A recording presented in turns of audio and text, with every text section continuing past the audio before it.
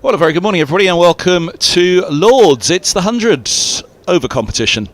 The Metro Bank One Day Cup brought to you from Lords by Middlesex in association with Daffabelt. I'm Kevin Hand, delighted to have you with us wherever you are this morning for this one. The good news is it's a belter, so no weather concerns in London. It's a rare Lords appearance for Middlesex in the middle of the season, and the news from the middle is that Middlesex have won the toss. And they, as you've just seen, are indeed batting. Yorkshire, the visitors, for this one. And a big day out for everybody at Lords today. It's great to see the One Day Cup at Lords. And a reasonable little crowd coming in for this one. Big one last night for the 100 here at Lords. But for the 100 overs today, expected about 4,000, I think, in for this Sunday fixture. Right, first ball of the day, it's white to Carey's and Fernandez in the middle. Good line, good length. Pitch is at the lower end of the square, grandstand in the background, as you can see there.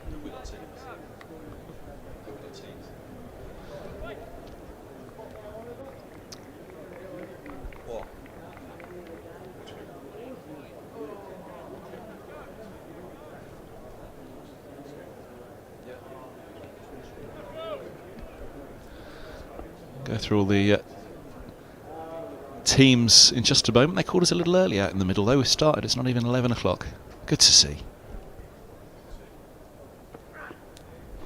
Be a wide, first of the day, first run of the day on the board.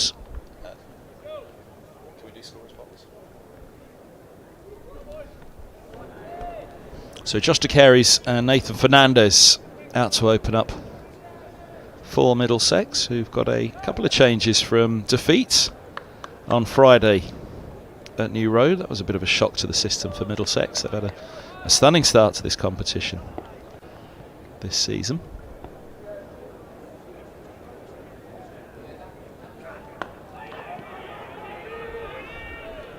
Solidly in behind that one. To Carey's. So yeah, the group reads Yorkshire at the top, with 4 wins from 5, 1 defeat. Middlesex 3 wins from 4, 1 defeat. That being to Worcestershire Rapids, who are tucked in third spot in the table now with 12 points. Then Durham on 12 as well. Hampshire on 8 from their 4 games with a couple of wins. Then 4 points for Derbyshire, Essex and Glamorgan, and Sussex, who had deducted 2, so their win only counting for 2 points. Good again from White, right on the spot. Interesting move by Middlesex to win the toss and bat first. They've been playing their home games to now at Radlett in this competition, which indeed was the first ever game at Radlett. Middlesex versus Yorkshire, many moons ago, sitting there with the old mucker Dave Callaghan.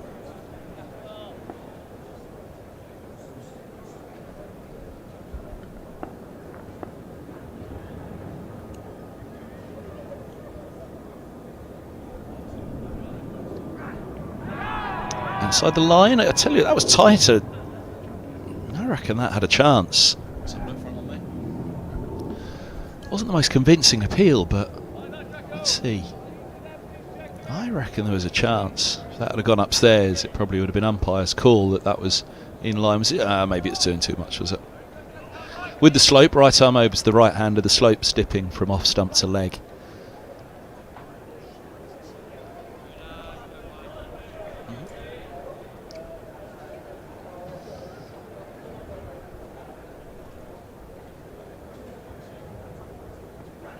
Wide on the crease for his first ball to Fernandez, the left-hander, around the wicket for White.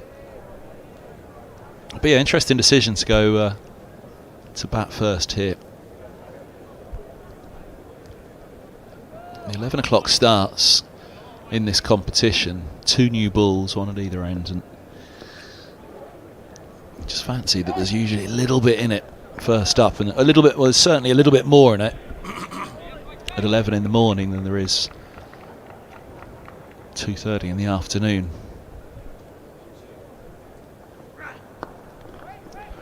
Up on his toes for that one, Fernandez, but well, cut off at mid-wicket. Right, is it 11 o'clock yet? 2 minutes past 11. Yeah, we started a couple of minutes early this morning. The punters are packing in already.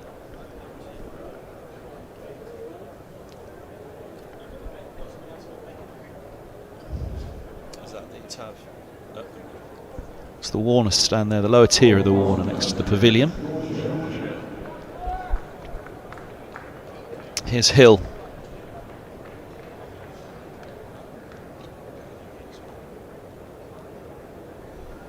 I'll give you the teams in full. Starting with the visitors, Yorkshire, it's Adam Lythe, Will Luxton, Will Benison, James Wharton, Sam Whiteman, George Hill, Finlay Bean the wicket keeper, Don Best the skipper, Kuldeep Yadav. Oh, width. And he's thrown everything at that to carry. Shape on it down the slope. Look at that go. Slightly shorter boundary to the offside to the right-hander with the bowling at the nursery end.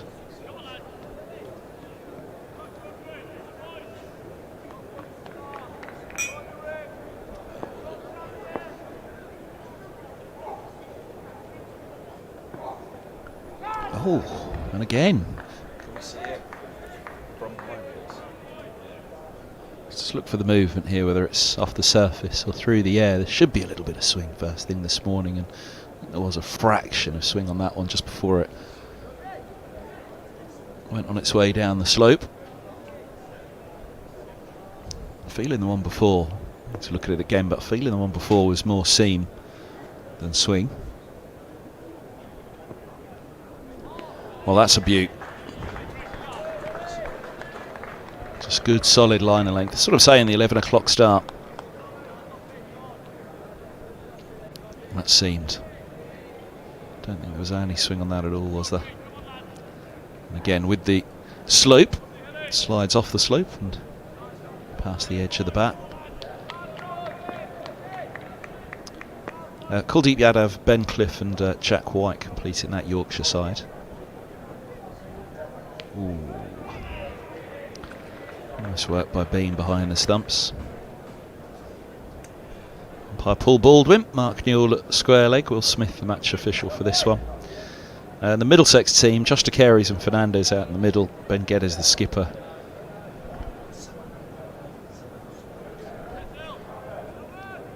Arian Sawant in at 4. Joe Cracknell the keeper at 5, then Jack Nelson in at 6. Zafar Gohar, Toby Rowland Jones, Tom Helm back from the other 100 competition, Noah Cornwell and the brilliant Navya Sharma.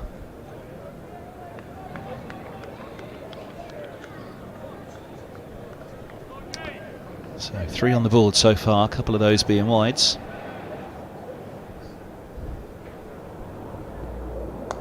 Where has that gone?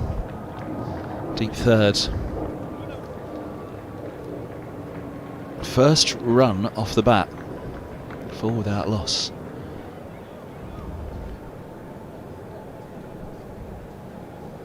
Gary's having a good chat with umpire Baldwin about something there.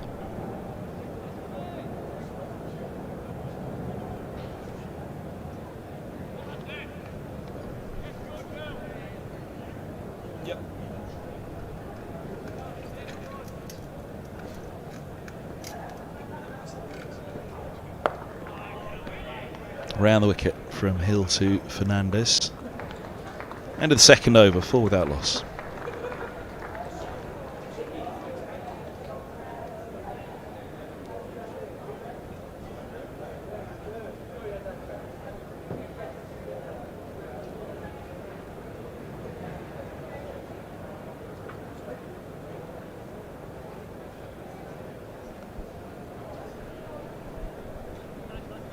Mention the weather.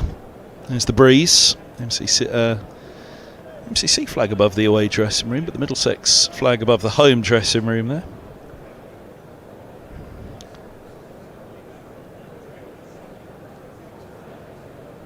Yeah, just a gentle breeze, but a lovely day in London, so we'll be uninterrupted for this one.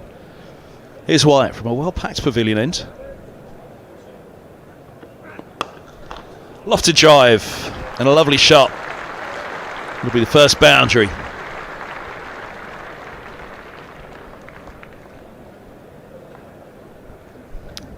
Really got into position early for that to Carey's. We've seen that movement this morning. Little bit of swing and a little bit of seam as well. Carey's making an early decision there. In line and going up and over. Trying to get something out of this power play. He's in good form to Carey's.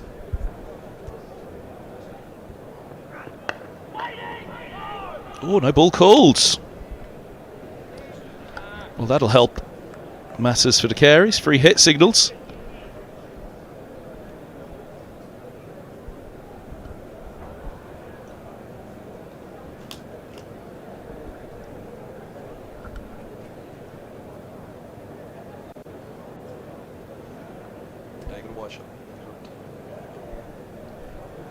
Slip in place. Field can't change it much anyway in the power play, really, with two back. The 2R deep third and a long leg.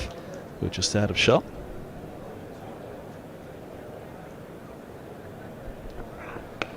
Looking to access that short boundary, and he gets it along the floor. I think he was looking for something a little bit bigger. Look how early he was in position for that. Signposted it to the bowler. Decided he was going to go all the way with that one, but really it was a little bit more of a drag than you see.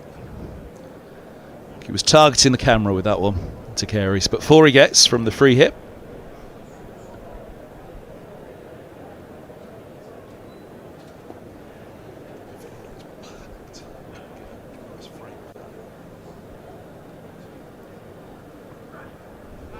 That's a good follow-up from White. He's on the walk, it seems, at the moment to Carey. He's in a good way. In these opening overs, he's deciding what movement there is. He's going to not get trapped in his crease, not get bogged down by it.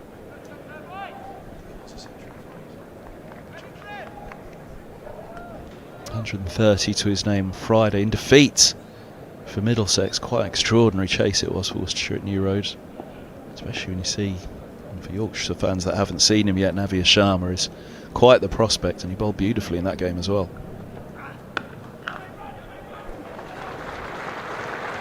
That's not the worst looking thing you'll see either. Beautiful drive from De Carey's.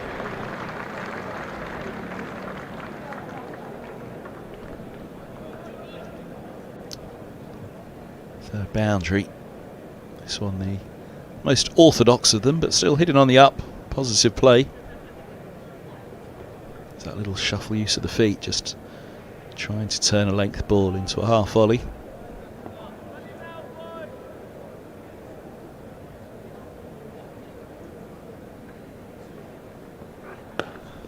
Up and over again. Over mid on this time. 4 more. De Carey's starting to find his form today.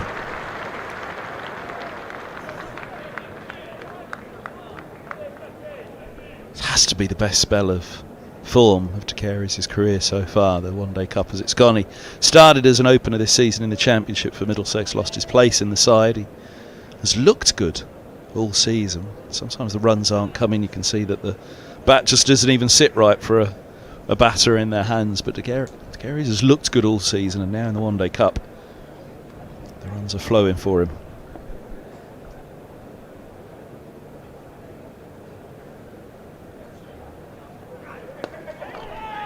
Very nearly from White. Good from him. Choosing not to use the feet that time, De Carey's, and that was one where, as you can see, he was almost searching for it in the end. End of the third, 21 without loss, Middlesex.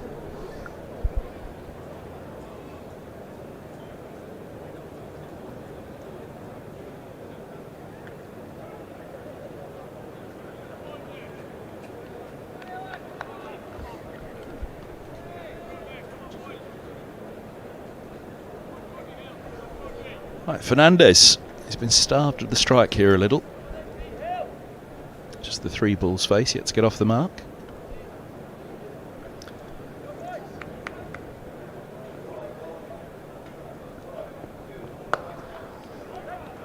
And he still waits. I reckon off the bat he fancied he was off the mark there. Flourish on the back foot punch. Straight to backward point.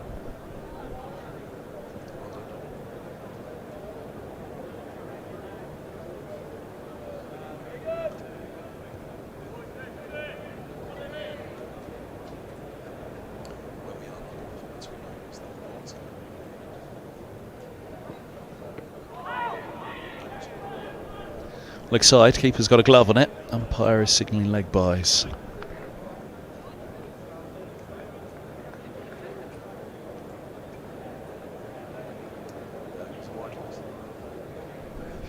Let's look at that pavilion. Alan's stand to the left is not open today. The lower tier of the tavern in Shot also shut on that side. There is another part to the lower side. You can just see a few fans at the front there.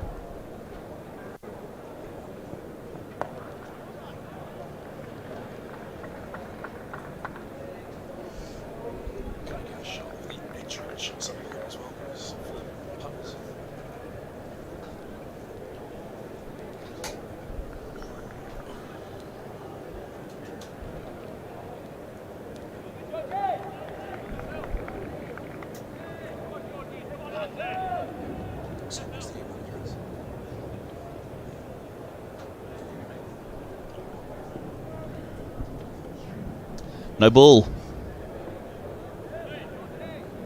And a free hit signals in on this occasion, and Carey's just walked down to have a long chat there with Fernandez.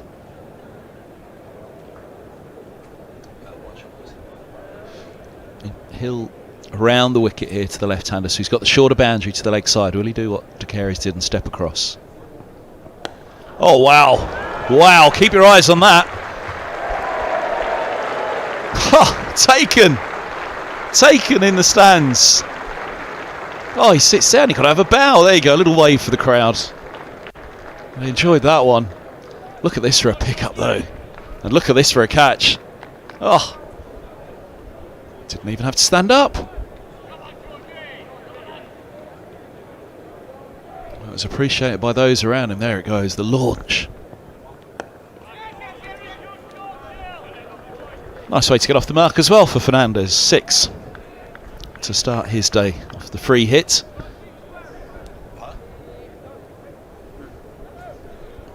Six and a single. There'll be some old batters sitting somewhere nodding now. Good cricket.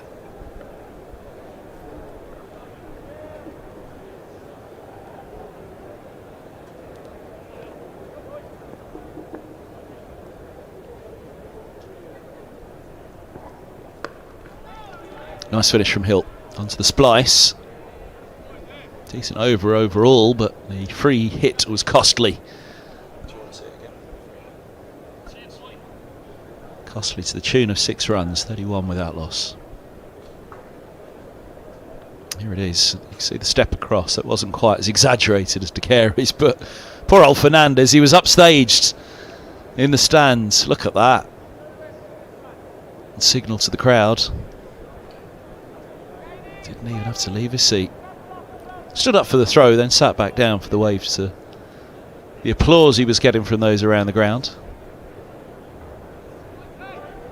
Felt he needed more of a bow than a wave.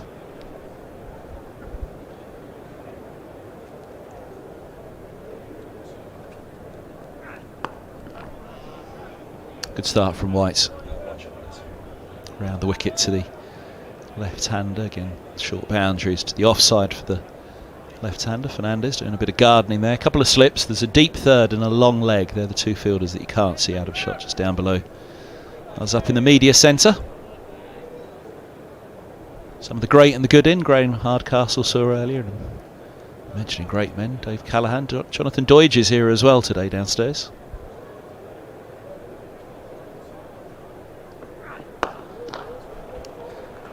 Oh, that's a good start. Saves the boundary. They'll get a couple. You'd fancy it was 4 if that had have got through without the fingertips to take the pace off.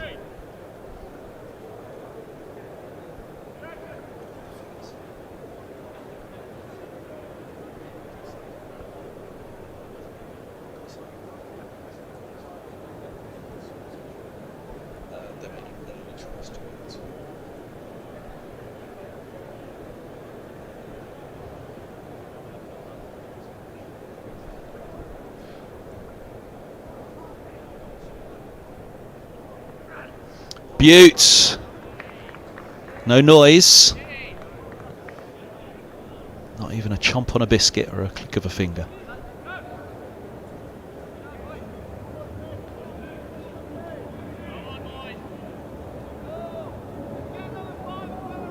That's a beautiful ball, that really is.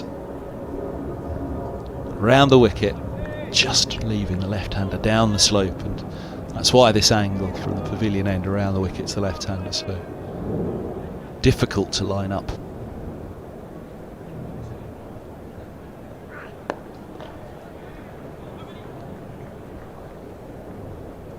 Just a single, but nice flow of the bat from Fernandez. He's, again, for anyone from Yorkshire, have perhaps seen that much of Fernandez. He, well, so when he unfurls the drive, but even the clip there's just something of a flourish about the way that bat comes down. There's a lovely swagger about the young man's batting. And they've had a good start here, De Carey's and Fernandez. 34 for no wicket, 2 to come of the 5th. Just checking the field, they've got a deep square back for De Carey's as well as that deep third. Outside the line on that one. Trying to manoeuvre himself around the crease. You can see just the signal with the hand.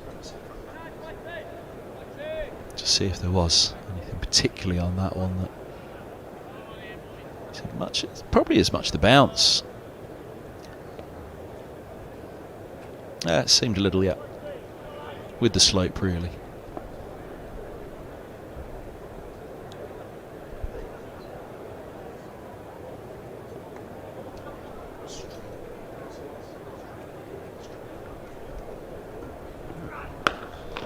Up and over again. How much? One bounce. Another beaut of a pickup. Perhaps his cleanest of the day so far. So a lovely cover drive from De Carey's, but of the lofted drives, that's probably the one that's felt best of the morning so far. 5 bowled, 38 without loss.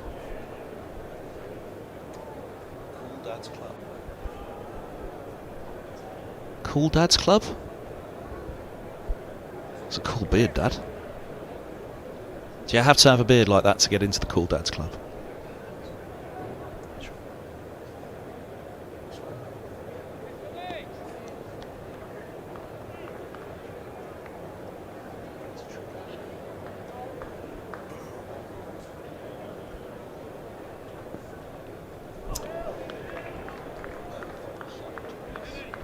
Around the wicket from Hill, so you'd fancy that that's coming back into you, but I reckon that has just had a little bit of fraction of a movement up the slope. Let's have a look. Yeah, it has.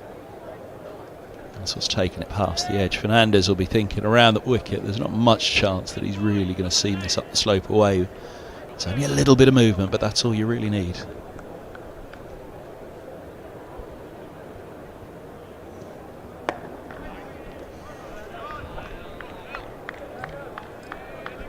Offside fields. There's a familiar face over the years, Mr. Lythe. Some wonderful battles with Middlesex in the couple of years that Yorkshire won the title, and then the year that Middlesex won it in 2016 thereafter. It was it felt like a really good period of cricket, that. Yorkshire were clearly the side to stop, and going for 3 for 3 under Jason Gillespie. It was here on the final day that Middlesex won it. Toby Rowland-Jones knocking over Ryan Sidebottom. But yeah, that period, those years, felt county cricket, it still is in a great place, but there was just something about that battle at the top over those years that really felt as though it was some top competition.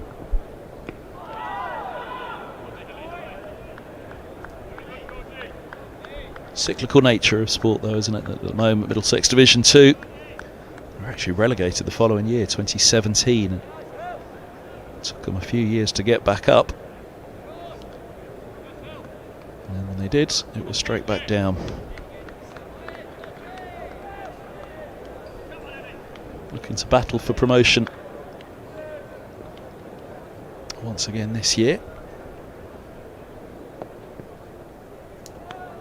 Maybe wide.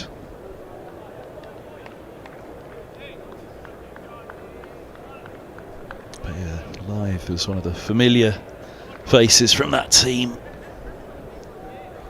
Some battles at Scarborough between Lythe and Mercer. Mercer was bowling beautifully. He was at his peak, I'd say, at that period. Tim Mercer, as was Lythe, who was the England opener in those years.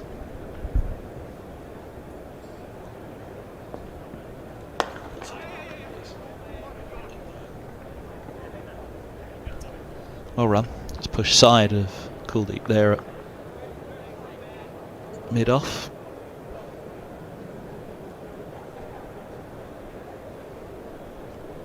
Speaking of Tim Mercer, he must be there somewhere, is he? No, where's he gone? Gohar on the right, talking to Rory Cootes, club coach. Avia Sharma on the left.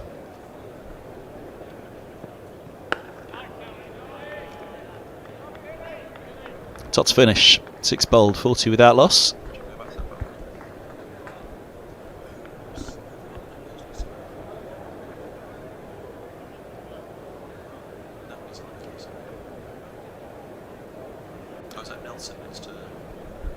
Nelson in the middle of the trio of youngsters there. I was just trying to work out who it was under the cap.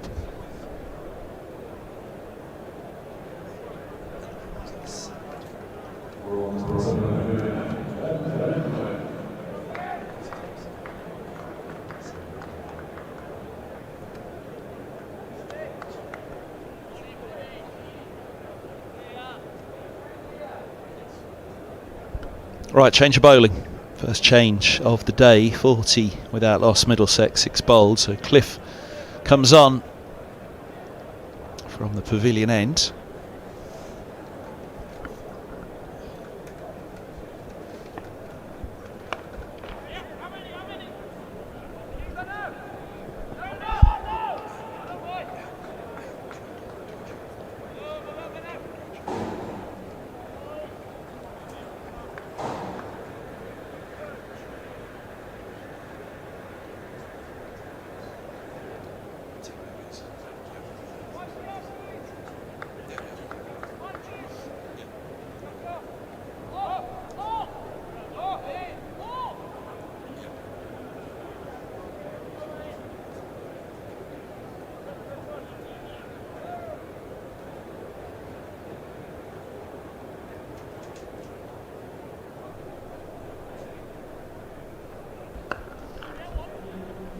Scampered.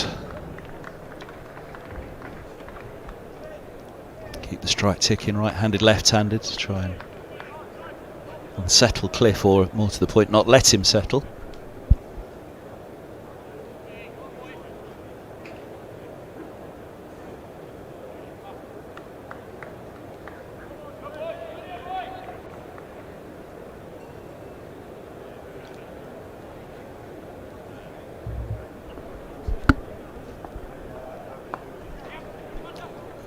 The hit, and they'll get 2 here, will they? Yes, they will. Very well run.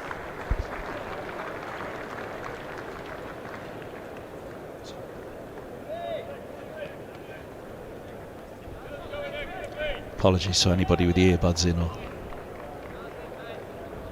what do you call the other ones? What if it's not an earbud? What is it? Just a headphone, isn't it? Managed to bang the mic off the table there. Might have just burst an eardrum or two.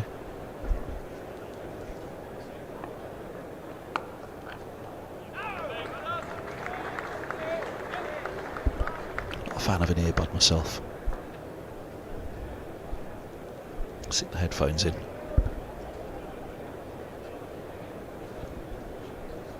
Apparently it's retro now to have the... So it's cool with the kids to have it wired rather than earbuds. You know you're old when earbuds have been and gone out of fashion.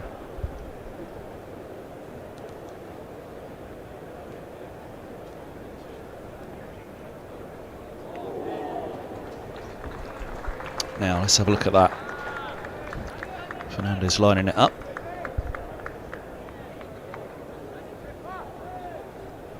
Has he nicked it? Hand was going up. Let's have a look here. Was there a nick on this? Oh, keeper had gone the wrong way with his footing, then back he goes, and the catch goes down.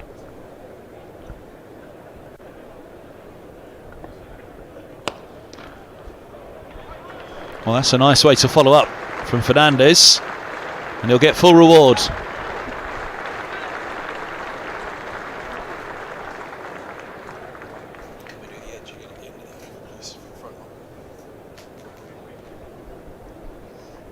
Lovely shot, fine way to finish the over for Fernandez.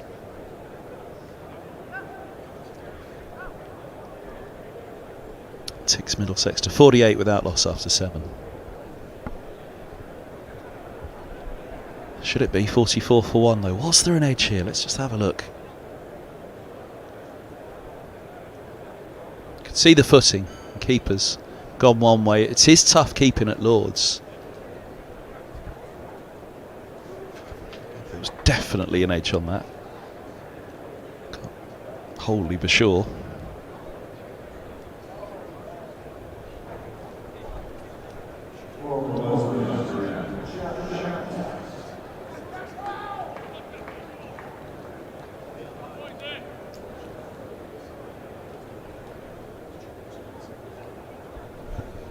But yeah, for Hill, how many times has he played at Lords recently? The footing of the keeper, you always talk with the slope here, that balance. 1 for the keeper, but 2, the more to the point, what the ball does off the slope, what it does off the bat there is pretty good for De Carey's. Another lofted drive, it's a good stop. Doing the work to prevent the boundary. That does bring up the Middlesex 50.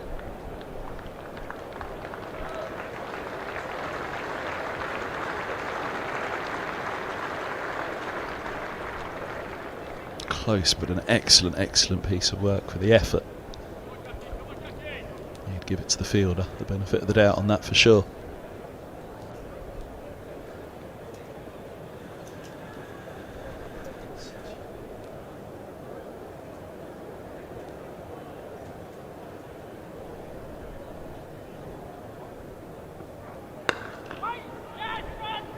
Just threaded into the gap for a single. It's 26 to Carey's. His century on Friday, a good one. His first century, although not in a first-class game, but it was Leeds Bradford against Yorkshire at Headingley, and that made the news. The son of Michael Atherton hitting a century against Yorkshire in the University's game, but it didn't carry first-class status that game, so it was one for the headlines, but not so much for the record books.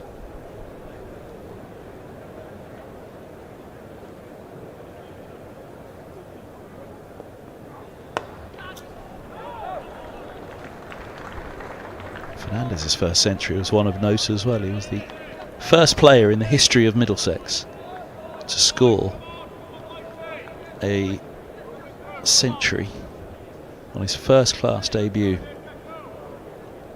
for the county. So it was a first-class debut for the player himself and a first-class debut for the county. Players like David Milan, who'd have played elsewhere.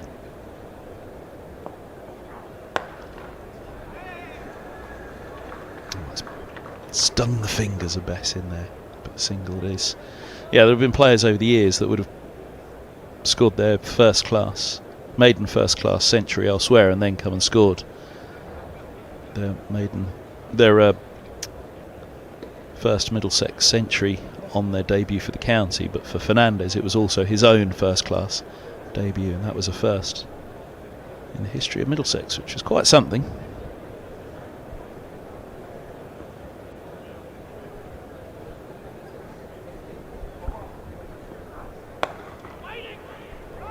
And there are a pair at the moment that are battling to open alongside Sam Robson in the championship. As I say, De Carey's lost his place. Ben Guedes went up and opened, and young Caleb Faulkner came in down the order to get his chance. So Fernandez hasn't had a look in yet this season in the first class, but the two of them in this game and in this competition, both having registered centuries, they're making a real claim to try and get into that first class side when the championship resumes later this month. It's not far away now, folks.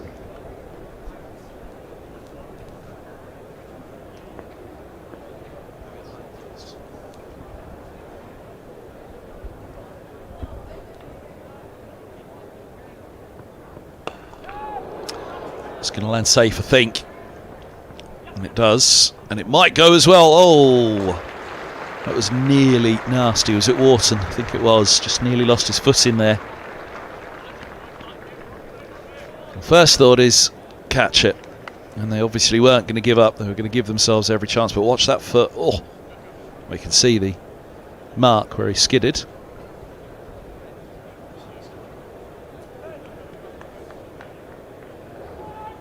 Could have been nasty. Worried that he was then going to step on the rope and perhaps do his ankle, but all's well that ends well, and it ends with a boundary as well. 56 for no wicket.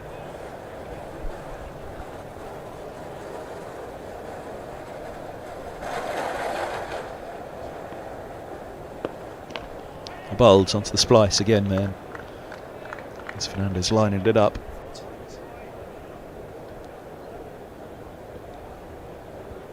Is there a little bit of movement? Let's just see. He was making a signal with his hand. Again, I just think it was the bounce. Good. Looks like there's a decent bit of pace and bounce in this surface. Used yesterday evening for the 100 game here, which I think fell flat, the men's game in the evening.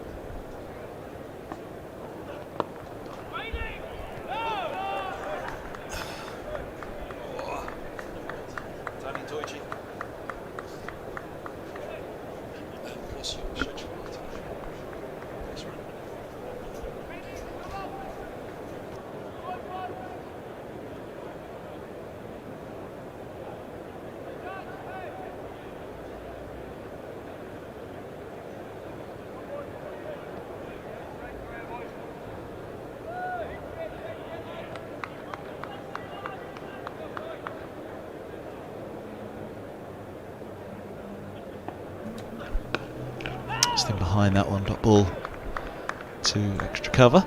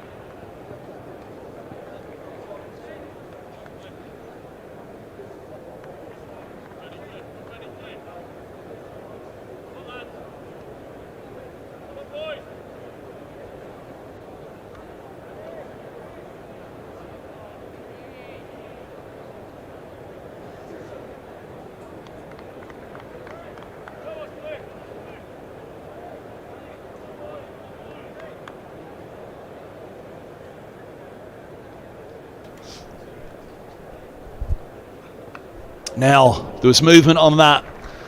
Edged away, he was stretching for it.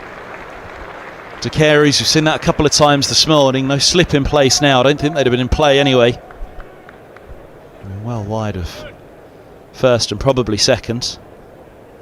Would it have been over them? Might have been a chance for a third slip. But there's a bit in it, as you'd expect. At Lord's, for an 11 o'clock start, there's usually something going on out there. But it's a good start at the moment for Middlesex.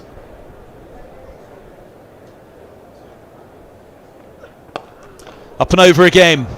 That's what he was looking for earlier in the over. It's going to plug. It might not go, will it? Yes, it will. Just pops over the rope. The highest point of the ground towards the Warner. A little step across. I've seen it a couple of times from De Carey's now, moving around in the crease to line it all up, and that's a beautiful, beautiful shot in the end. A sweet connection for him. End of the over. It's 65 without loss after 9, so one's come of the power play. Speaking of beautiful things,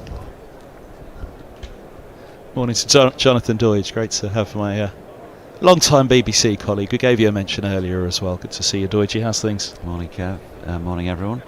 Yeah, good. What could be better, really? Down here in the sunshine at Lords on a Sunday, enjoying some Metro Bank One Day Cup cricket. Probably Yorkshire's worst start in the competition so far, though, you'd have to say. 65 without loss for Middlesex. They've been a little bit loose with the ball by comparison to most of the matches they've played in so far. You kind of set your clock by the bowling attack. So, yeah, a bit of work to do. Change of bowling out in the middle as well. Skipper's bringing himself on. Done Bess.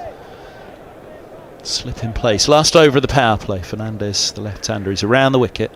Slope going from off stump to leg. Bump back to the bowler to begin. Yeah, top two teams in the division. It was almost a shock that Middlesex lost at Worcestershire on Friday. They had a good start in that game and a century for De Carey's, but it was a wonderful chase by Worcestershire, which means Middlesex are tucked in second spot behind Yorkshire now. Picks out the fielder. Yeah, Yorkshire lost their first match, Kev, at Scarborough against Hampshire, a match that they probably should have won, and then they've been in really good form since. Wide signals, nearly a stumping off the wide. He lost his foot in there, didn't he?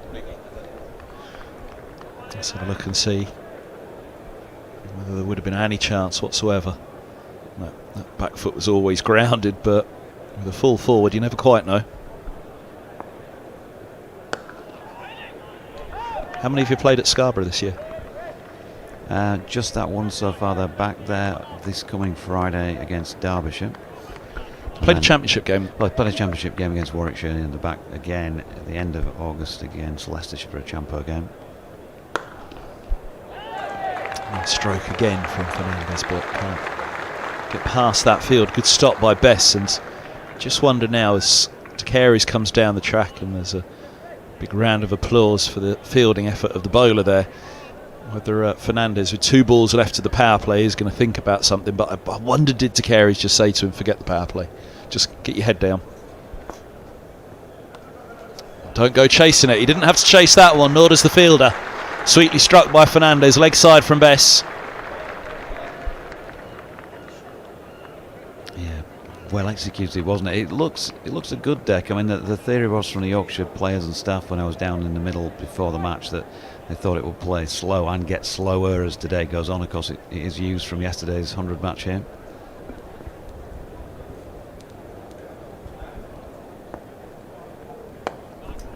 Nice finish from Bess. Solid defence from Fernandez. End of the power play, 10 bowled, so 2 allowed back in the first 10 overs, 4 allowed back now through to over 40 in power play to Middlesex. A very strong start at 70 without loss.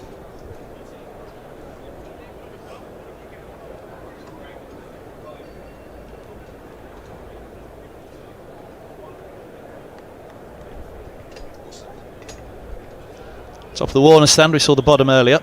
It's busy in there again. It's a busy crowd here at Lords. It usually is for a one-day cup game. You don't get many of them here at Lords, so when you do, they pack in, and of course it's Yorkshire as well, so it's one of the big fixtures of the summer and a great game to have here at HQ. There is no bigger fixture, Kev, surely. I'd say so. There was mention in those battles, the 2014, 2015 titles for Yorkshire. Almost felt like a golden era that in recent years for the county championship.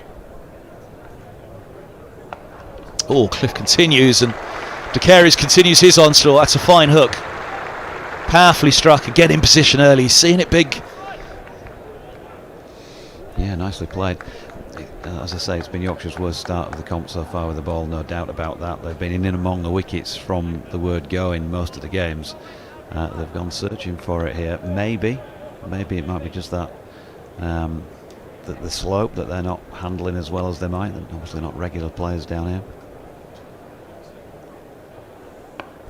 Well, exactly that. Did you fancy, or was there any fancy downstairs at all, that one from Fernandez was nicked an over or so back? There was some chat about it. I don't think anybody thought it was conclusive from what we saw. You? We had a few looks at them. Our producer Danny at the back's convinced And he does have one foot in Yorkshire as well, so I should say that. Good to hear, Danny.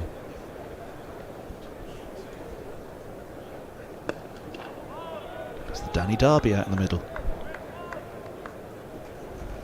He's wearing his Middlesex colours because they're the ones who were employed in today, though.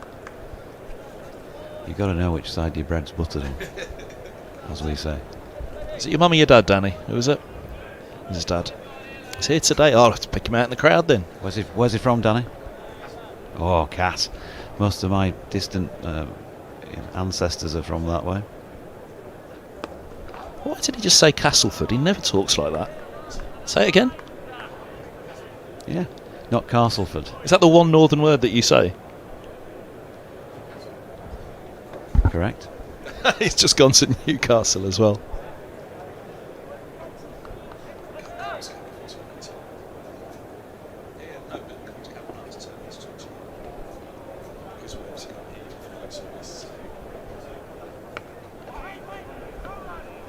I've only just noticed that. So he's got two words that he says. Other than that, it's Queen's English from Danny at the back of the box.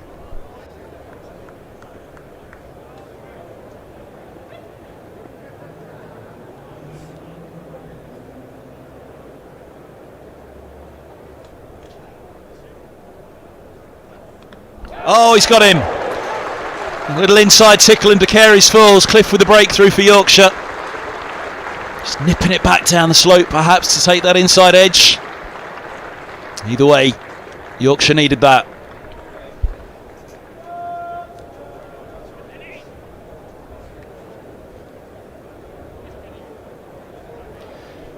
Yeah, so we're talking about angles on this pitch, and Yorkshire bowlers not being used to it. That's missing by a distance, but he's used the slope. He's got a little bit of nip off the slope as well, and then obviously Josh de Carey's has helped it on its way onto the stumps. It's missing by a foot, isn't it? But Ben Cliff, in the games he's played, Kev, he's having a good comp so far. 4 wickets on 2 occasions. He's a little bit of a point of difference for Yorkshire. He's a bit quicker than the opening pair. They certainly needed that, didn't they? Carey's gone to Cliff for 42, 74 for 1. And that's a big moment in the match. Here and now 365. Amplifying brands in the UK. And out to face Cliff is the Middlesex skipper, Ben Geddes. It was the last ball of the over though, so it'll be skipper to skipper. Assuming Best continues down at the nursery end now. But yeah, Cliff, like I said, I think they've particularly done anything wrong this morning, Yorkshire. I thought Middlesex, you mentioned the toss and you were out there for it earlier. Interesting decision to bat first, because Lords, 11 o'clock, you always fancy there's going to be something. With 2 new balls in this competition, there's going to be anything in the pitch. You'd have thought it would be this morning, but obviously you were out in the middle, and the Yorkshire thought was later in the day this pitch could change. Yep, they wanted to bat first themselves, stick a score on the board. I was having a chat with Kuldeep out there, and he thought something like 230 would have been a score that you'd fancy yourselves having half a chance of defending. Well, they couldn't defend nigh on 300 on Friday, Middlesex at New Road. As I say, it was a stunning match that. Watched it. Our old mate Frank Watson on the mic for that one. Watched it at home. Oh, it's beautiful. Best turning it up the slope.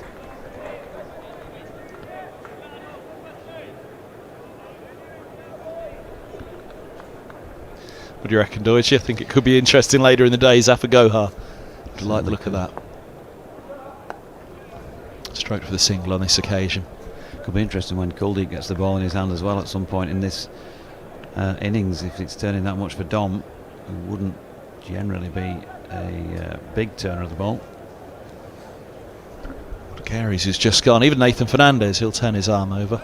Left arm finger spin. I think he made his debut for Middlesex. It was as a spinner in a T20. I ran a T20 games a few years back, but he's very much an opening bat who turns, well, I'd say more than turns his arm over, but certainly opening the batting is what Fernandez is doing best at the moment.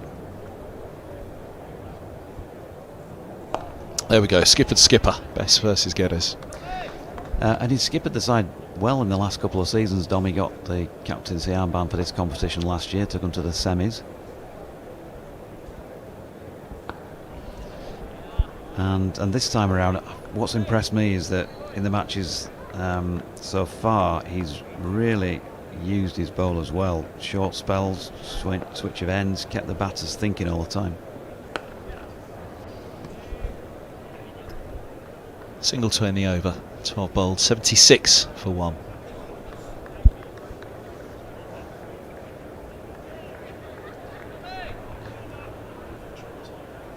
Yeah, you were out in the middle this morning then, so you were having a look at the... You're doing a bit of filming out there this morning as well, weren't you?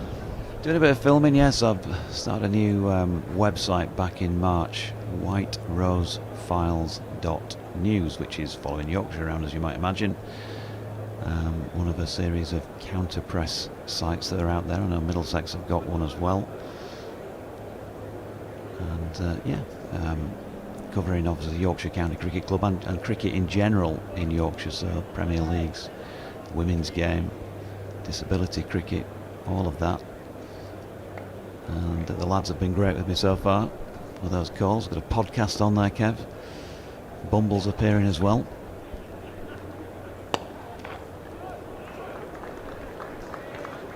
I was listening to you and Bumble, I think. Would it have been the Lancashire match? Did you split commentary? Scott Reed was doing a different one, but is it you and Bumble together? That's right, yeah, we did the T20 match at Headingley when Yorkshire won. We didn't do Bumble and I didn't together do the match at Old Trafford, which they lost. We did that for the Beeb. You were in good form for that. I was driving somewhere, where was I? Switched on and there was you and Bumble on Sports Extra, which was great to hear.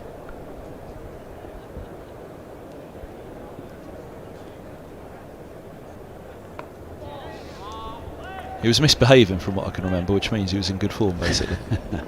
Yeah, I mean, look, he's great. He's great value, and he's always got an opinion. He's funny.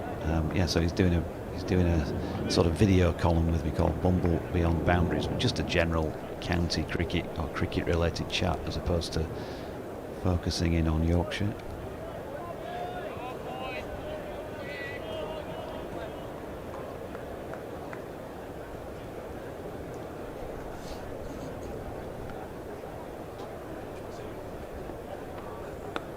Edged and gone. Backward point holds on.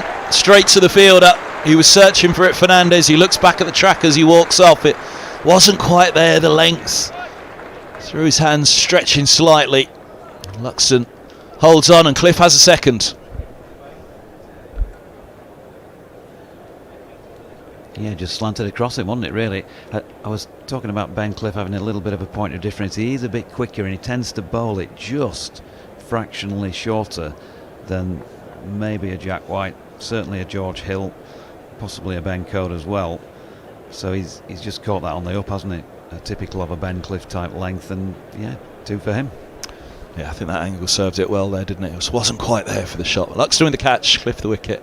25 for Fernandez, who's slowly dragging his way off. Middlesex in the 13th now, 77 for 2.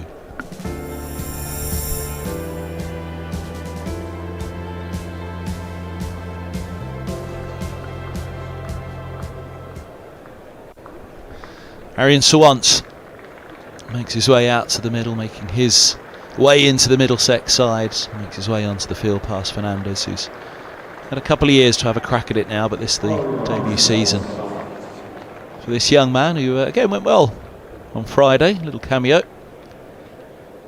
a nudge of gloves with his skipper, and a bit of work to do now. It's a very good start for Middlesex, but straight away out of the power play, this is going to be Yorkshire's chance, I think, to just wrestle back a little bit of that momentum that Middlesex managed to pick up through the first 10 overs. They'll be disappointed to lose the 2 set batters in quick succession there. Fernandez will be a little disappointed with the shot. He was drawn into something there that he shouldn't have been. And a message in from Kevin Sharp. Apart from complimenting my haircut, says, "Did you know I made my first 100 for Yorkshire at Lords in 1980? Anything to massage his own ego, Kev. That recent, Sharpie? Thought it was earlier than that. It's in black and white. Backside, slipping down the slope as well. He stumps off to, or the slope is from off stump down to leg. In the days when Kev Shout was making hundreds a stream, that was something that just ran between two banks somewhere near a river.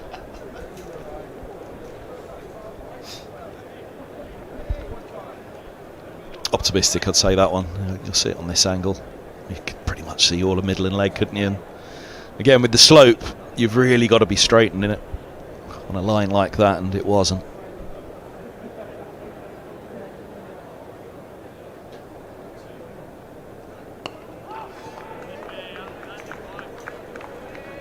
What else did you garner out in the middle? You were video. What were you videoing? The pitch when you were out there earlier?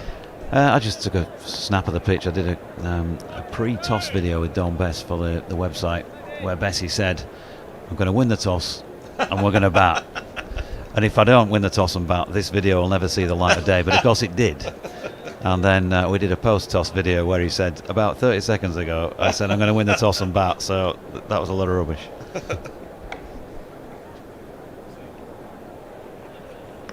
Oh, he's got him! Through he goes, and Cliff has a third, and Middlesex rocked back here by the change of bowling into his fourth over, ends his fourth over with his third wicket, and it's another one that just nips back down the slope to undo the right-hander.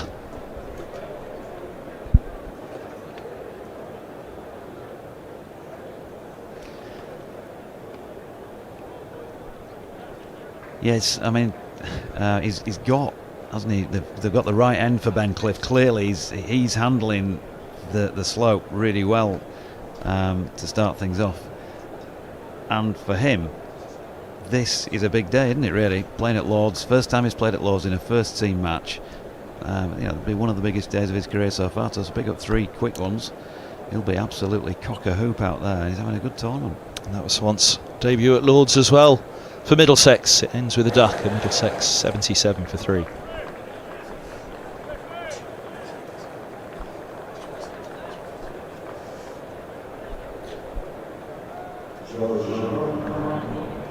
Joe Cracknell charging out to the middle, and this becomes a big partnership now, I'd say. Geddes and Cracknell, they'll need to knuckle down here. They're two batters that like to feel ball on bat. They like to have positive early intent. The pair of them get themselves going, not let the attack settle, get on top of them, be it List A or Championship. They're certainly two fine strikers of the ball in T20 cricket as well, but Middlesex do need them to bat time here now. Run rate up at 6, it's looking good there, but it's that wickets column. You really can't afford a couple more to go at this stage, otherwise it becomes a long old 50 overs. Yeah, and Don Bess's skipper, we've just been talking about him, or I have. He needed wickets, didn't he, to be able to start to do what he's been doing so far, and immediately you've seen the effect just in those last 4, 5, 6 overs. Things have started to turn end on end, and he's now bringing Kuldeep on this nursery end. Yeah, it's going to be interesting this now. A real test for Middlesex this will be.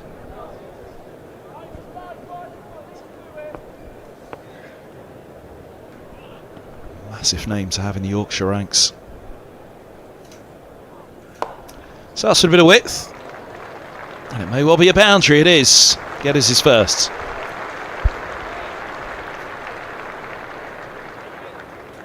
It's the last of 5 matches he's playing in his spell, Kuldeep Yadav, for Yorkshire. And although he's not kind of gone through a team in the wickets column, he just holds them up.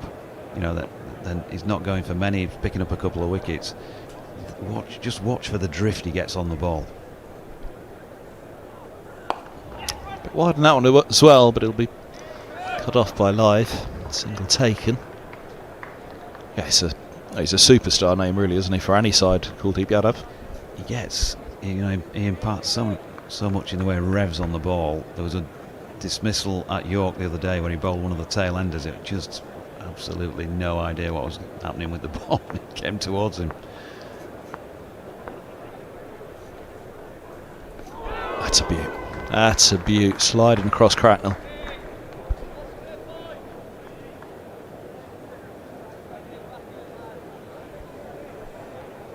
So that's gone straight on, hasn't it? But he's obviously turning the ball into the right-hander, but it drifts away first before it comes back in it on numerous occasions.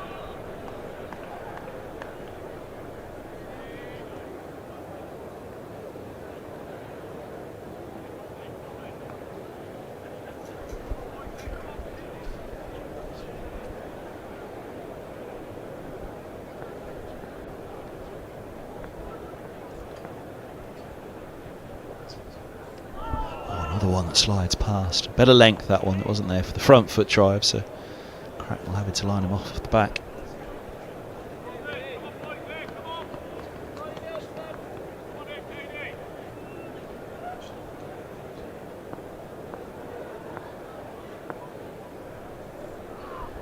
That's lovely. Little inside tickle for Cracknell will get him off the mark here. Just a single. But you could just see that length was there, the flight was there on that one for Kuldeep, and just brought that indecision from Cracknell. 83 for 3. He's off back after this. He told me this morning he's flying tomorrow. He's off to Sri Lanka. A couple of test matches for India out there, and you'd think he will be playing.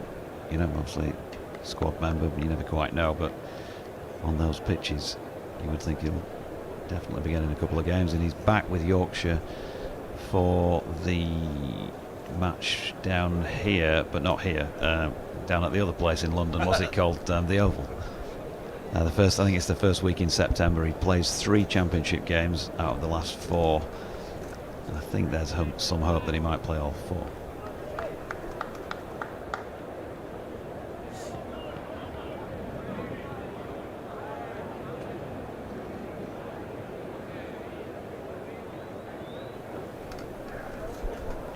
Right, Cliff, all 3 wickets.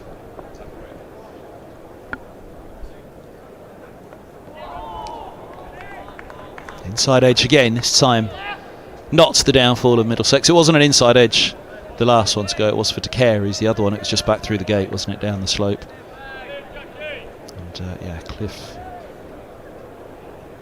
well, as our old mate Dizzy would say, it's a period to put the shots away. That will be a reflection on the last wicket. I think that was certainly a shot too many. It wasn't quite there for it early in the innings for the youngster. Here's Cliff again. Dizzy will be tuned in today, obviously. He better be. It's good to see Ben Cliff grabbing his chance again. He started last season, if you like, as the man in possession. He was selected in the championship game at Southampton, the first match of the season, and then unfortunately got an injury and then another one while he was recovering from the first one. So we didn't see him again until this sort of time of year. And he picked up his maiden senior 5-fer at Scarborough in one of these one-day cup games last year.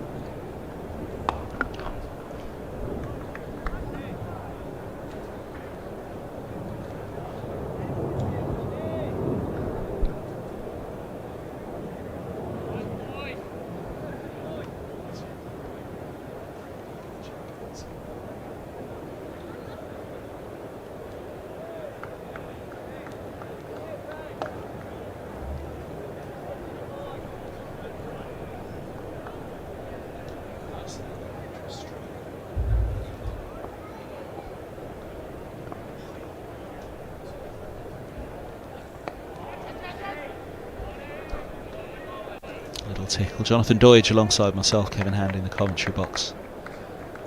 Up in the spaceship at Lords. If you want to get in contact with us, it's streamer at middlesexccc.com.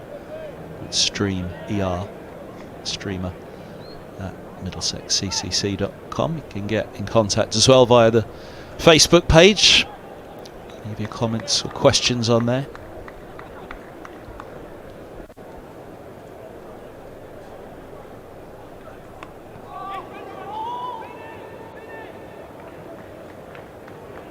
Sorts of places they can watch us now, Doidge. Instagram, Facebook, or the old-fashioned way on the stream. Is that a niggle for? Yeah, it is. For Cracknell, the keeper as well for Middlesex today.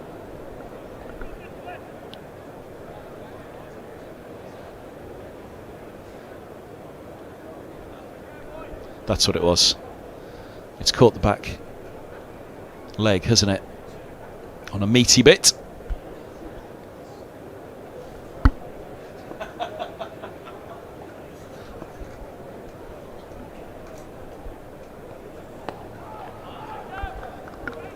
End of the 15th, 86 for 3. Did you say you'd recorded the Bumble bit already, or are you about to record it? Done a few bits with Bumble. No, I just have this sort of ad hoc quote-unquote column. It's video column, really, with him. 10, 15, 30-minute chat if he's got the time. Bumblebee on boundaries. So, yeah, we just choose the fat about all sorts, including, for some reason, his fishing trips to various areas of North Yorkshire that have got a pub nearby. I'm having visions here. What's that series, 2 in a boat, is it? Something they go like fishing. That, yeah.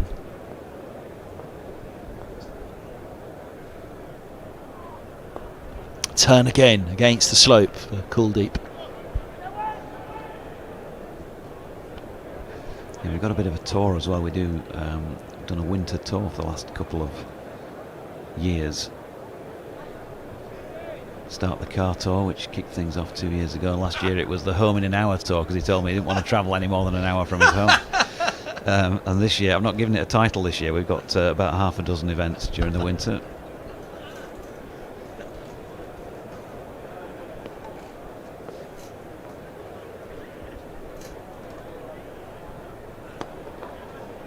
How have I missed this? You had to start the car tour and a home in an hour tour. It's like a Peter Kay boxer, isn't it? Yeah, I mean, the first tour you've got to, with Bumble, you've got to do is start the car, haven't you? Absolutely, it's genius. Signature line for him. But then last year he moaned a couple of times in the first tour that I was taking him too far, because I was just booking the events. No, I don't think so. He is turning it against the slope, back up the slope, but not enough on that one. The angle's against him. Felt like he might have hit him outside the line, yeah. So yeah, after that, he turned up at Will Luxton's club, actually, Steeton, which is Keithley way, from where Bumble lives. That is a bit of a trek, and imagine it's a tea time traffic sort of thing, because we're starting at 7 o'clock. He turned up that night and said, bit of a trek this one. So can you try and get the gigs within an hour of home? So last year I thought, well, let's call it the home in an hour tour. I did stretch that slightly on a couple of occasions. Might have been an hour and a half. Just don't tell him. That was a lovely ball from Cooldeep. The spinner coming back up the slope, that one sliding across.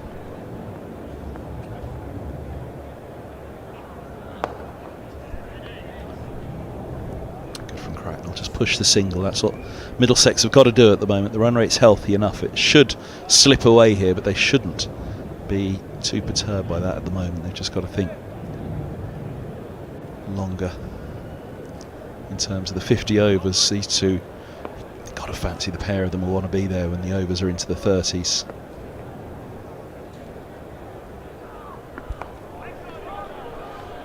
End of the 16th, 89 for 3.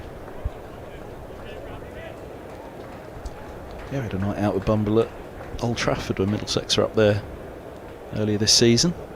Championship game. It's a cracking evening that was. He's just, I mean, there's no wonder he's so popular, because he's obviously, we like to listen to him as broadcasters ourselves, don't we? And he's got so many stories, it's funny, but he's just a good bloke to talk cricket with, to be fair.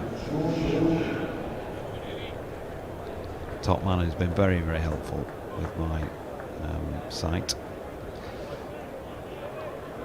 and with the events.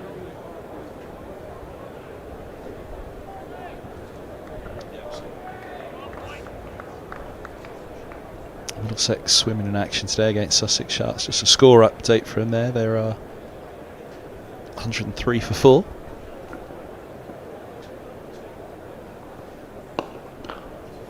Lovely shot. Cracknell's first boundary.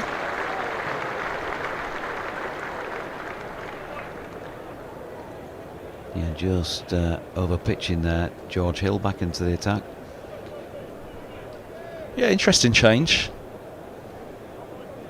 do see in this competition, well, Middlesex do anyway, but some of the others do as well. They'll bowl through. Toby Rowland-Jones, for example, virtually bowl his 10 from the off. Yeah, not many of the Yorkshire players have bowled 10 off the reel. In fact, probably nobody bowled 10 off the reel, I wouldn't have thought, in the comp so far. I know on Friday at York in the match against Durham, Ben Code bowled 7 off the reel, 7 overs, 5 maidens, I think it was 1 for 4 in his first spell. Not playing today, of course. I just wonder where the cliff was going. Would it have been worth? I mean, this partnership now is, for me, it's massive. Geddes and Cracknell now. There's a lot of batting. They do go a long way down.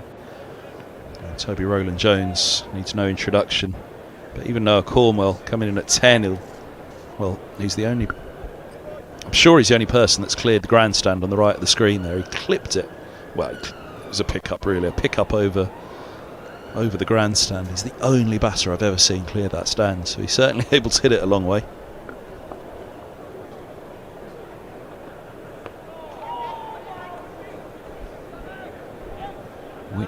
Which strip were they playing on for him to do that? I mean, to be fair, it was the other end of the square. Yeah, it was top end. From here, that would be huge.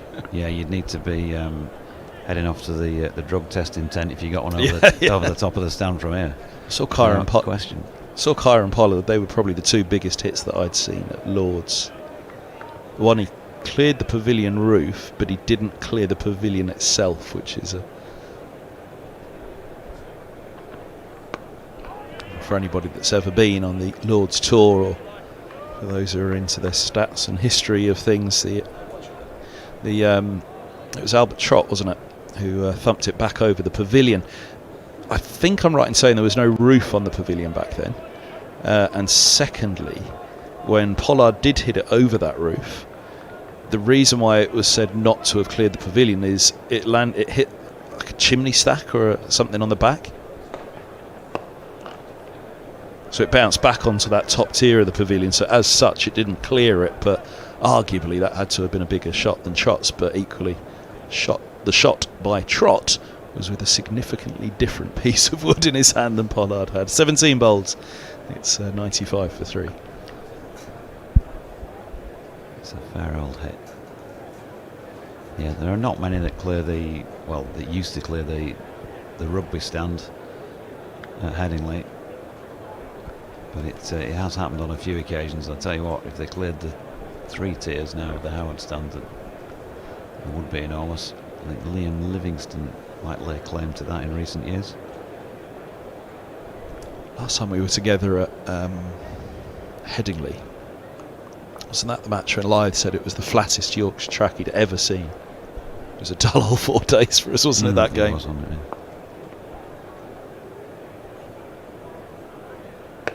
Would that have been Division 2 or Division 1? I'm just trying to remember, because I think Middlesex desperately needed the win in that for whatever it was, either to stay. Yeah, it was Div 2. So it was to stay in the race to get up. Middlesex needed the win, but the flat one meant that they were out of it. Had no chance of the victory for either side.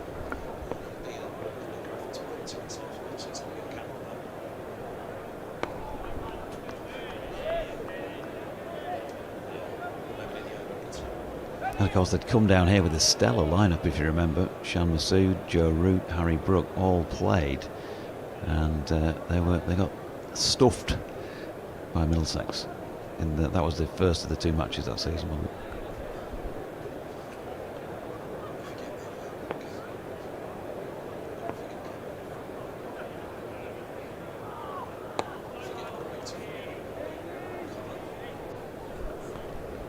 Got the electronic advertising boards for this one. Buy your tickets now. There you go. Radlett Cricket Club, Tuesday 11th of August against Sussex Sharks.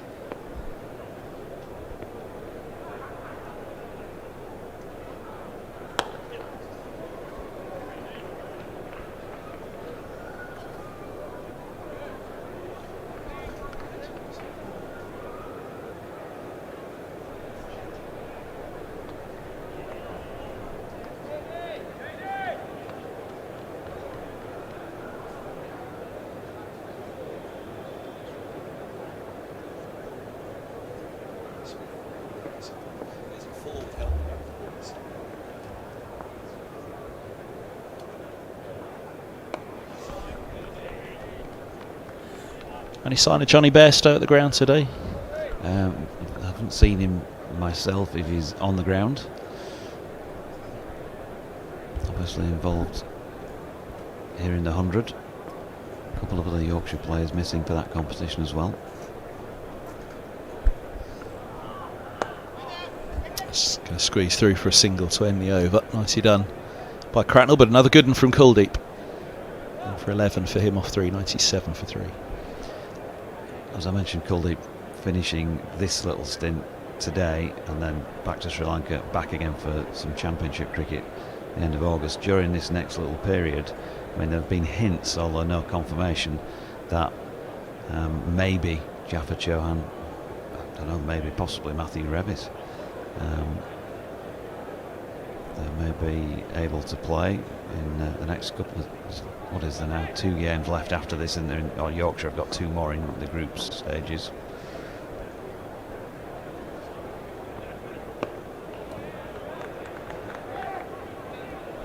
So Bairstow's one of the 3 away, Middlesex 4 away now. They've got Helm back, they've got 4 missing, and that's why these two are top really of the division. This is a high quality fixture at Lord's here today, isn't it? It's the same Middlesex in the list A. They don't often lose many to the 100. I think 5 is usually the most that are ever away for them, and they fill those spots with their championship players. So it's been a competition that you really fancy Middlesex should be challenging in. They are at the moment. And they're challenging with 100 on the board, which is just settling things now for these two. Yeah, nicely played off his legs. Yeah, I mean, it's the same with Yorkshire, to be honest with you. Going back 5-6 years, quite a lot of these players who you see out there were those young players. Richard Pyra was in charge of the team in, I think, 2021. Then Otis Gibson, of course, came in, and they've kind of been developing in this comp, and then getting championship cricket. There's a lot of experience now among those younger players, and so they should be challenging, with the side they've got. And obviously they did last year. Got to the semi-final, played Hampshire at Scarborough, and were in control of that match. It rained, and for whatever reason, panic set in when they came back out, and they blew it. And I think they'd like to put that one right this season.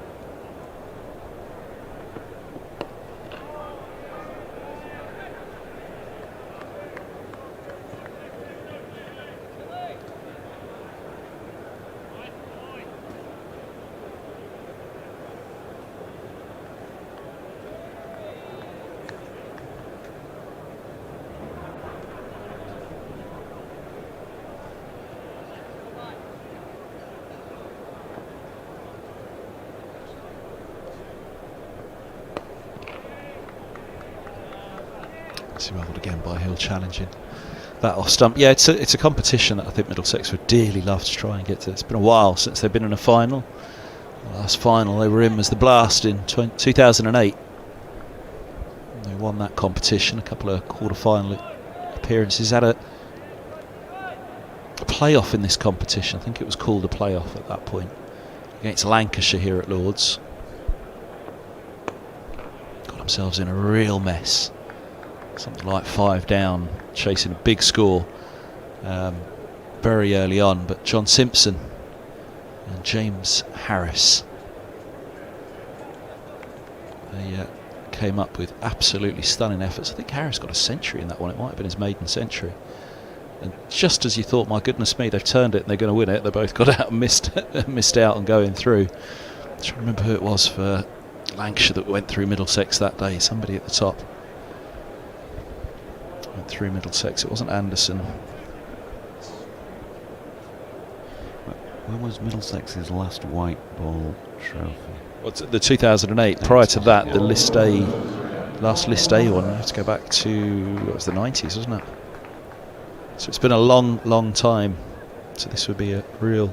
I mean, that was the thing when Middlesex, the last year that the one-day final was at Lord's, Middlesex were desperate, absolutely desperate to get into that final, to have one last white ball final at Lord's, but not to be. Final of this competition at Trent Bridge, of course. Finals day for the Blast at Edgbaston.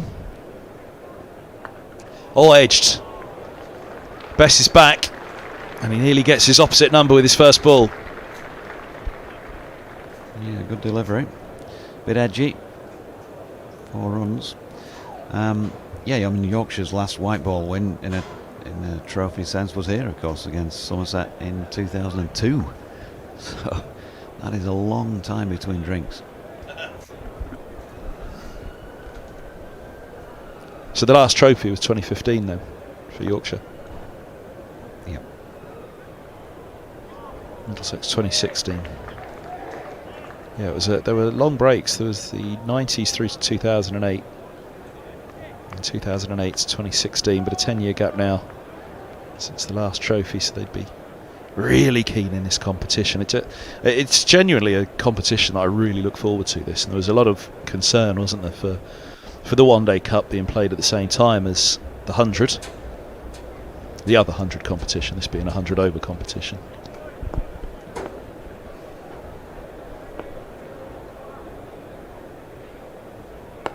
But yeah, there was a lot of concern for it. I think it's a cracking competition, and there are some sides occasionally. Surrey were only able to put together a squad of 11 for a match at Radlett a couple of years back against Middlesex. That's a nice shot, good use of the feet, nice connection, long on's back, so it's just a single. But yeah, overall, so now and again you do see a side that are perhaps just struggling a little bit, and there's, you know, one youngster too many in the side against a very experienced opposition. But this is one of the best examples, I think, of a one-day cup competition that you'll see across the season. This Yorkshire Middlesex contest. Yeah, I really enjoyed the last few seasons, to be honest. Swept through square. We all headed off to York, to Clifton Park in York for Wednesday and Friday's games against Worcestershire and Durham. First time Yorkshire, I think, have done the week and had both wins in both matches. It's usually win one, lose one, so they were happy with that.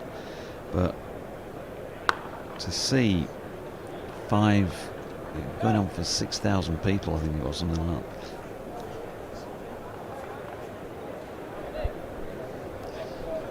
.108 for 3. You're mentioning crowds there, towards you. I mean, the pavilion looks great today. It's such a good sight. That's as busy as you will see the pavilion all season, really. First day of a championship game, it'll get close to that, but I don't think you'll see a more packed pavilion for a Middlesex game at Lords than you'll see today. Yeah, great to see, and it was great to see so many people. Probably, if you put the numbers here today in at York the other day, probably about what they had there. I'm thinking 5,000 or so, and you know, spectators close to the boundary lines. Obviously, they've got the white line keeping them back a couple of yards, but you know what I'm saying. Fielders just over the boundary, kids getting autographs. Obviously, Ben Stokes played as well, which adds to that special feel to the thing. It was a fantastic experience on Friday. I always want to get the result as well, and it was great to see. And he was absolutely mobbed after the game. Oh, that was close. So close for Hill there. Just turned around by it, Geddes.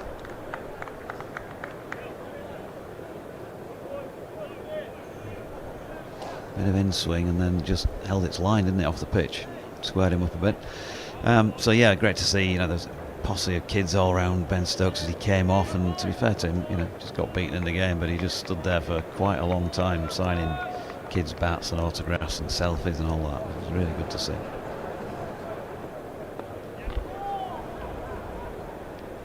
Just a single down to long leg.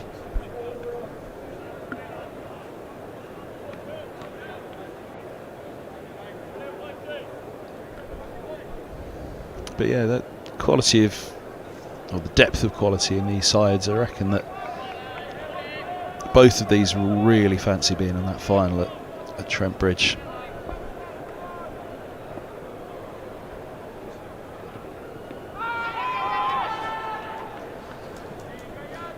One of those strange things though about the comp, I like the fact that today, this season I should say, in the Blast, they went right through with it. So any momentum you've got and the players you've got with you at that point, if you get through to the quarters, then you're pretty much straight on to finals day. There's still that, whatever it's going to be, 6-week gap between however you're performing in the comp, and then a final if you get through. So that's, you know, got implications possibly for the strength of your team, and obviously by the end of September, or whenever it is, 3 weeks into September, weather conditions can be completely different. So it'd be nice, wouldn't it, if they could finish it off just on the back of the semis, the knockouts, with the final. Yeah, agreed. And then go back to Championship and finish the season off doing that.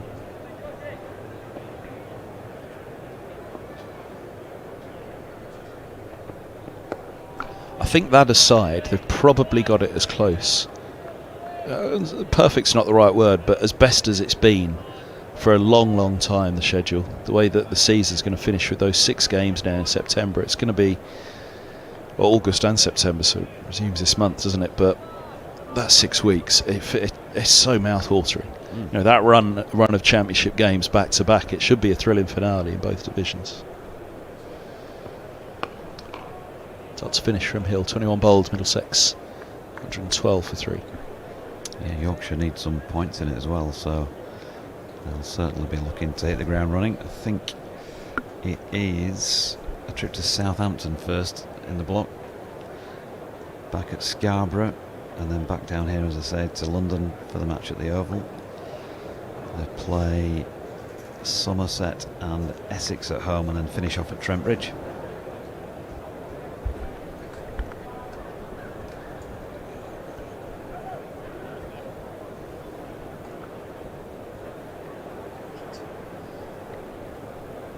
You were thinking about asking me out for a pint there, wait, but I was just working out when the fixtures I obviously can't keep up with you and your social life.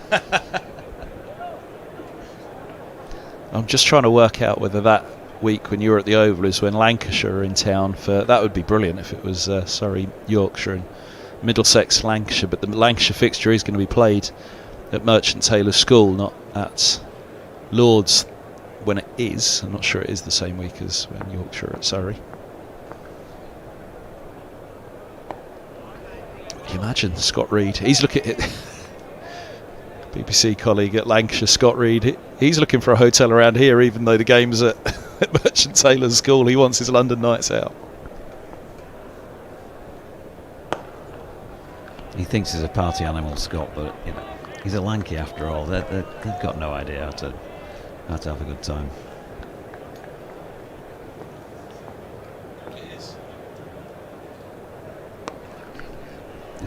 Is this a commentator's night out then? This is confirmation. It's the same week. So Middlesex entertain Lancashire at Merchant Taylor's School, which geography-wise, it's about 30 minutes on the tube from Lord's.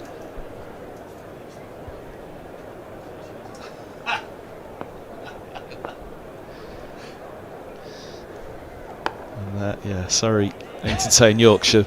Producer Danny, again with his 1 foot in the Yorkshire campus, said, do you think the police have moved it from Lord's to Merchant Taylor's to avoid trouble in the city centre? Well, if you get Scott and I in the same room, I mean, it could get to fisticuffs in a bar. What's the chance Bumble's going to be down that week as well? Lancashire and Yorkshire down in London. Could have an event.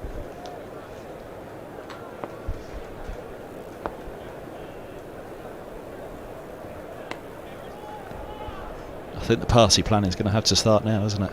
22 bowled, 113 for 3.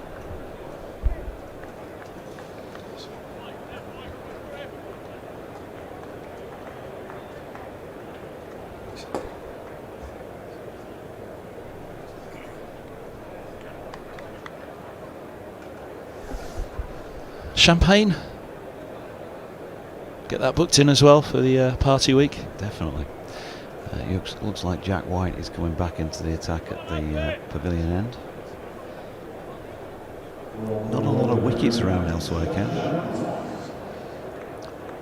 Gloucester 62 for 1 at Rugby against Warwickshire. Northants 109 for 1 against Lancashire at Northampton. Leicestershire 92 for 3 against Somerset at Grace Road. Beckenham, Nottinghamshire 100 for 2 against Kent. And Hampshire 122 for 2 against Durham. It's good again. He's opening up the body a lot here, isn't he? We saw that edge in the last over. as you say, it just held its line on him and got him a little squared up. Just watching on this one, the bats come down on it. It's still just searching for it slightly, Middlesex, aren't they, at this stage? But partnership just starting to build again after the 3 quick wickets that slowed things from a run rate of around 6 down to towards 5 now.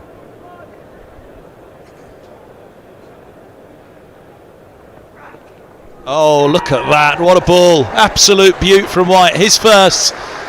And it's the big one, it's the skipper.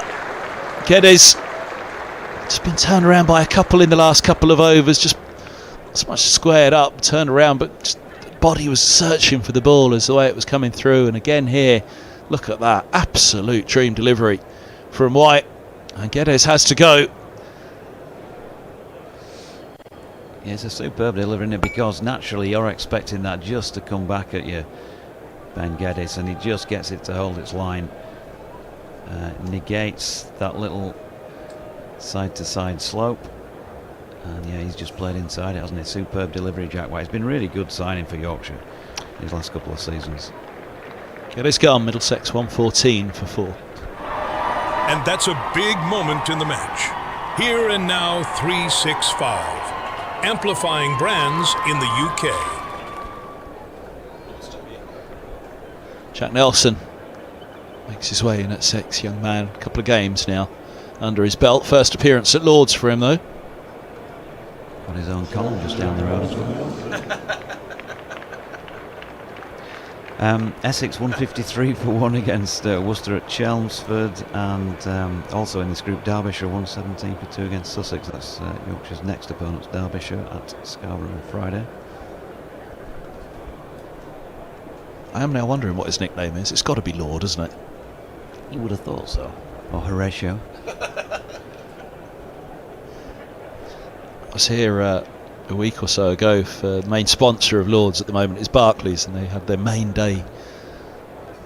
The main man, the CEO of Barclays, was here that day. But one of the players, it was a long list. There were 4 teams that day, and there must have been 15, 16, 17 players per side. So it was quite the change around to be commentating on. One of the players was, I'm going to say, Sri Lankan heritage. Very, very, very long name. His first name was Coogan, so that was it. For the rest of the day he was Coogan. Nickname had to be Steve though, surely. Surely. Oh, a little inside tickle on that. Would it have been the first baller for Nelson? Remember the slopes from off to leg, that would have slid down.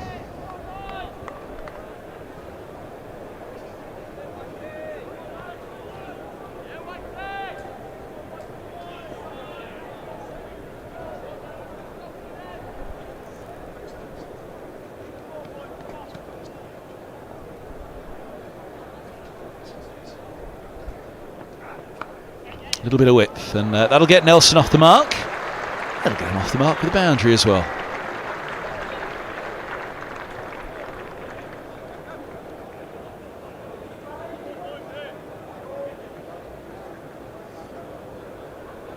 Your Yorkshire nicknames, Kev?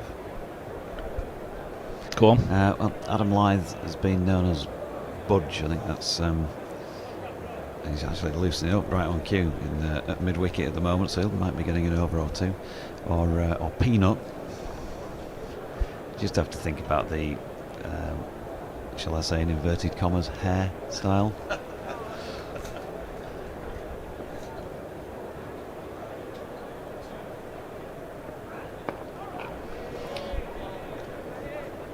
The man who's just picking the ball up, James Wharton, he is nicknamed Pumba. So this is probably the best one, really. He's got various nicknames, but one of them is Pumba, which is the name of the warthog in The Lion King. Timon and Pumba? So warts, as you might imagine, but yeah, Pumba. No worries about that nickname. 23 bowled, 118 for 4.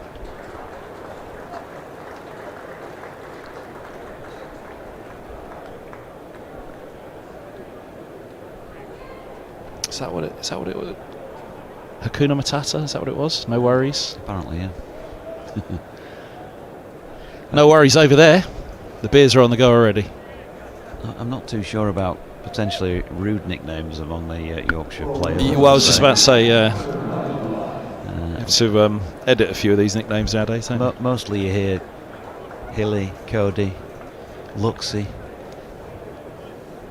those sort of names thrown around. To be fair, that is one thing that we've lost in cricket, the nicknames. There used to be some brilliant nicknames, didn't there? I remember growing up watching it on TV and they go through the nicknames of the players on the team. Basically 4 days in the field, you just end up coming up with things, don't you? And they used to come up with some great ones.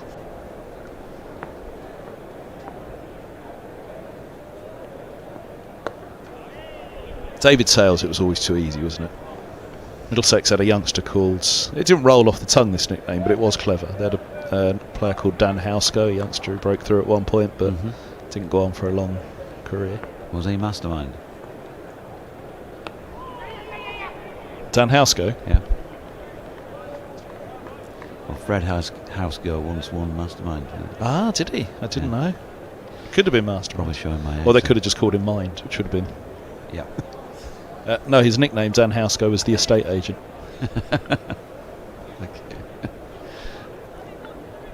Always like that one. And so it doesn't roll off the tongue. Estate agent, little finer at square leg.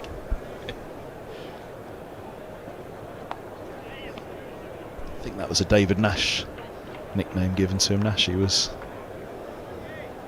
always pestering somebody about something. Former Middlesex keeper. I think Adam Lyth was nicknamed Budgie, and I once at Budgie, and then so somebody said to me, look at him in profile, and then it just got shortened to Budge.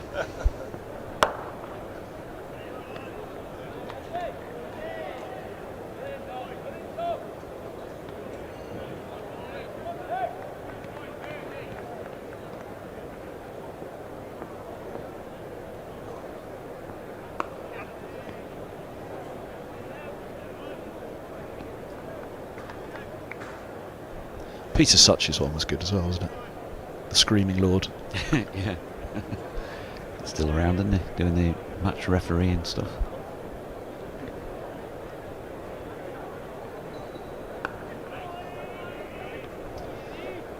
So let's finish 1-2-1 for 4. What'll Nelson do when he gets to 111?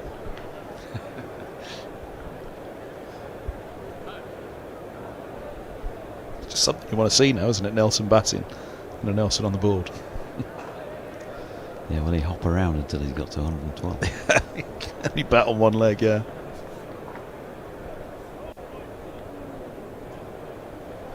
So, how it happened, I don't know. But last week, oh, that's beautiful. Who's done that? Who's on the camera for that? Apologies, Greg, who's captured that on the camera. I should have been paying more attention to that. Artistry from Greg on the camera for that one. Looks a picture, doesn't it, from up here? Fantastic view. Got to say, the actual outfield, I felt like it might be a little bit on the slow side when you actually get close up to the cup.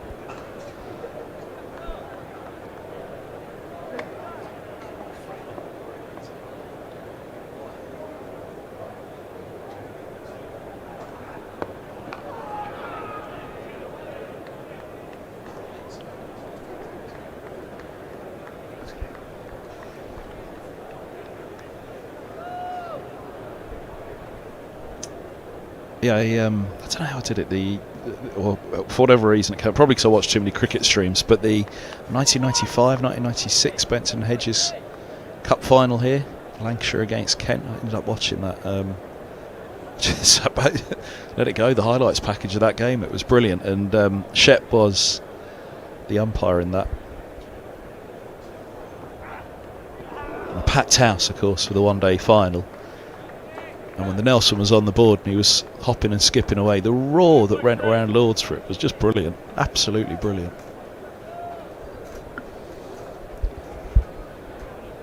All good fun. But it's part of cricket though, isn't it? For all the things It was a great final, but just bits like that kind of stick in your memory more than anything else that you were watching on the highlights.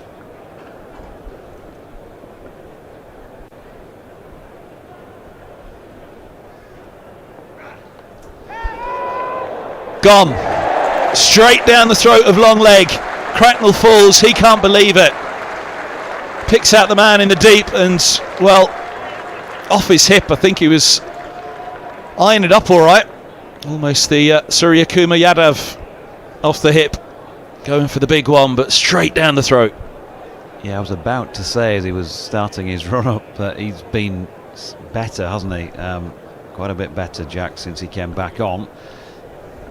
I obviously had a go at him early doors today, and you don't often see him go for that many, but Will Bennison it was down at long leg, who took a very comfortable catch, and as soon as he hit it, although he was out of my view down to the left of the com box, you just thought, yeah, there's got to be somebody there, and he appeared, took it well. Yep, it was 6 are out, and out it is for Cracknell. Bennison the catch, he's gone for 21, Middlesex 1-2-1 for 5.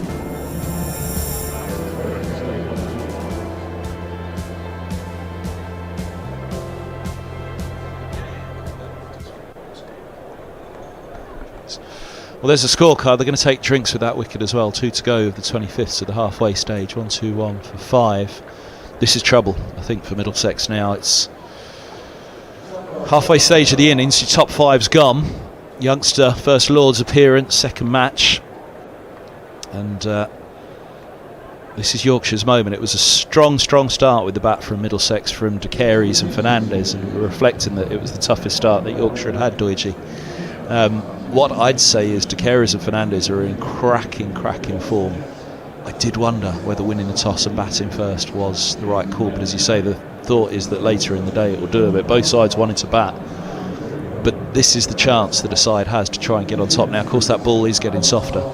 Yeah, and just keep in mind, you know, Kuldeep Yadav knows a little bit about playing at this level more than you and I do, and he picked out that figure of around about 230 will be the sort of score that is going to be a challenge. We're nearly halfway through the overs, and there's beyond the halfway point of getting to a 230 type score, but they're losing wickets, so wickets always hurt you in whatever comp you're playing, and we know that. I think the Yorkshire bowlers have fought back well after a difficult start, as they did let it get away a little bit in the early stages, but they've got a varied attack. They've got a pretty incisive attack as well, and they're managing to get those poles, as they call them. So they'll see. They'll want to try and bowl Middlesex out clearly before the end of the 50. I think what will upset Cracknell, and that's why he dragged himself off, is he's got himself out as such there, really, hasn't he? It was 6 or out, and out it is. It wasn't the stage of the innings perhaps to play, to take that risk, because they're into the bowlers now. Gohar, Roland Jones, Helm, Cornwell, and Navia Sharma to come. So there's a lot of bat in there, but it is a tail. So Middlesex, yeah, they've got to revise that. I mean, 25 overs to go. If they bat their overs, then there's a fair chance they'll be over that 230. But the point is, they've got to bat their overs now, because that could be a danger for them. But yeah, Yorkshire, I think what they came up against at the top was De Carey's and Fernandez in very, very good form and determined to go out and not so much throw caution to the wind, but they were very positive. Some of De Carey's lofted drives in particular, and a few over extra cover as well, where he went hard at it. I think there was a clear determination that, all right, this is going to be tough, so let's take the attack to them. And it's tough now. If you think of that ball that got Guedes.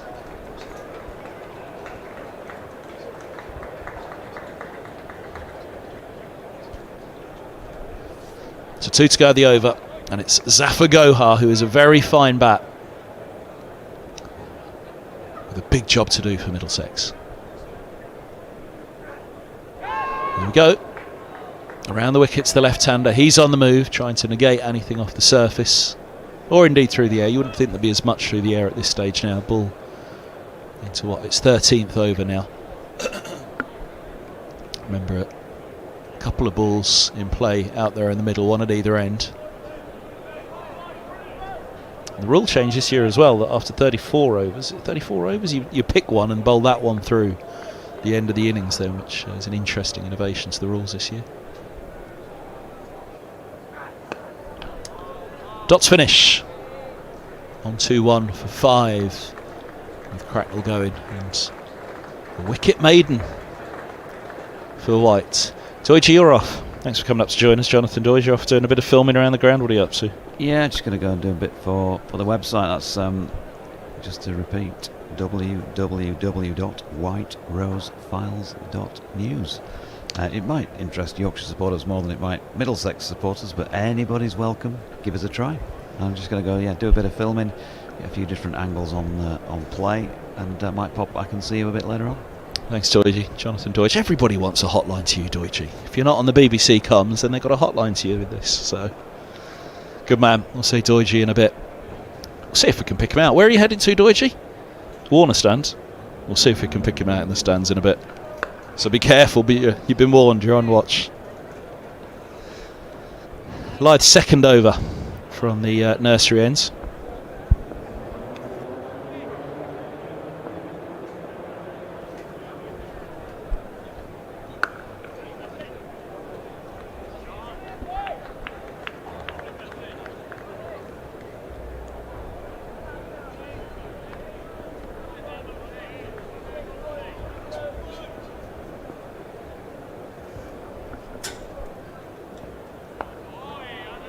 And 2-1 for 5.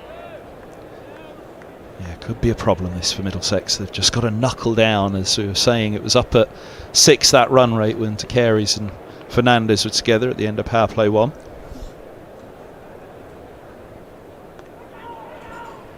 I do need to think from here.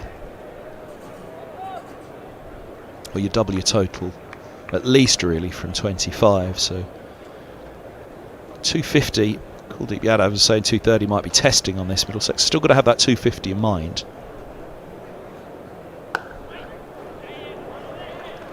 Oh, they're going to go for the second. No, 1-2-2 for 5. Good stop. And covers on that one. But yeah, the key here for Middlesex, for me, clearly, is just back your overs. Don't worry about that total. It'll look after itself. There's a shorter boundary on one side. The singles will tick over at 4, 5 and over enough, with a few boundaries thrown in as well. But the key has to be for Middlesex, the overs column now.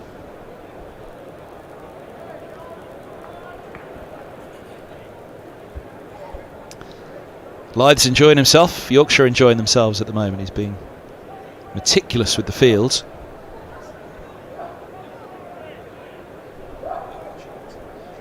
He's brought mid-wicket around, just out of shot now, so you can see the deep backward square that's been put in as well. Well bowled, well played. It's floating that one outside off. He'd set the whole field up as though it was for the straighter ball and then just floated it up outside off. 26 bowls, Middlesex, so 1, 2, 3 for 5.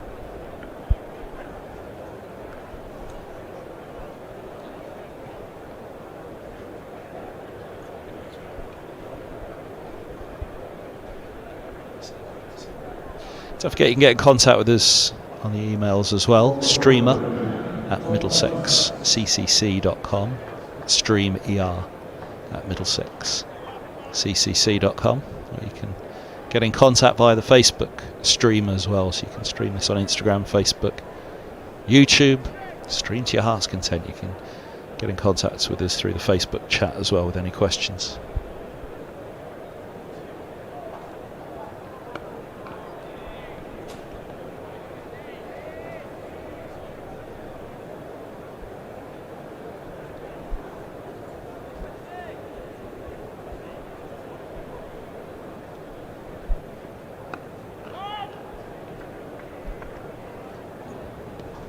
Single eased out to the boundary. 1, 2, 4 for 5.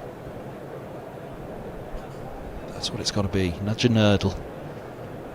The old Fairbrother mindset out there in the middle for Middlesex right now. I did say it actually in the put the shots away phrase earlier in the innings. It's still that now. perhaps even more so.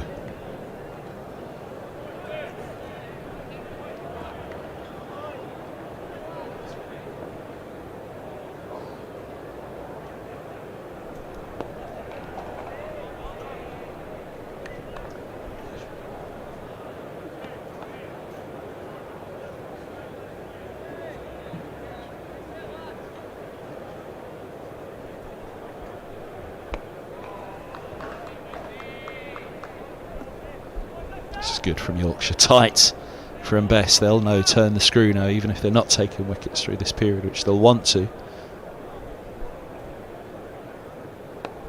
Just dry up the runs and force the batter to try to force the issue, as Nelson's done there, but he's done it well. And picks up the single. 125 for 5.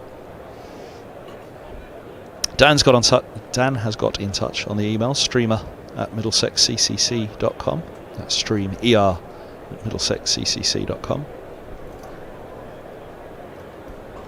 Dan, 26 from Ealing, but he's not in Ealing right now. He says, afternoon gents, currently in Villamora on the Algarve, sat by the pool with the comms on, hoping Middlesex can get the victory, heading back to London tomorrow, South Ealing, so it'd be a great way to end the holiday. Good to have you with us, Dan. Do let us know where you are. It is summer season, it's holiday season, isn't it?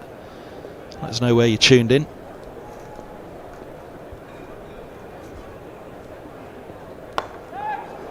Oh, now that was close. Only just over the head of mid-off. Gohar's come down to have a chat with him. You'd imagine it's got to be put the shots away. Nelson, the last of the top 6. Indeed, he came in at 7, didn't he? No, he was 6.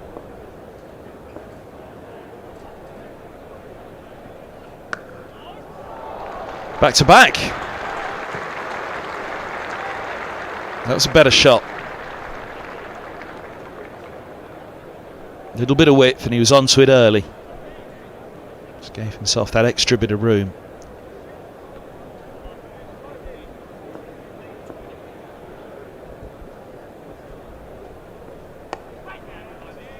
Well played, just nudge the next one.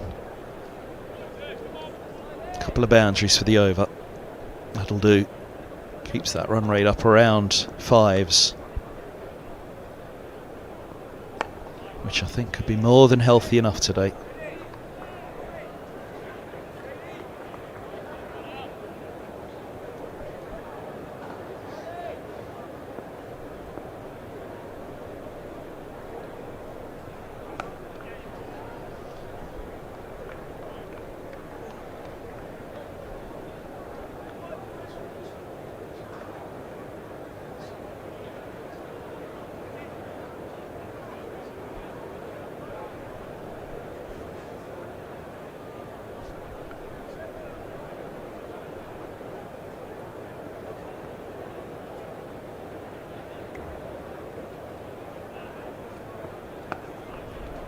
Nice bit of flight to finish. 1, 3, 4 for 5.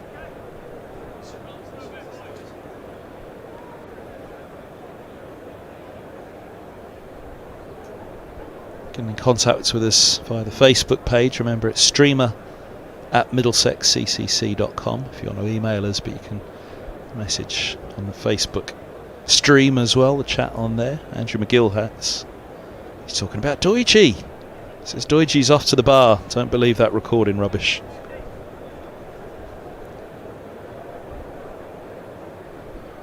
Well, as long as he brings one back, Andrew.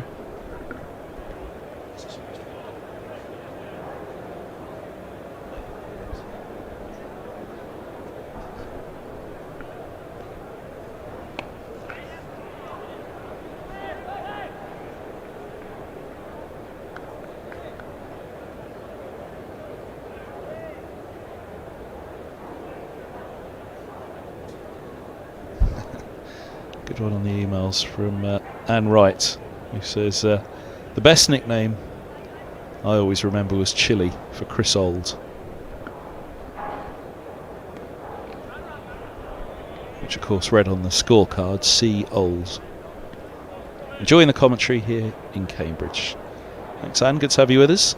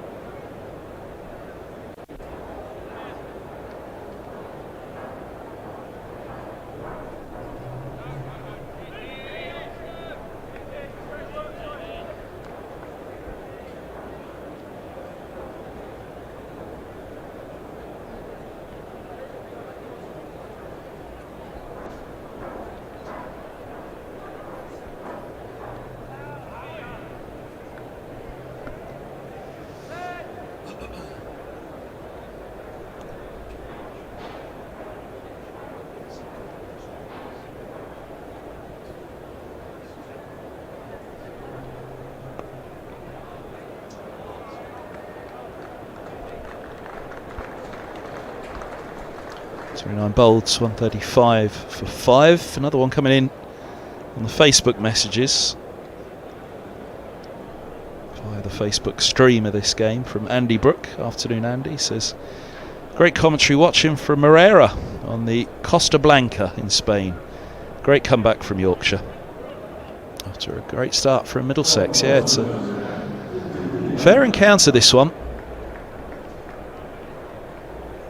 250 on the board, certainly a game. 230, I think, chasing, you'd be disappointed not to chase 230.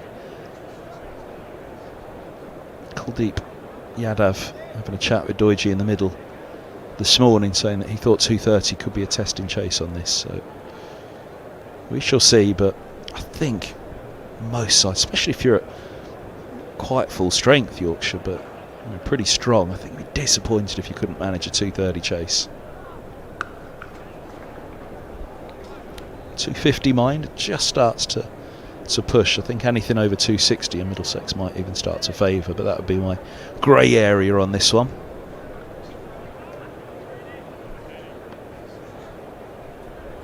Tristan Peck from Somersham in Cambridge who was asking just that. I've given you the answer before the question, but thank you for the message, Tristan.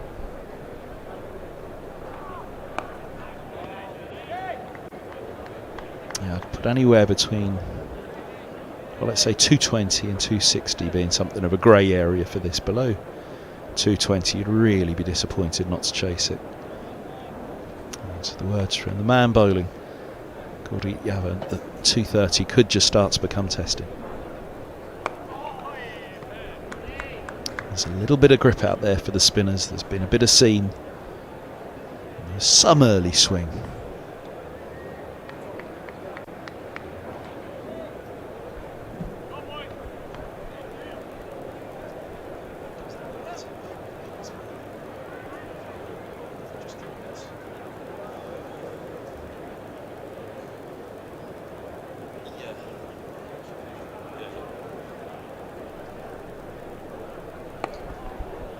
Spinner to spinner, India to Pakistan. Kuldeep Yadav to Safa Gohar. And a dot ball.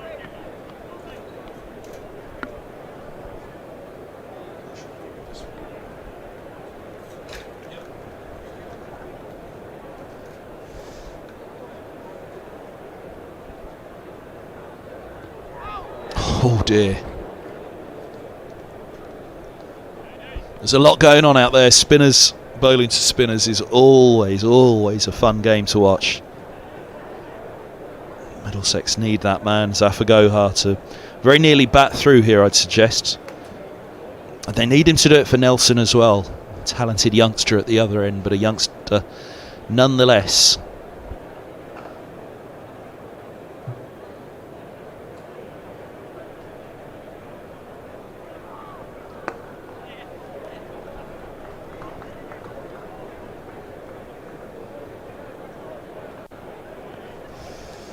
.30 bowled.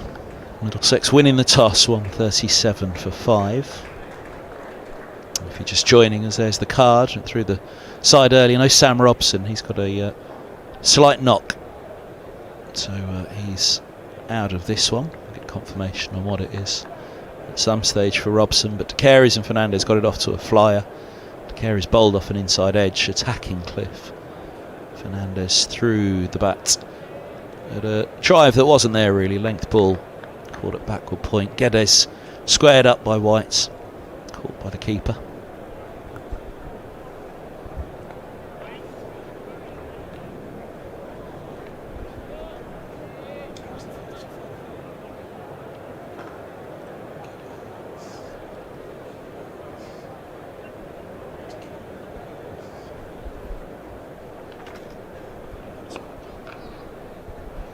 Just be a single.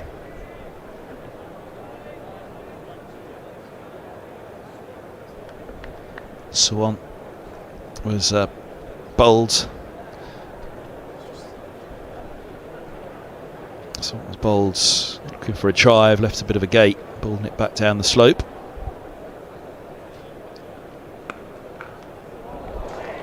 Cracknell caught in the deep at long leg. The field in there, sharp. Enjoying this one, the crowd. They've fully been engaged in it.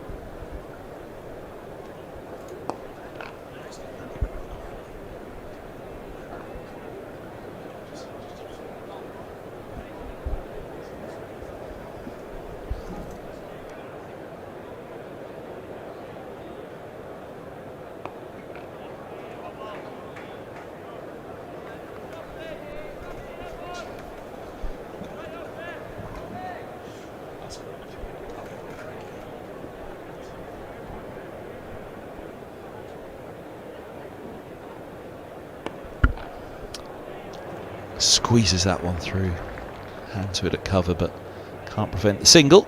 Just two of them in that over. It's well struck, forceful from Nelson. 139 for 5.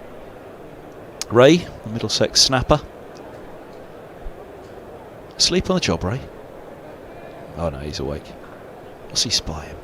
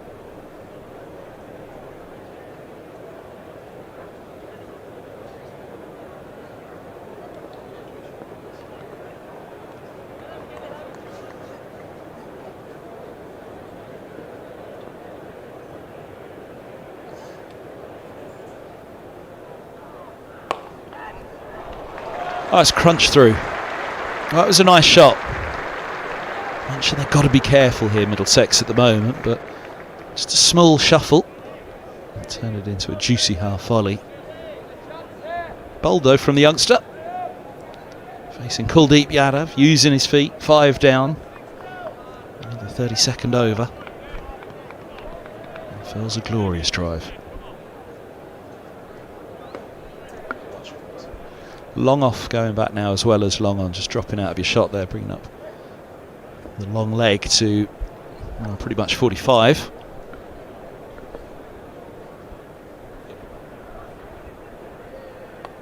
Oh, now just out of reach of slip. Race away for 4. Middlesex keep ticking, but he was stretching for that one. Can only imagine Gohar, who's just been down the track to have a word with Nelson.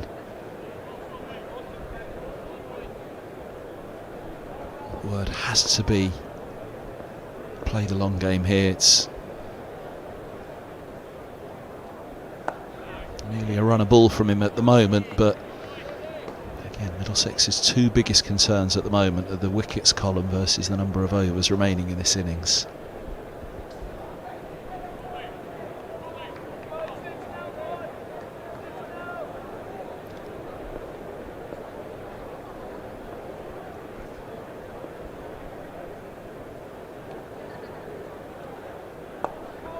Opens up again.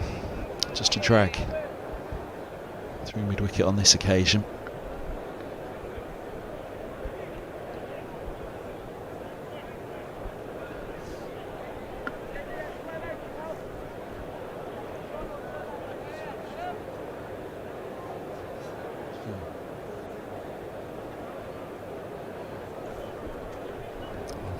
For 5 then. Last ball of the over. Wiping the sweat away. It is a warm one out there again.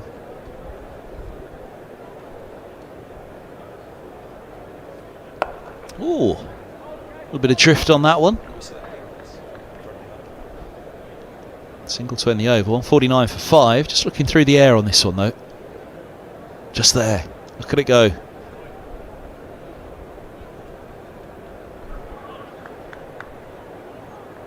Just lose it behind the keeper's head at the moment, where it really drifted back in. Be a few drifting off after those lunches. It's a big old bowl. Pasta? It's a warm day for pasta, isn't it? Are we on Beard Watch today? That's a great bit. There's been a couple of cracking shirts as well.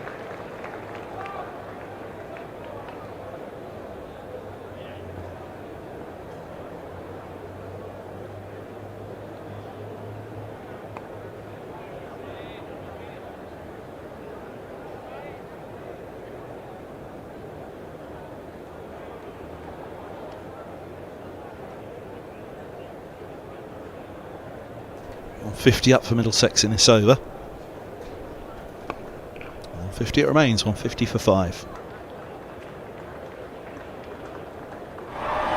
And that's a big moment in the match. Here and now 365. Amplifying brands in the UK.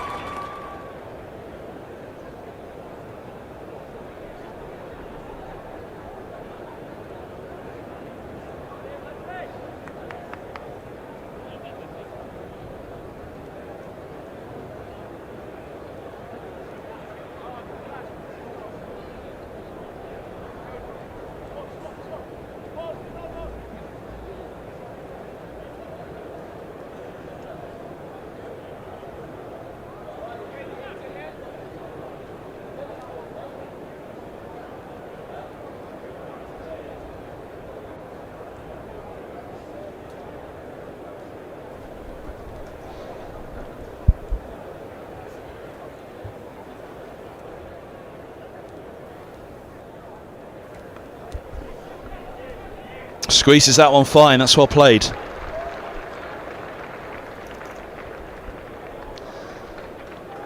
First 3 of the day. All run.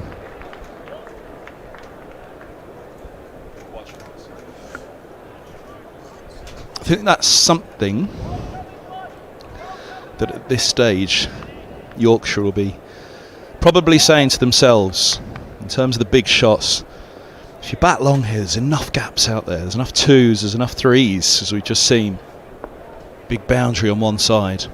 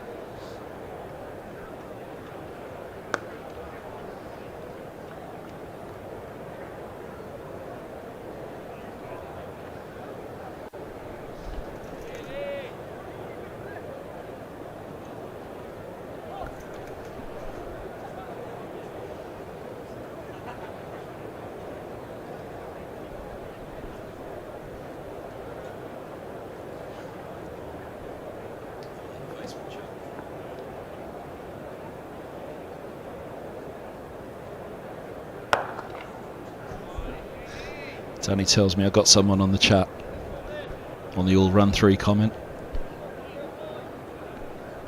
I think my favourite one was when a young reporter at a game, back in the days when it was only the newspapers, he turned up and asked what end was he bowling from. He was bowling from the sight screen end.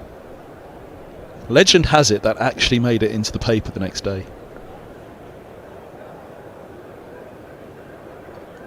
Run out going for an all run 3 apparently.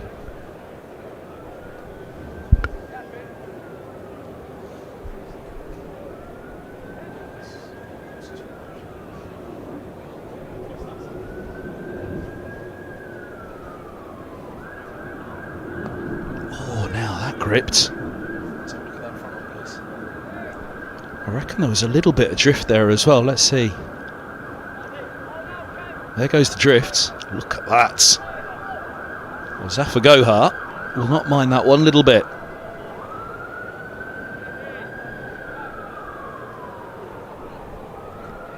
They're in melee.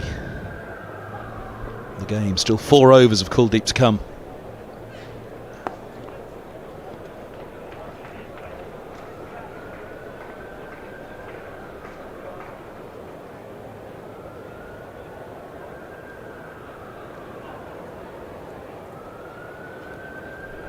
.156 for 5. Oh, this is dangerous coverage.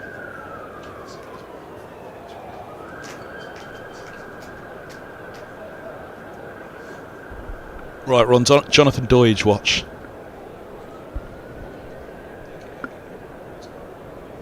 Where is he? It's not quite where's Wally. Where's Doidge?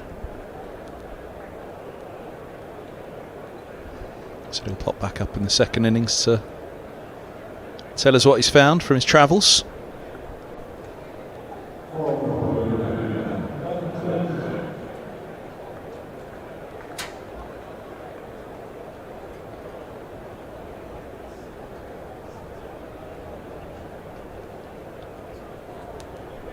Right, Hill's done for now, number 26 from 5.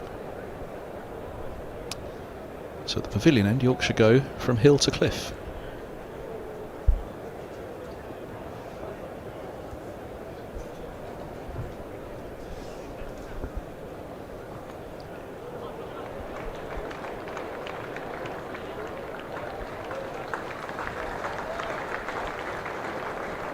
Around they've grabbed 2. Yeah, Hill's been a challenge. Cliff's picked up 3. Middlesex will hope not to make a mountainous task of this spell.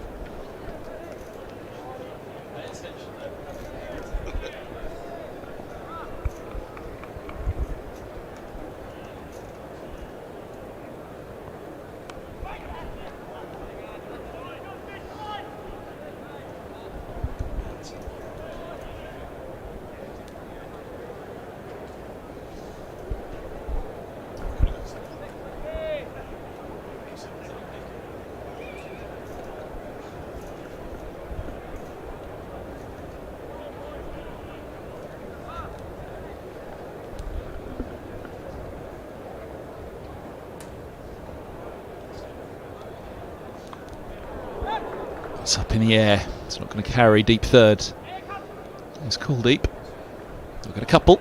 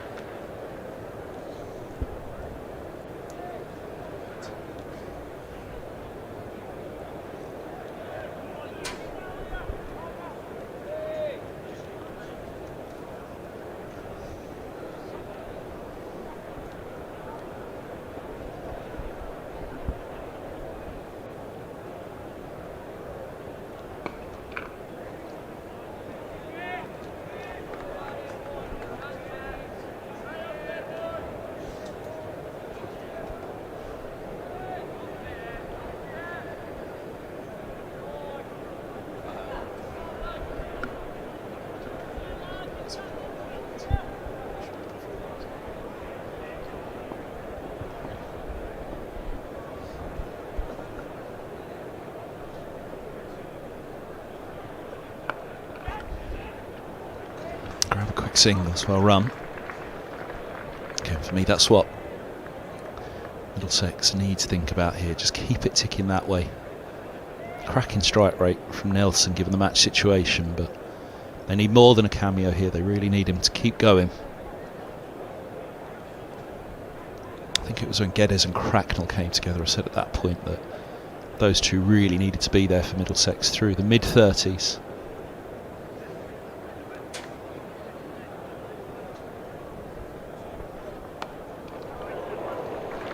Now it was up for a moment. It's a good slide on the ropes there. Nelson getting around. 35 bowls. End of that cliff over, having just replaced Hill. Middlesex worm starting to peak. I'll hope that it climbs a little further.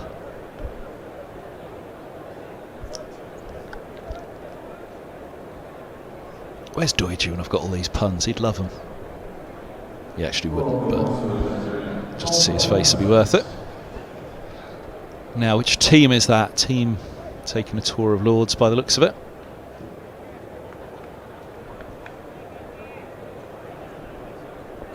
Team was.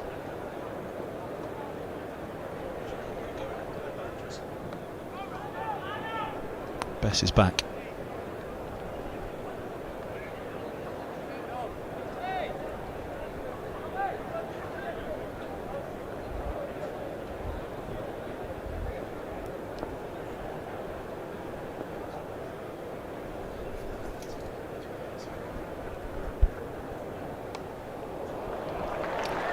Well, this young man's pulling out the stops at the moment. Heading towards the end of power play 2. Power play 3, a fifth fielder can drop back to the rope. So there are boundary options out there, and Nelson, second game for Middlesex, showing a huge amount of talent.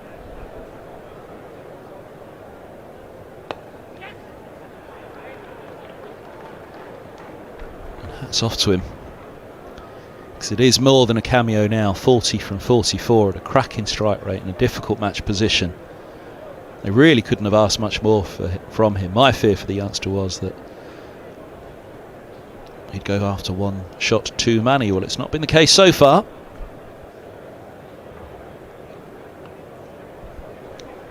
Yorkshire will be happy that run rate's still down below 5, having been up at 6 from the opening pair.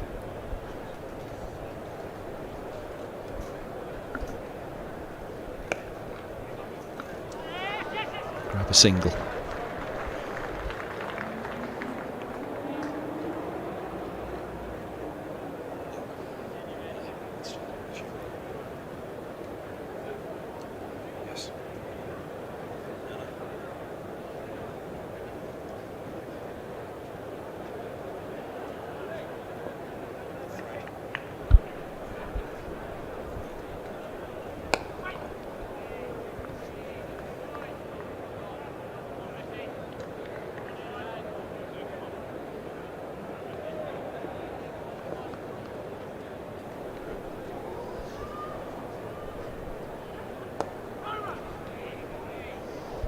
Start to finish. Partnerships ticked along to 48 now.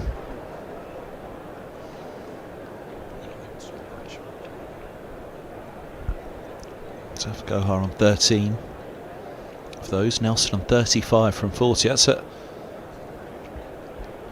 Well, I'm not surprised he's smiling. Jack Davies, good to see him.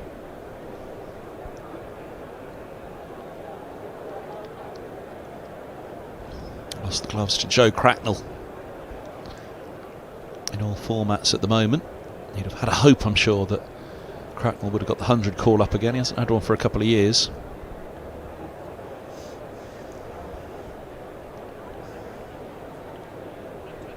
Back to Doiji watch, where is he?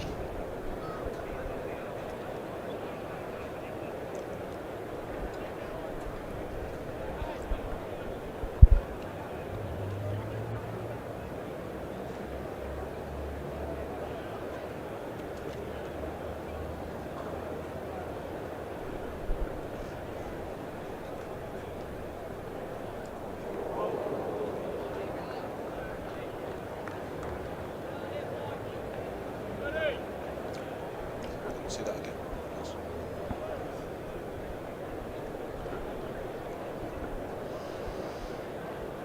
Well, Gohar trying to get in on the act. And there is an element here with power play 2 coming to the end that they've perhaps given themselves enough of a foundation now, Middlesex, that they can think about the charging end.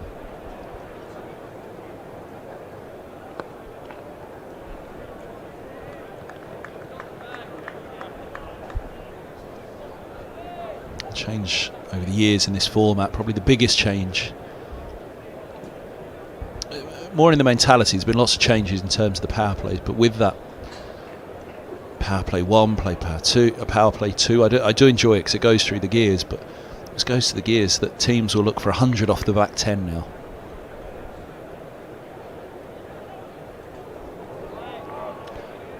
Gohar looking for the wide on that, he's got it. Double teapot from Cliff.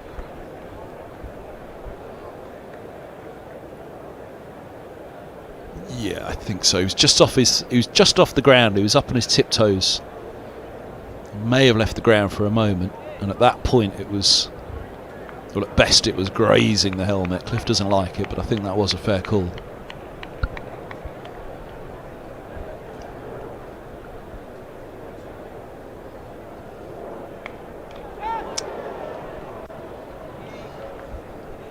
Cliff finds the edge.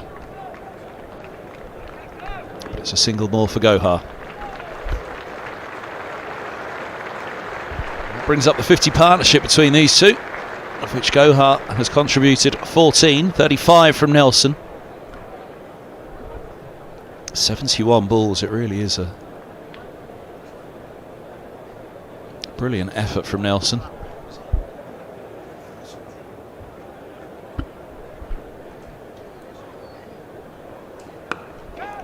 Up, over. Is it straight enough to save him? It is.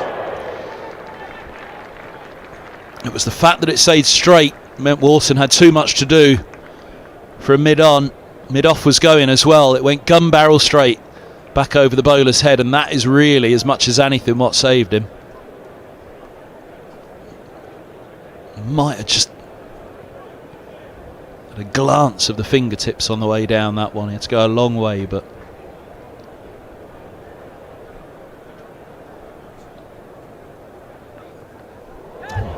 Gohar goes up and over, but down to deep third.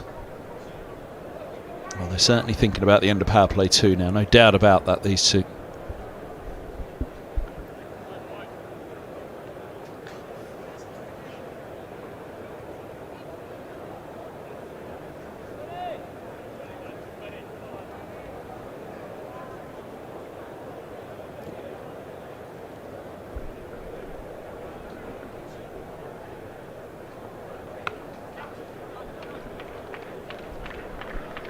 Singles finish, 4 of them in a row after the wide, so 5 off the over, 174 for 5.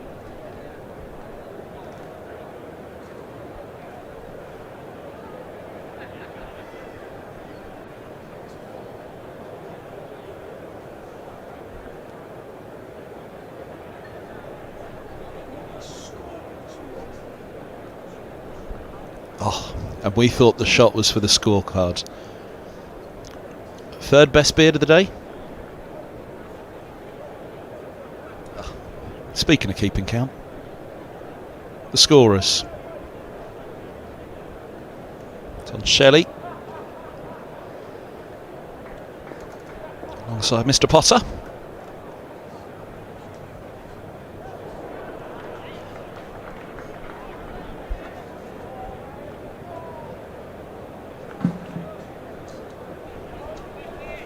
Longest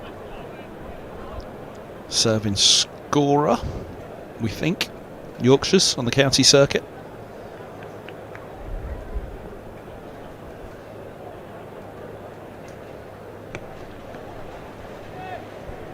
Tom Shelley now 23 seasons for Middlesex. Rumours that it's his last.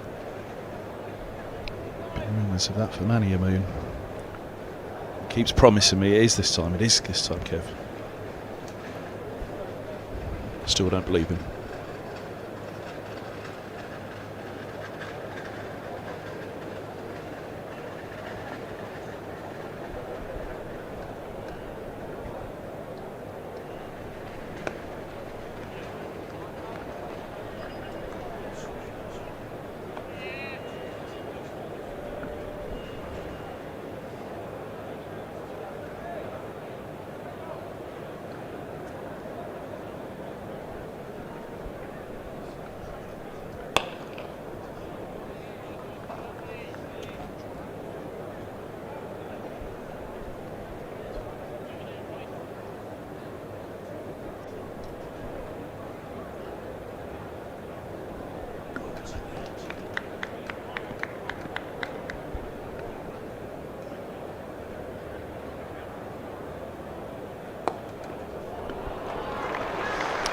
It's nice from Nelson. Wide of the mid-off.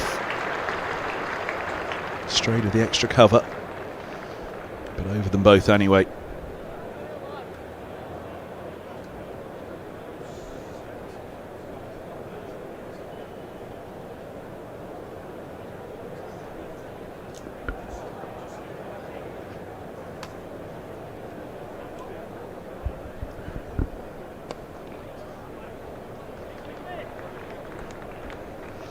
Singles finish, he'll keep the strike. And he's on to 48. Nelson 1-8-1 for 5.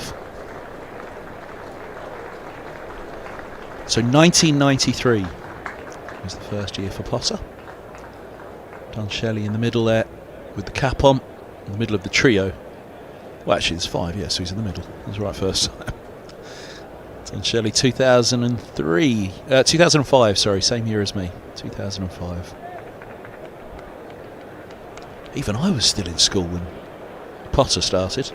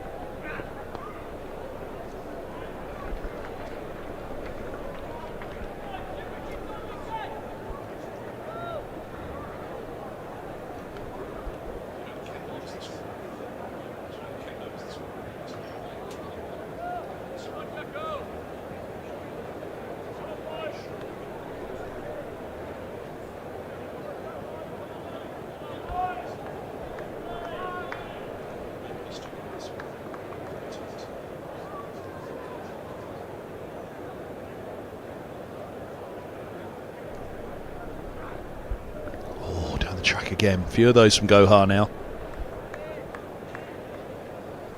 Trying to go after White.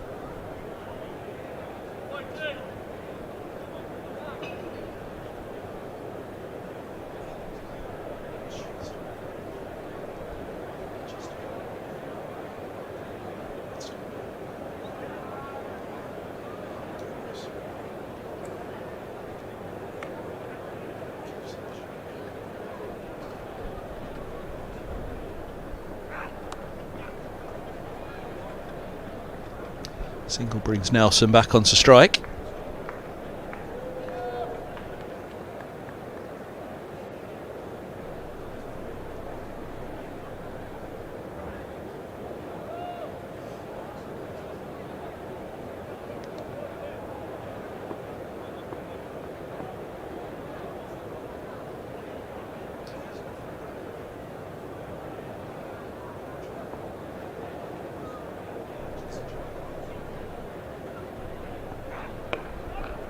No run.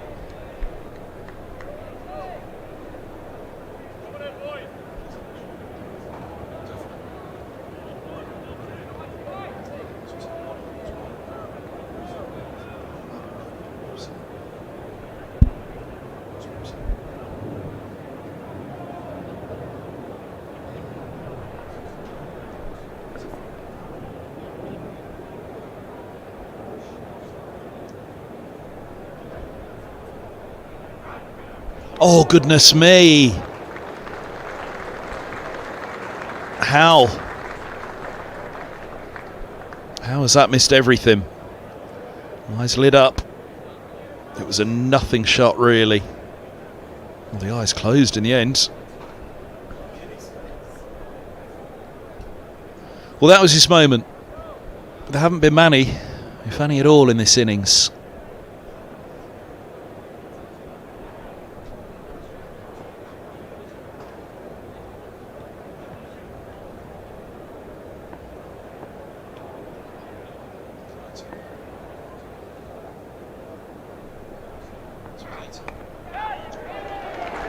There it is. Maiden 50 for Nelson.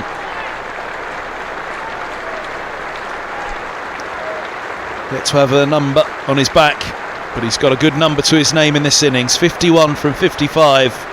7 fours for the 19-year-olds. Only his second match. Just 1 run in his first game. But a much-needed 50 here for Middlesex. I think it would be too much of an overstatement to say that he's rescued matters with this 50.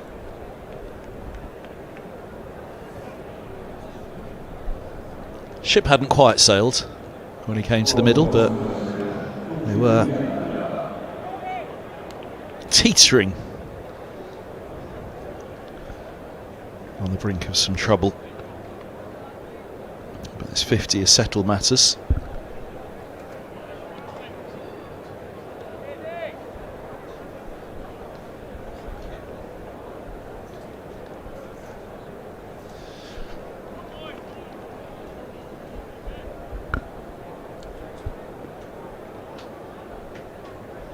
Kuldeep Yadav back, number 29 from 6. Oh, wow. Gohar gets hold of that. Onto the concrete stairs. That'll have done a bit of damage.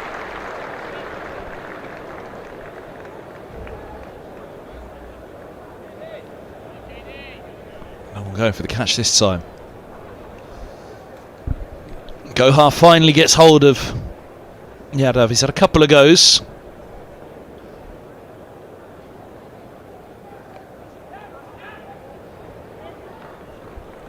Shot fine, but just the single. Back to Nelson.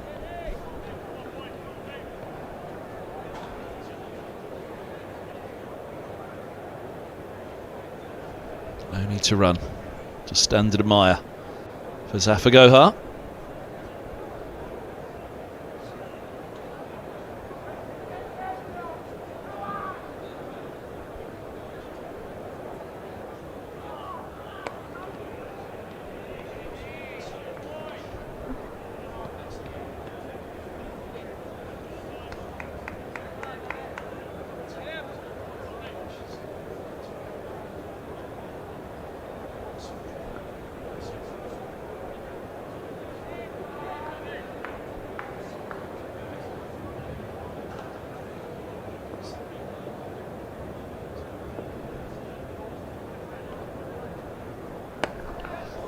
Up and over. And he's got a good chunk of it as well. Not sure at first when he cleared mid-wicket whether he just got the leverage and the placement, but there was enough power in it as well. It's the biggest boundary out there. I wonder whether that first bounce was going to plug.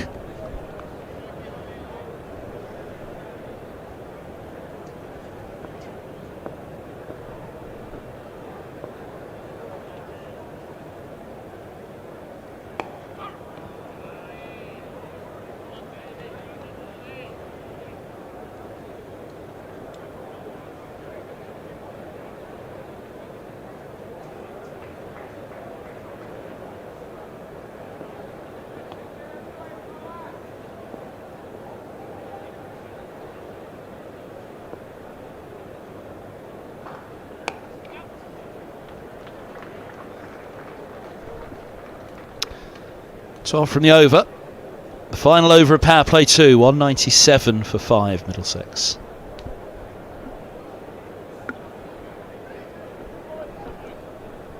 So power play 3, 5 allowed back on the ropes now.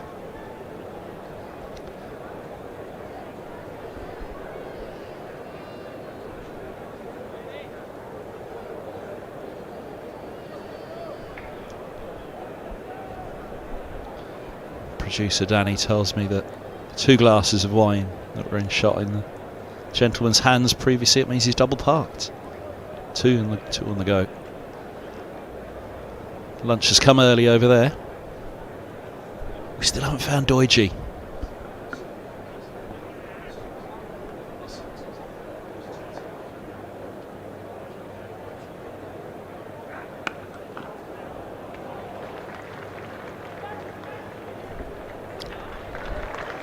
Two taken. 199 for 5, or 230 was that early mention down in the middle. What I would say is, since the seam movement has been less prevalent as the balls have aged, remember they're down to 1 ball now after the 34th over, they pick whichever one from either end that they'll bowl through the remainder of the innings. Goodness me, he seems to hit the gaps, this young man. And he brings up the 200 for Middlesex. Look as though he'd really got hold of that, but away it goes. Been a number of occasions now, and I've thought that he hasn't got that, but it still goes. And one that's to do with the placement. He's thought he might be in trouble at cover there, but he got it up and over. And again, that's uphill all the way. Highest point of the ground at the bottom of the Warner stand there.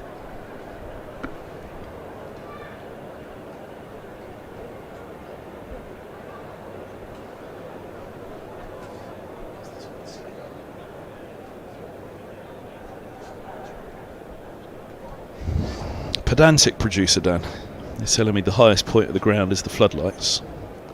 The highest point of the playing area.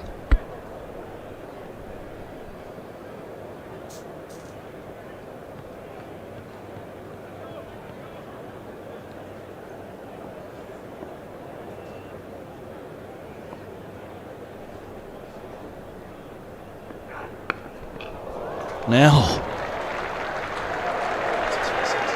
first 6 for Nelson over mid-wicket. Again, you had to pause, step across. Did he get enough of it? Did he get it in the right position? Because there's a fielder there. Only just cleared the rope. There we go. As I said, he seems to find the gaps. Mid-wicket placed. He's gone straighter now, mid-wicket. Deep square and deep mid-wicket are there. Middlesex 209 for 5. And, well, as I said, teams do target 100 off the back 10. Wow. The young man's pulling out the passy pieces now. Gives himself room and runs it. It's gone finer than he'd have liked. Edged all right, but no slips in place, just the keeper. The intent was there, even if it wasn't quite the execution that he was looking for. But you can just see in the foot movement, the confidence, gone past the 50 now. That might have just slowed him slightly. He nearly offered the stumps up, didn't he, with the big swing on 49, but there's a swagger now.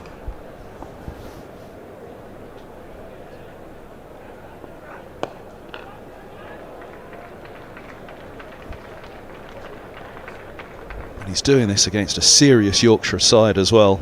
Top of the table, boosted by Kuldeep Yadav.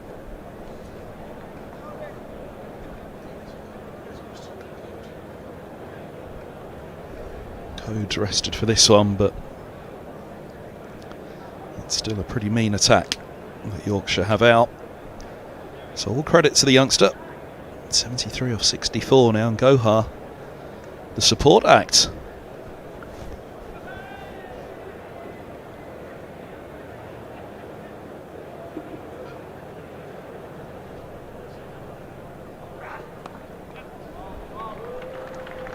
It's run by Gohar.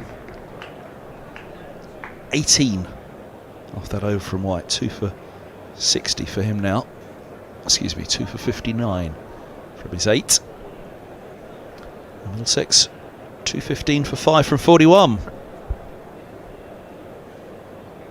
Oh, look what that's done to White. Hill bowling most economical of the quicks, but it's Wyden Cliff with the wickets. Best bowled out. Well, there we go. That tells a story. That's the pressure that Nelson was under as a youngster.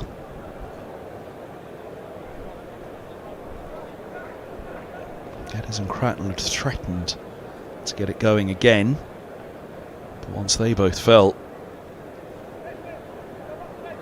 it was close to perilous for Middlesex at that point because it was so early in the innings still.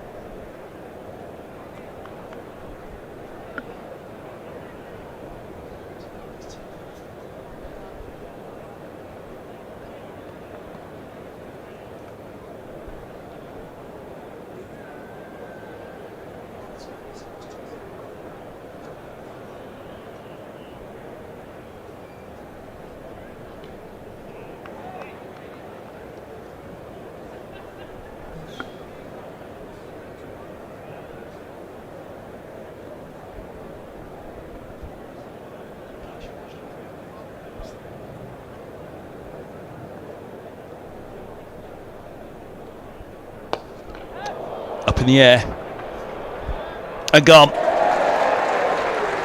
Well done from Hill, backtracking towards the rope. He was skipping along it as well, so he had to be wary, but it's a really good grab that. Gohar knew it at first. Head almost went down. It was 6 or out. He wasn't even thinking about a run. The step across, the swing down the ground, and look at him, he knew. Well, I'm either walking back to the pavilion or I'm breathing a sigh of relief as it soars over the fielder. Not to be. Yadav has his man. Kuldeep Yadav picks up Zafar Gohar. Good catch from Hill. And Middlesex are 215 for 6.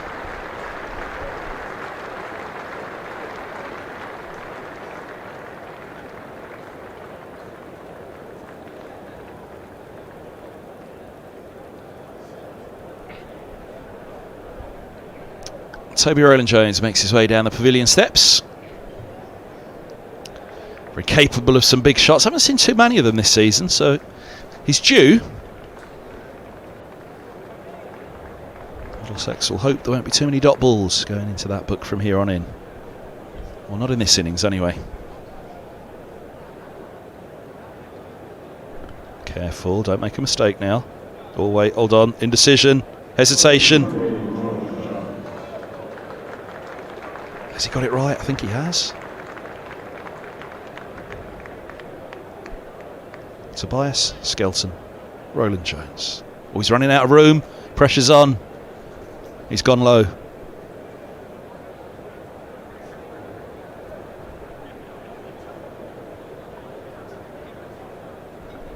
He's just been told he's on the camera.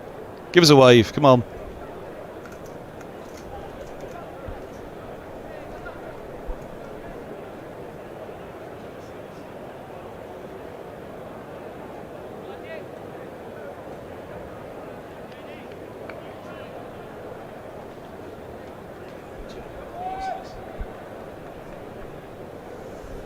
All right, Roland Jones.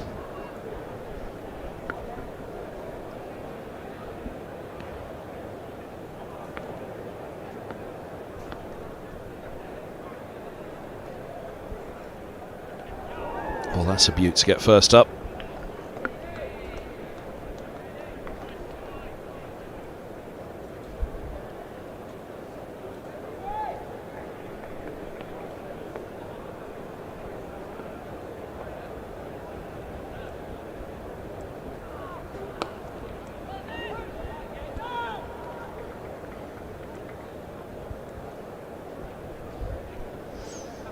How much freedom does Nelson still have at this stage? It really is an incredible innings. The strike rate from the youngster is the most stunning part of it.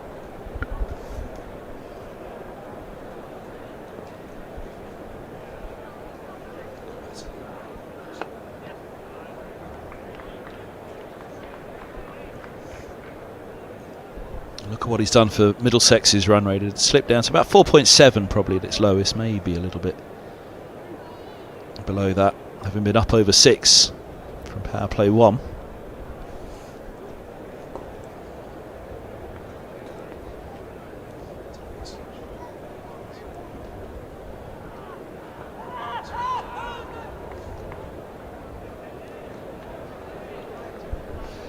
Dots finish.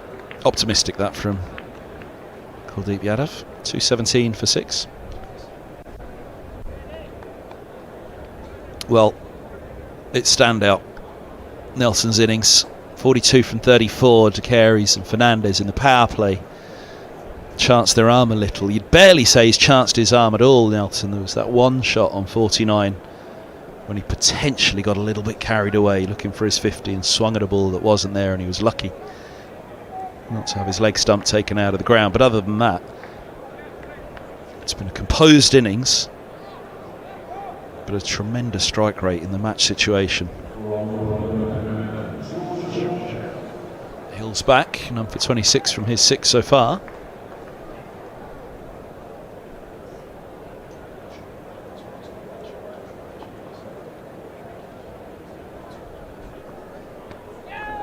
Yorker to begin.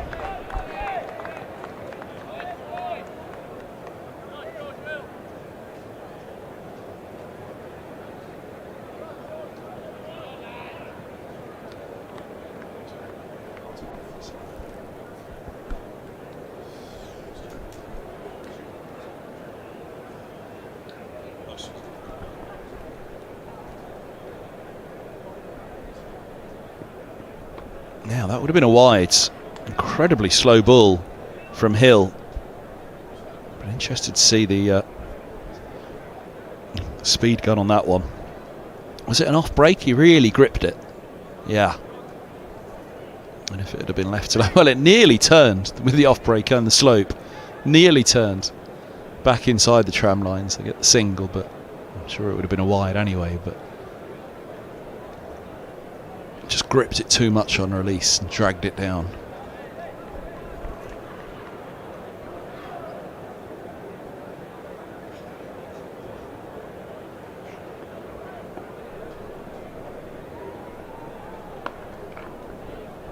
Mentioned Roland Jones capable of the big shots. There's Tom Helm, Noah Cornwell and Navia Sharma to come now. Helm and Cornwell capable of some lusty blows, but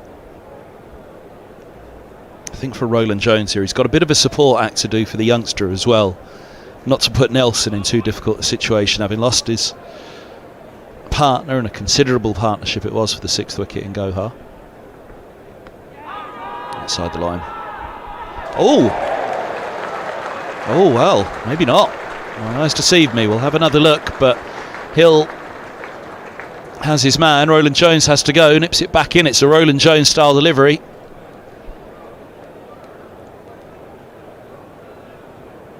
It was tight. Looked less out from the other end, I'd say, but we'll see that one now. You just see the off stump disappear there. And, yeah, again, if it goes upstairs, it might have been umpire's call that it was just clipping. I think Roland Jones will probably look back at that and be disappointed in the decision. but I don't think it was an absolute clanger. I think it probably would have got umpire's call if there was the decision to go upstairs. It would have been very tight to it, let's put it that way.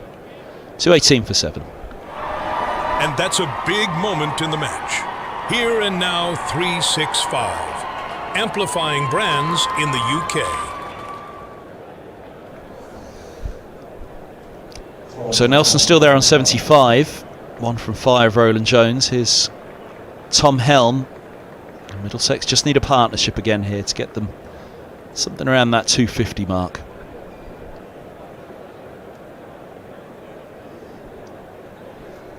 Helm is more than capable.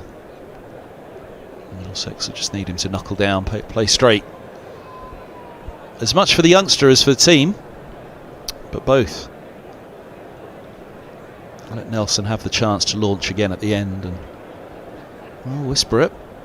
He's got his maiden 50. He's on 75 from 67, and there's still 7.2 overs to bowl.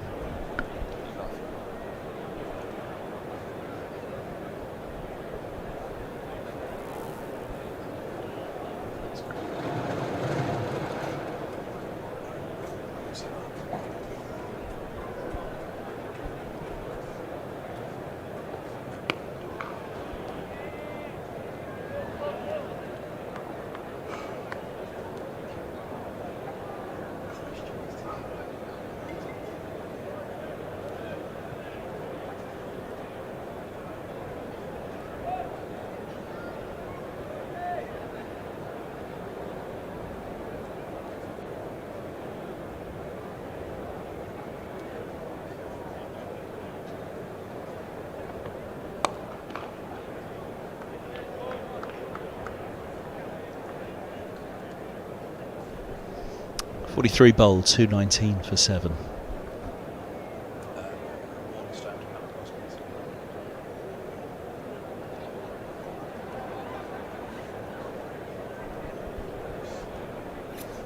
Where is he?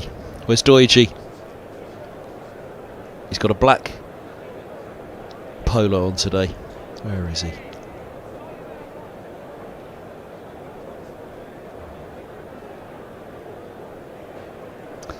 No sign on the top tier. Is he a sun seeker, Doige? Is he down in the sun trap at the bottom of the Warner? We'll have a look again in a moment.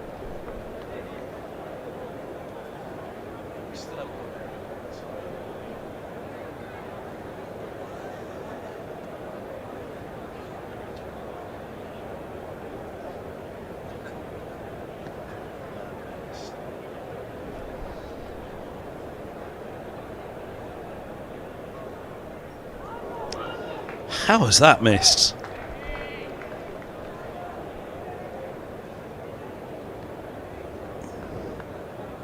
Oh, goodness me. So close. Well, Kuldeep's having some fun with the tail now.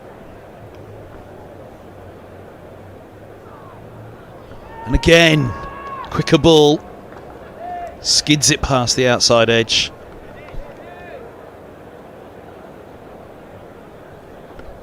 Was a yelp for the stumping. Let's watch that back foot from this angle of Helm. Oh, did it just leave the ground?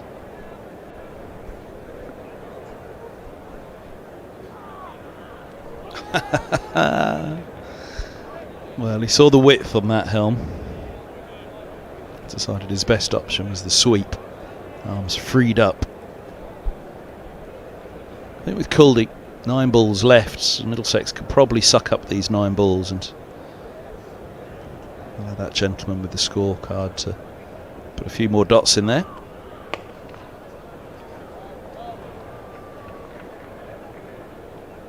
I think everybody breathes a sigh of relief there as Helm gets off the strike to Kuldeep.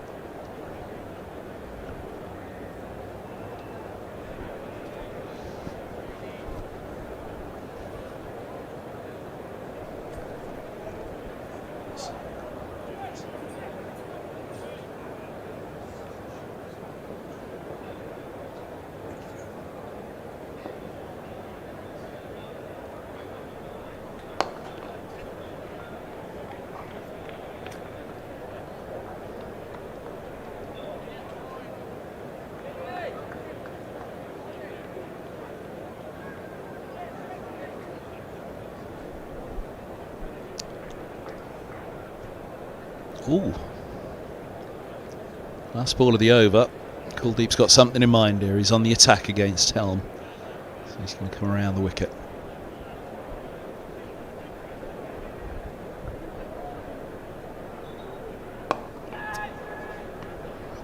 Checks the drive for a single. 3 singles to finish the over. 2-2-2 for 7. It's a double Nelson on the board.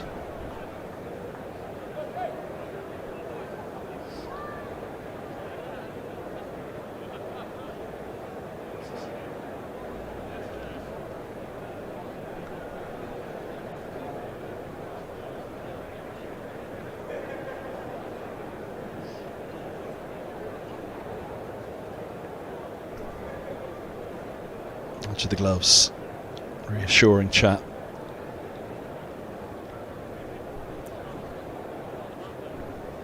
Sussex Sharks winning 248 all out. It's Middlesex. Saskia Hawley, Layla Judge, both with 3 wickets in that one.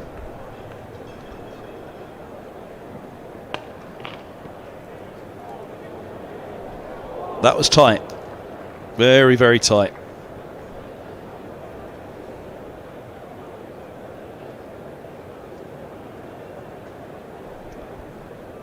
Gone. If he hits.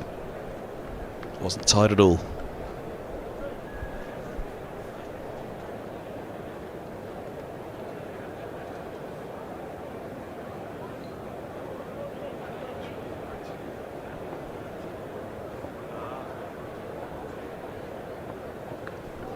Well, what's he done with that? He scooped it to Kuldeep Yadav. And that's that for Nelson. 76 from 69 balls. Simply brilliant innings from the youngster. His second game in professional cricket. He was looking to keep those party tricks coming, but comfortable one in the end for Yadav. Comfortable enough anyway. And Nelson's day in the sun at Lord's comes to an end. Brilliant Lord's debut from him. He's rescued the situation for Middlesex. It's not complete just yet. 223 for 7.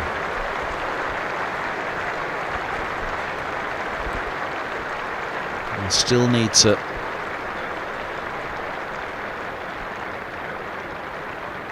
pick up another 20 or 30 here, I think, before they'll feel close to happy Middlesex. But that man's given them a chance. No, Cornwell. 2-2-3 for 8. He joins Helm, and I think the order now for these two has to be there into the 50th over, and then in the 49th, 50th over, freedom to launch comes then, but just nudge and nurdle, push the singles.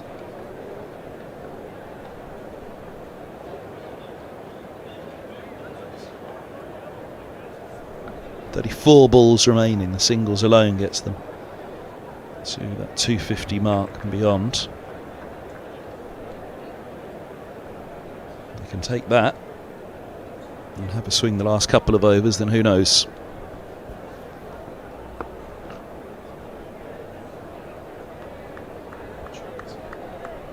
Mentioned Cornwell clearing the grandstand to the right of the screen there. He'll do well to do it on the lower end of the square. He was up probably where that matting is to the right there. May have even been a pitch or so higher.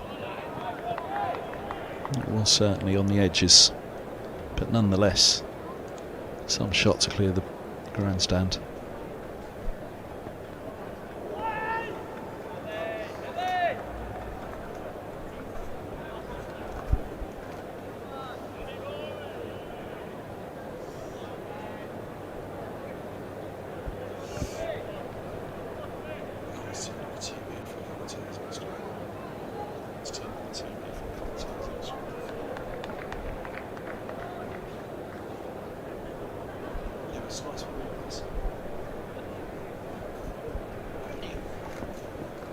Oh, now Cornwell only just back into the side after a slight fracture of that forearm, which is heavily guarded at the moment.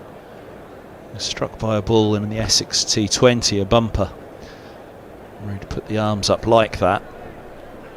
Whether that video's done the rounds now of don't let him free up the arms and keep it up around his shoulders.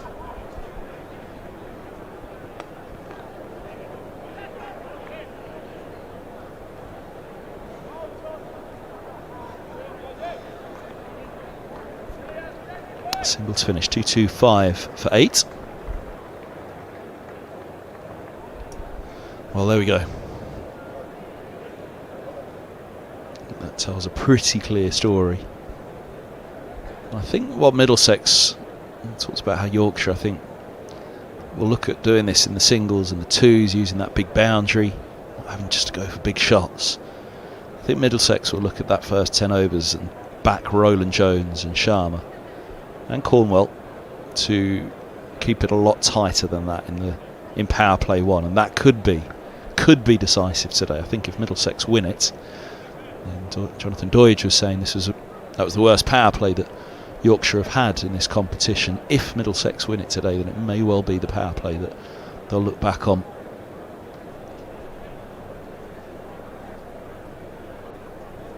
Power play 1, I should say, in both innings.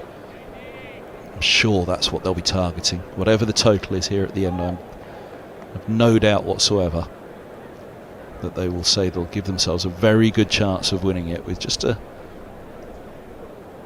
moderately performing power play for Yorkshire. Just keep it tight in that, and Roland Jones in particular will be looking to have a big role today and will probably bowl through from the start. But it feels like it's a fascinating game brewing here either way. Kuldeep's into his last over, and he was the one that teed it up this morning, saying that he thought 230 on this pitch could be a testing score. There's a little bit out there for the spinners. There's been a bit for the seamers, and a little bit of swing there first thing as well. But as Nelson's shown, there's nothing wrong with the surface whatsoever, but there's enough in it for the bowlers to be interested. And well, if Middlesex can go somewhere close to 260, then you just start to fancy that they might have enough. Oh, he's been so close on so many occasions.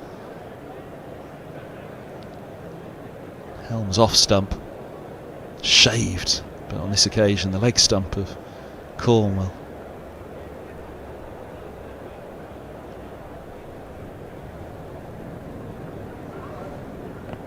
Oh, could have gone anywhere. 2 balls left for Kuldeep. 2 balls left of his spell with Yorkshire for now. I still think that Cornwell would be well advised just to push these back. Have better chances against some of the other bowlers.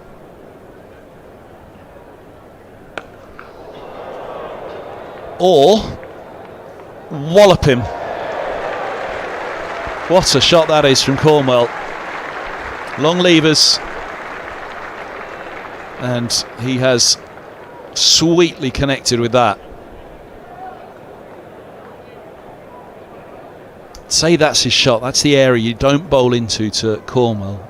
Saw the short stuff to him. Don't give him the chance outside off to swing the arms like that. There you go, put it onto the stumps.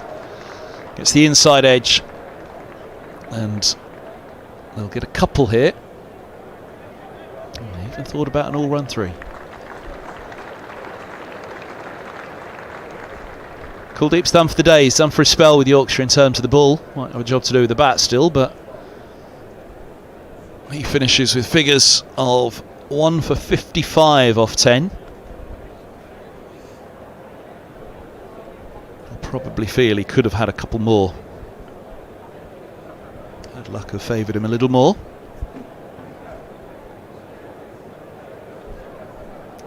.234 for 8.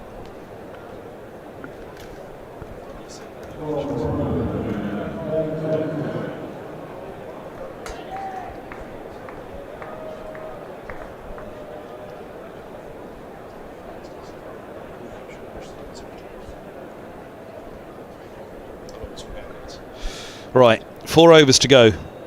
24 balls. Count them down in the 100 over competition.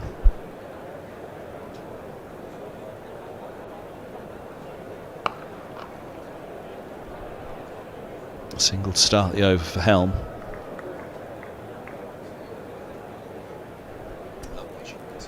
Comes to have a chat with Cornwell now.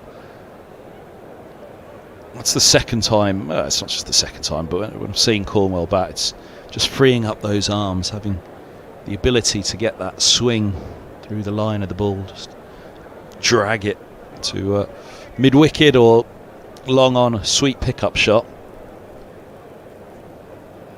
They've got a deep mid-wicket and a deep square. It's a big boundary to the leg side to Cornwell. Imagine they'll be keeping it pretty straight to him here. There you go. He steps back and looks to access the offside.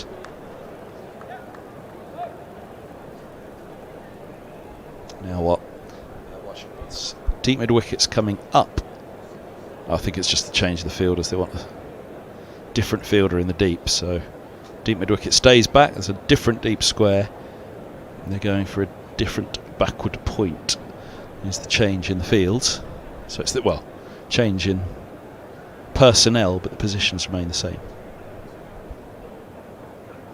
I think this is the right ploy to Cornwell here with the big boundary. They know that that's his shot, but he'll do well to hit 6 over that mid-wicket and deep square. So keep it around the wicket, keep it tight on the stumps, and say to him you're going to have to hit off the stumps to access the offside, and back away he is. That short boundary on his mind, but the angle from around the wicket just means he's unlikely to get anything easy to get away through that offside. And there you go. That's a good over from Cliff, and he gets his reward. 4th ball. They got their tactics right there, Yorkshire. Limited the options for Cornwell and picks up the reward. A 4th for Cliff. You'll have to hit him off the stumps. That was the ploy. Cornwell went this way, he went that. In the end, he stepped across outside the off stumps, try and access that big boundary to the onside, just work it for the runs. Possibly overcomplicated it for himself a little bit. Shake of the head. He doesn't like it. He's done for 9. Middlesex, a 235 for 9.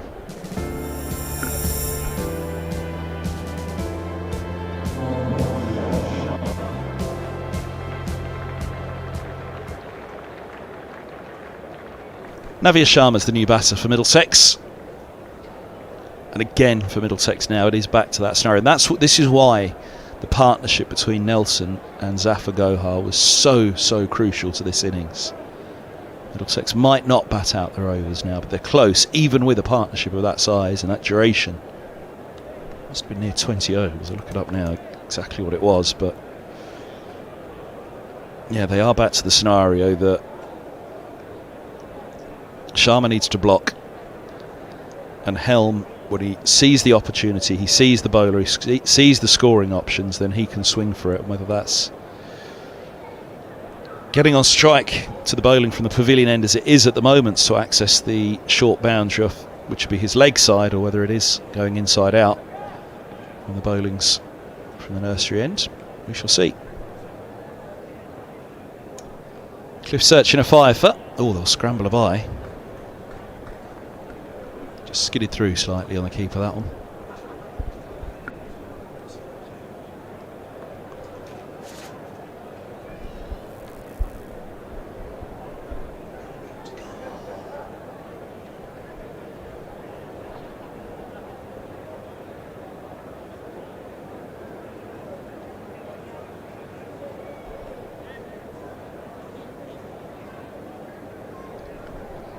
Partnership between Gohar and Nelson.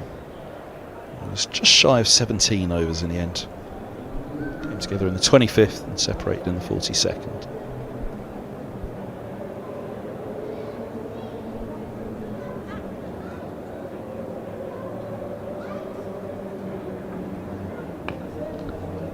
That's well done from Helm. Takes the single to keep the strike, and Yorkshire will be a little disappointed there. They've let Helm get back onto the strike. They'll be trying to wrap this up as quickly as possible, get Sharma on strike and finish it, with all due respect to Nadia Sharma. But Helm here, I think with 3 overs to go, he has every right to pick an over, be it the 48th, the 49th or the 50th, whichever he feels most comfortable with to launch. If he has one good over here, then Middlesex hit that 250. Orders. The alternative is you nudge and nurdle the singles through to the 250, but that means you're relying on Sharma not only to survive but to pick up those singles. I think the best option for Helm here right now is that he plays his own game and he decides who does he go after and when does he go after them. It's Hill from the nursery ends. His right arm over. Look 2 here. Sharma will have to go some. They're not going to get it. I think Helm wanted that second. Might be rueful that he's taken the single now. I think he's weighing it all up and he'll have a chat with Sharma. Just survive.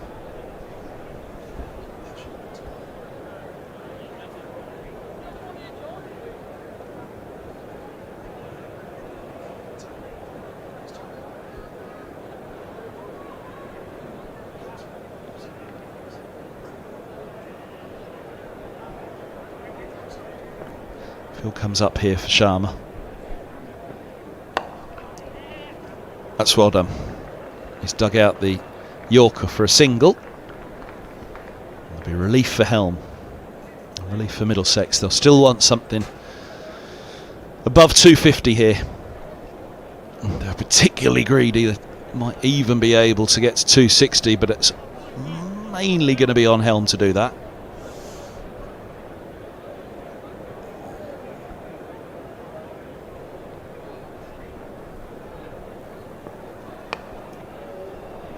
Is he going to think 2 again? Here he is. Helm's coming back. Oh, nearly a collision. It was a collision, but not a bad one between Helm and the keeper. Finley Bean. Has he hurt himself though, Helm? Oh, he has. Wrist in the collision. I think it's his left wrist, so it's not his bowling hand. There you go. Something on the left hand.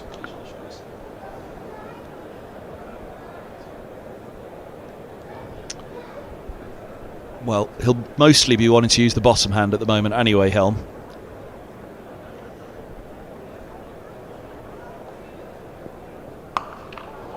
Pretty much like that. Punch through the covers, that's a lovely shot.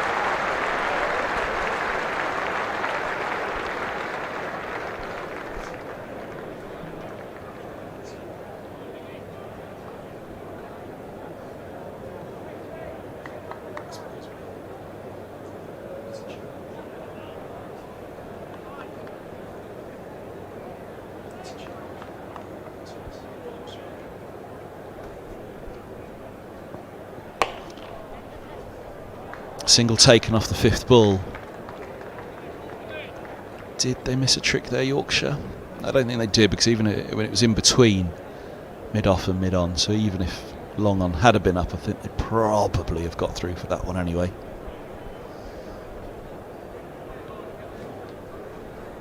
Five back.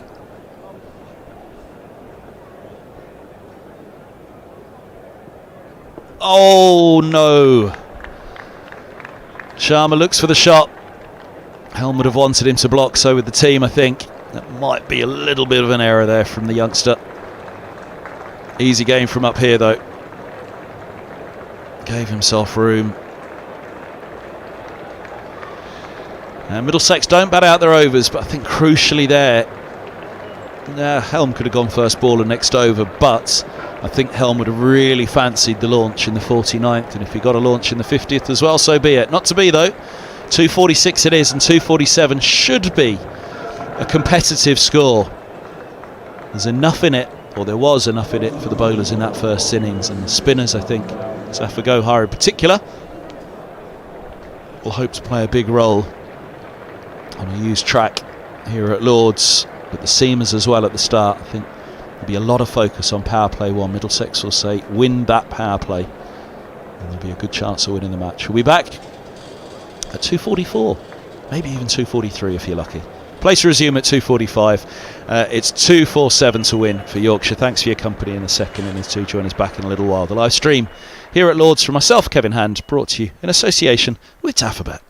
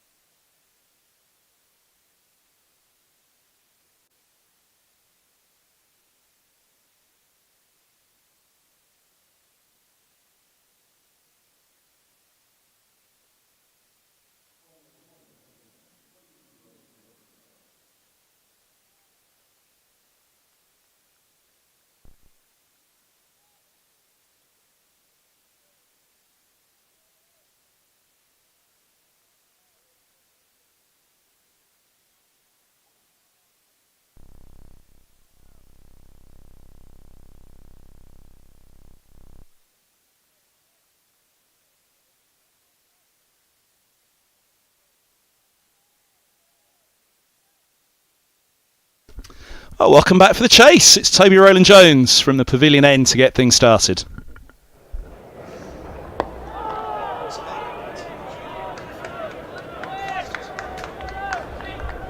.247 the target for Yorkshire. Lythe and Luxton out to open.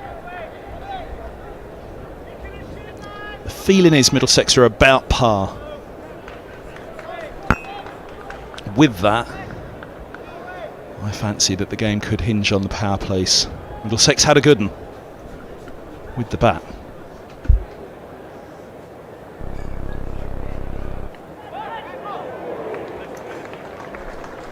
Helps the start. First runs. Legs byes are signalled.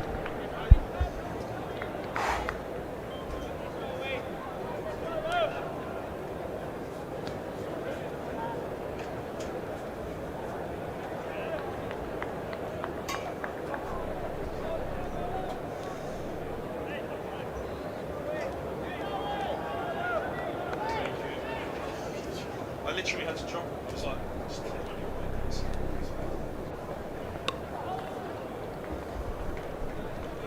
worked away, and a single more it is. First runs off the bat.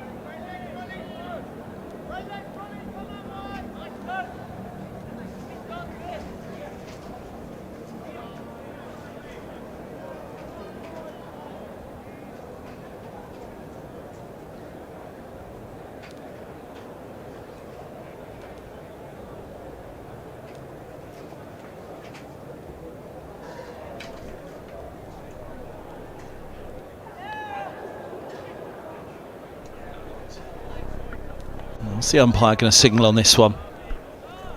Leg byes.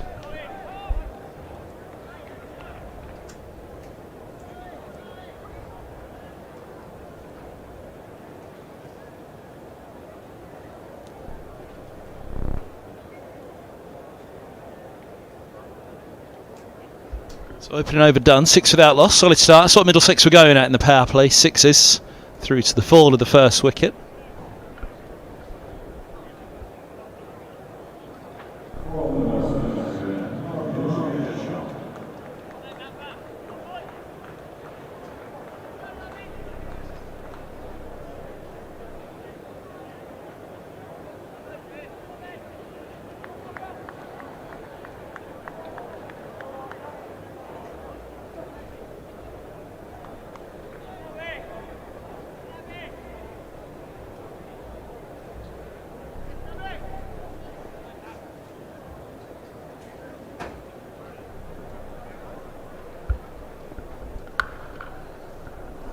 That's a lovely shot. Glorious.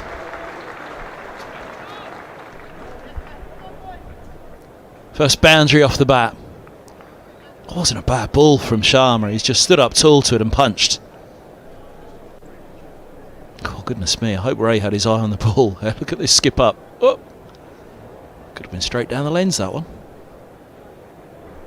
There you go. Lovely example of it. Great effort.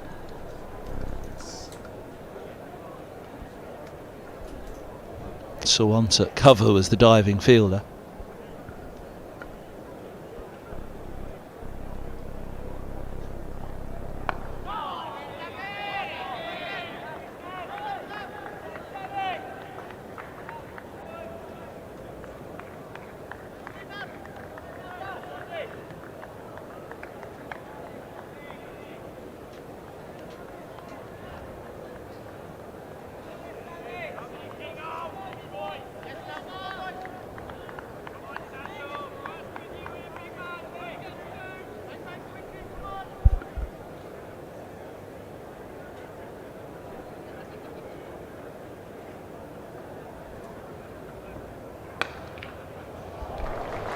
Again, this time front foot. That's perhaps even better. A bit wider on this occasion. Not much though from Sharma. Where he's punched off the back foot. He goes a fraction fuller in the open face. Brings 4 all along the floor. And a lovely square drive. There you go. Look at the pose at the end of that.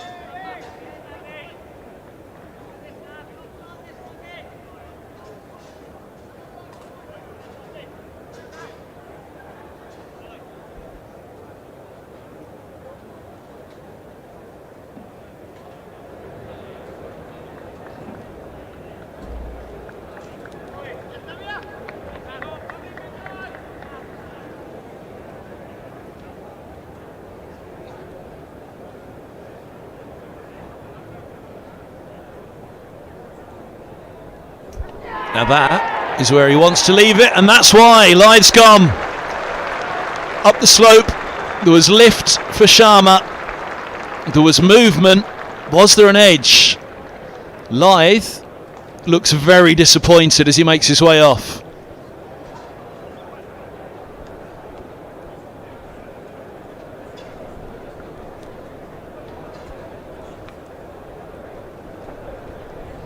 Let's have a look. Look at the line. Now is he saying it's clipped the back of his back pad? This might give a little clue as well. Yeah, may have been the top of the back pad, and that's why Lythe's so unhappy. He has to go. Cracknell with the catch. Sharma the wicket. Yorkshire 15 for 1.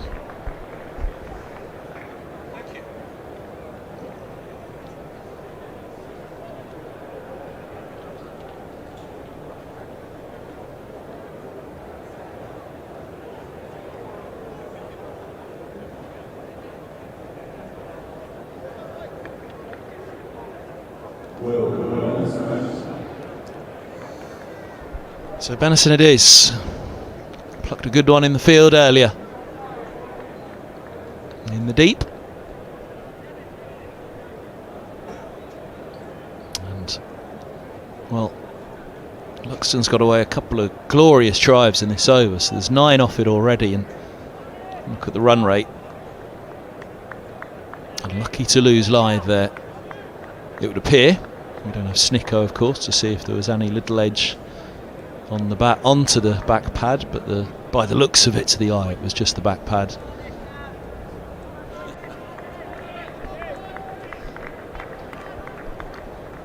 But one's come with a second. And Middlesex with a couple of slips will know if they can win this power play. Yorkshire will have a tough time. Good first ball right up there, asking him to get forward. He didn't particularly, but he did get the bat right in behind it. 15 for 1 after 2.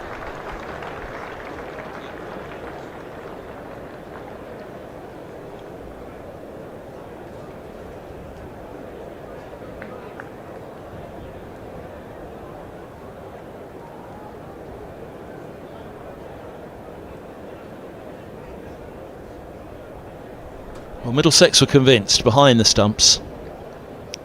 Watching for Sharma's reaction here as well.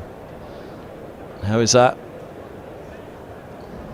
He's a very polite young man, Navia Sharma, and that was a very polite inquiry.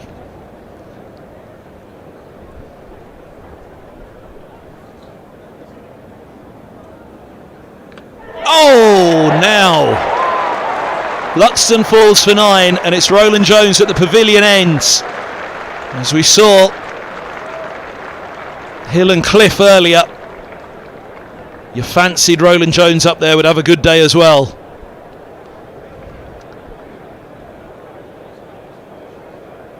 Now that's kept low as well, this one, to take middle and leg.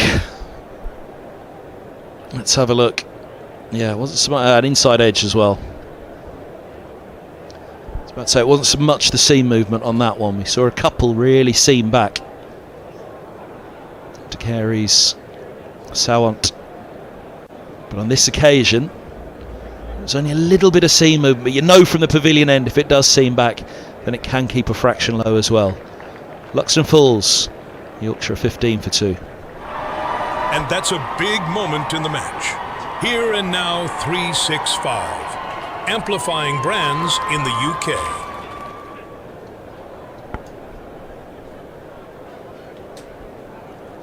Now, Benison joined by Wharton. And 15 for 2. Could be a problem start for Yorkshire.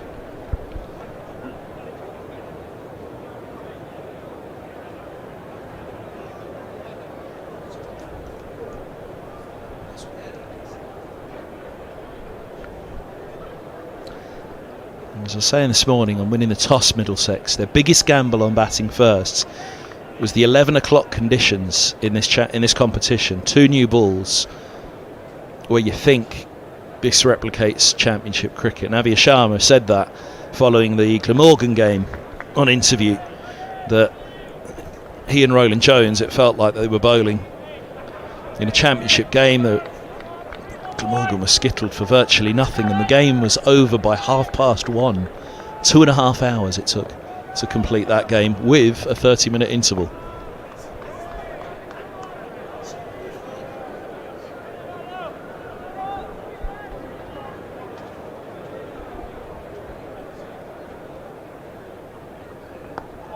Step across from Wharton, that's to negate the slope, and any seam movement with it. Also picks him up a couple to get off the mark. But yeah, that's what Roland Jones and Sharma will be looking to replicate again here now this morning. So I feel that De Carey's and Fernandez somewhat threw caution to the wind. They were perhaps a little more aggressive than they'd usually be. Probably for that reason. It's going to be tough, so let's take the attack to them. I think that's a luxury that Yorkshire can afford themselves at 2 down here in the 3rd over now, which will give Roland Jones and Sharma the opportunity to get into that rhythm again, as they did against Glamorgan.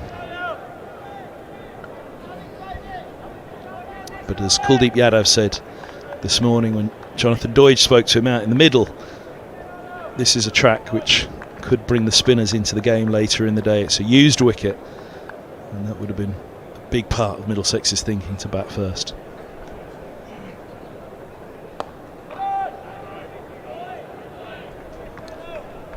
$17 for 2.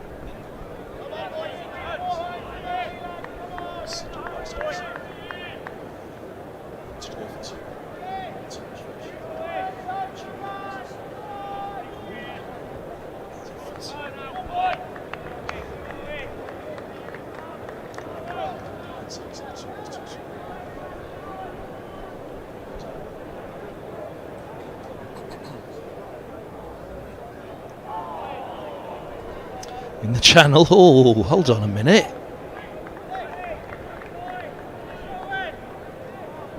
Is Johnny Bairstow in the ground?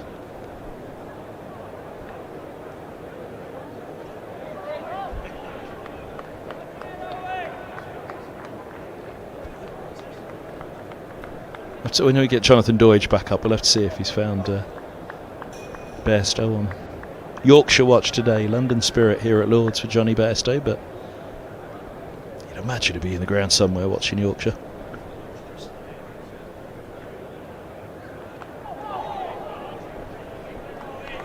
just the single deep third. Is Navia Sharma, who returns the ball and then follows it. Takes off his cap and will go with his second over. To the Yorkshire balcony. Feet up.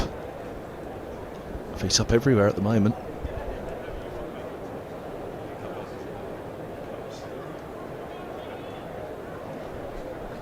Unfortunately, comms cam isn't on at the moment, otherwise producer Danny would be showing my feet on the desk.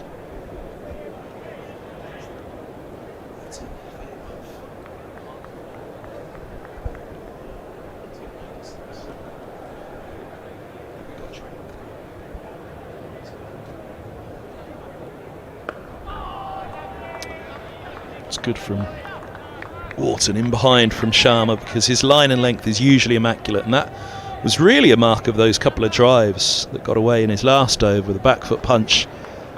I wouldn't really say he was short on it, but it was a beautifully timed shot.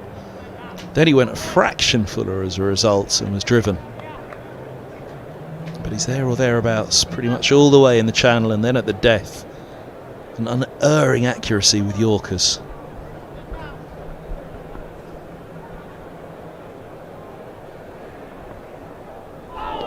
Bags of talent, this guy. Bags of it. And you'd imagine Middlesex may not see him for many seasons longer, because he's got a bit of nip about him. That hyper extension that he's got on release as well gives him a whippy action at the last.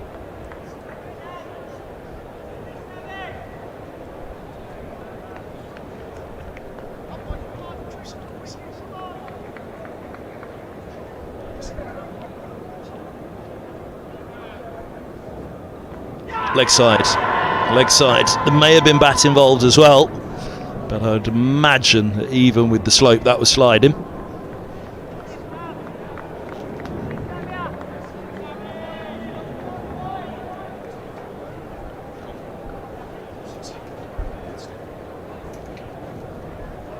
I wonder, no. Leg side was the initial thought.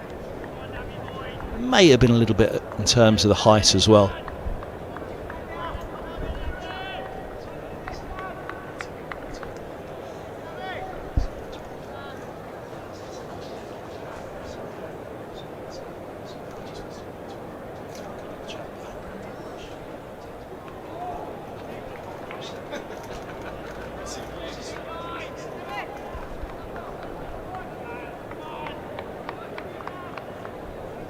High ball signal. I was just talking about his unerring accuracy.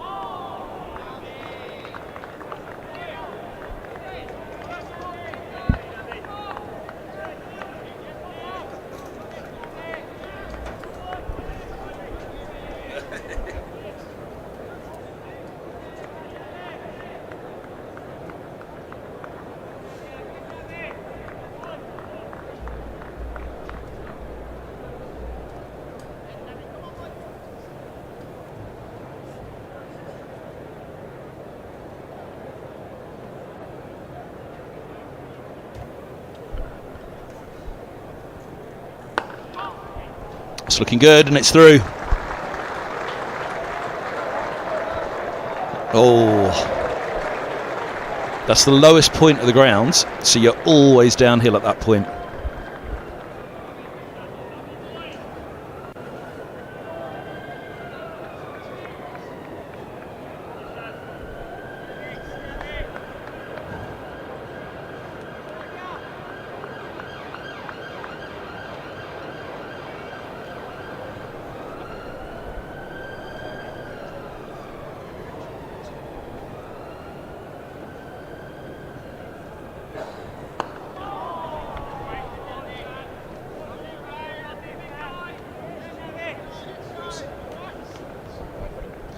into the over, 24 for 2. Remember, if you want to get in contact, you can email us at streamer@middlesexccc.com. Stream with an ER after it, streamer@middlesexccc.com, or get involved in the chat on the Facebook page, which is running the live stream. You can pick the stream up on Instagram, on Facebook, or on YouTube.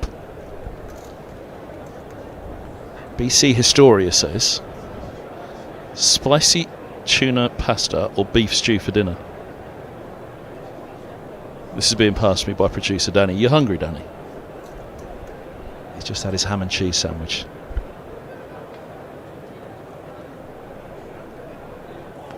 That's a brilliant take by Cracknell. Leg side, down the hill. Ball seaming. Ping, there it goes, down the slope. And you can see when it does jag like that, it can keep a fraction lower as well. It's outstanding keeping.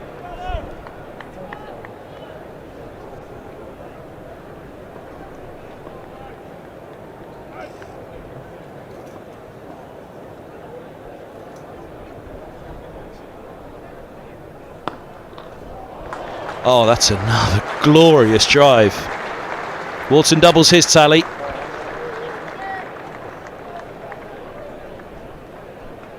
Sumptuous. Just over pitched slightly by Roland Jones. It's leaning forward. Look at that front elbow.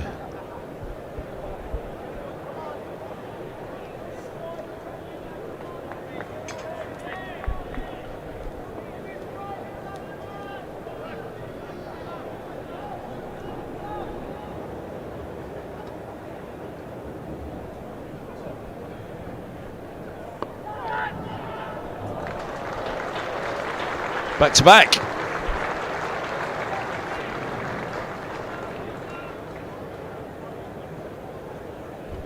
Mid wicket in place, fine of him. Through square it went. It wasn't particularly uppish either, there was a crier catch, but square leg maybe.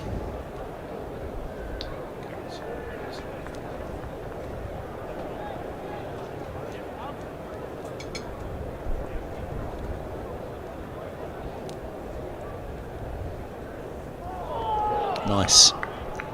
There's the threat. See if there's any swing at all in this, but look at the seam movement.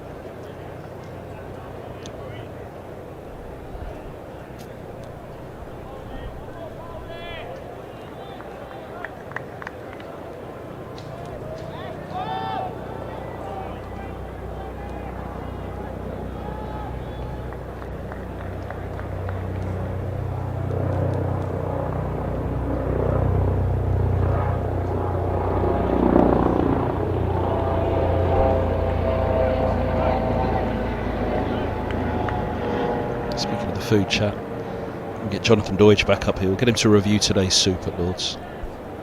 Roast pepper and crispy chickpeas.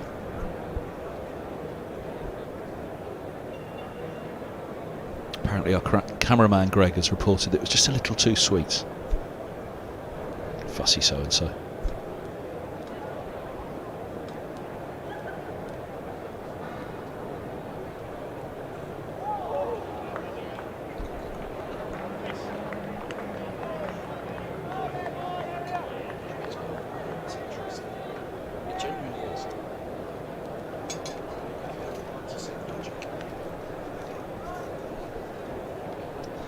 Police copter on the way, heading off somewhere by the looks of it. I think it's the police, yellow on top and black on the bottom.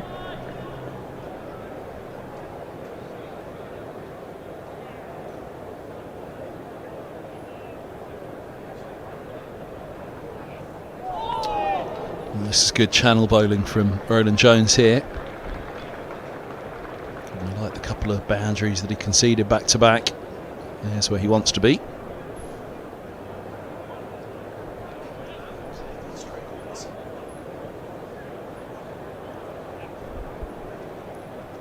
Can somebody get that man a bigger glass? Oh, that's on now. Yeah, go on, keep going. Yeah, a bit more. It was tight that, wasn't it? Look, everybody's watching now. Fella behind's got a vested interest in this as well. Does he think he's getting the dregs? He knew. He was skimping on that ball.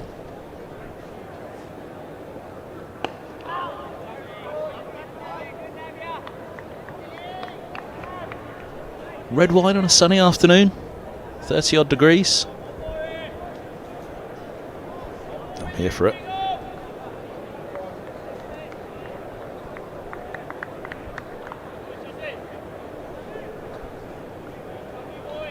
Still haven't found Doigi in the stands though. Reckons he's filming, eh? I think our contributor on one of the chats or email, whichever it was, probably quite right. He's in the Warner stand, but in the bar. Lift.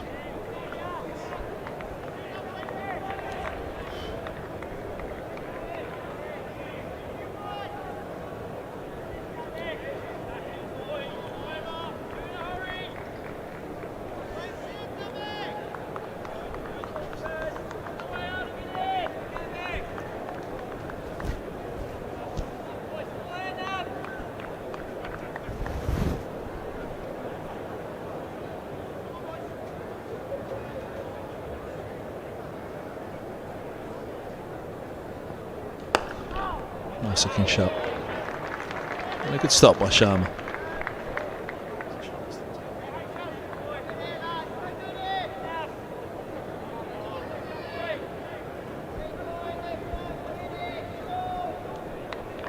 Run rate still at 6, and that's what Middlesex went through the power play at.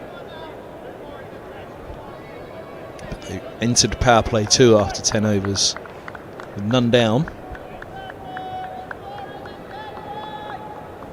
In some ways you thought that was going to be the foundation, but actually that was when the brakes went on.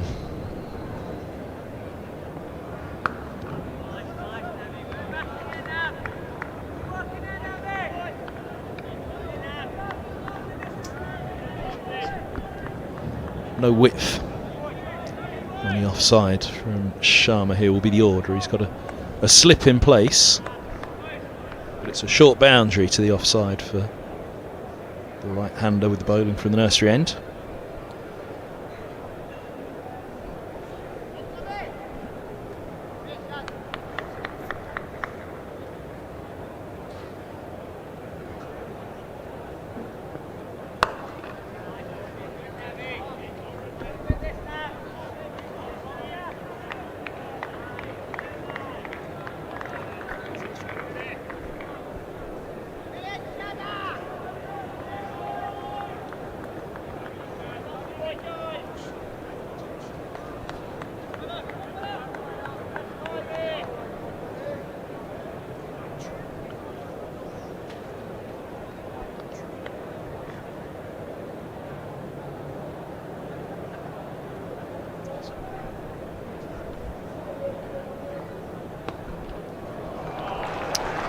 Lovely shot, really was.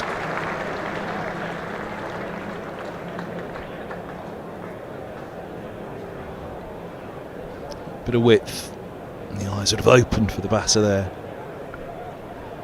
Snapped back with a point.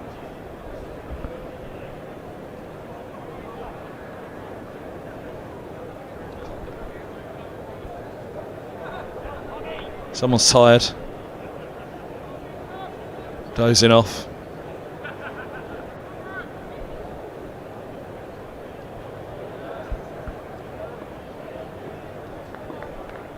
He looks like he's had enough.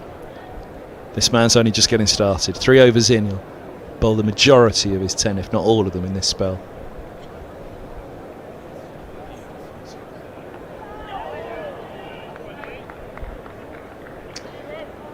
Email in from Trevor, streamer at middlesexccc.com. Watching at home, Thirsk in North Yorkshire, birthplace of Thomas Lord. Long-time Middlesex supporter who travelled north and stayed. Not looking forward to going to the public house later if we get a negative result. Too many Yorkies in the house, he says.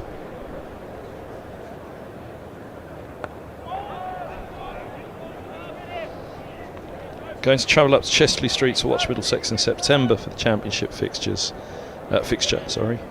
Keep up the great commentary from Trevor. Thank you, Trevor. Good to have you with us. Yeah, Thomas Lord from Thirsk. Oh, we had Lord Nelson. It's all the Lords today, isn't it? Brilliant innings from young 19-year-old Nelson in his second match for Middlesex. His Lord's debut for Middlesex, but it isn't his first match at Lords. Oh, no, that gets through. They're going to have to come back for the second. They're thinking about a third as well, but Wharton had overrun. My apologies, Benison had overrun the first one, so it took a fair while for him to get back to begin the second run. Yeah, Nelson apparently played in a schools match here earlier this summer. Played for Harrow against Eton.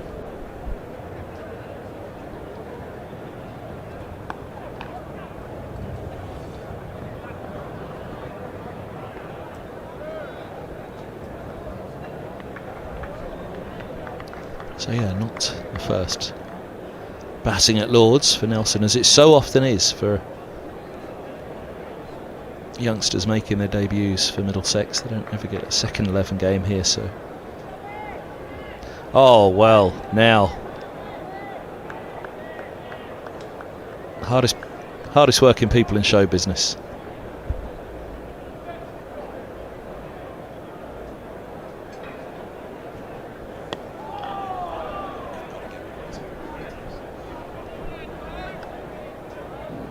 Look at that, well-positioned shade. Meg's awake on the right, of course, never sleeps on the job. Media centre Bob in the background with the red jacket on as well. Looks after us up here.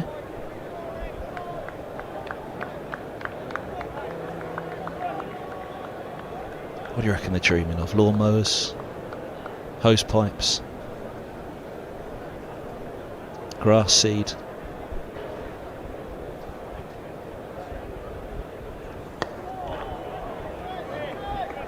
Or the pub, as soon as stumps are called.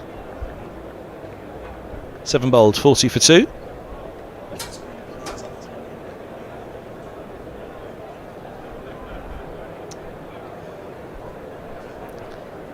Speaking of umbrellas, you've heard of the Wally with the brolly. That's Greg with the brolly. Aussie with the brolly. A sunbrella for an Australian. It's Greg complaining about too sweet roast pepper, but also Greg with some wonderful shots today. He's got a problem with his umbrella. Oh, Greg, what's going on? He's having a mare. Tell him to give us a wave.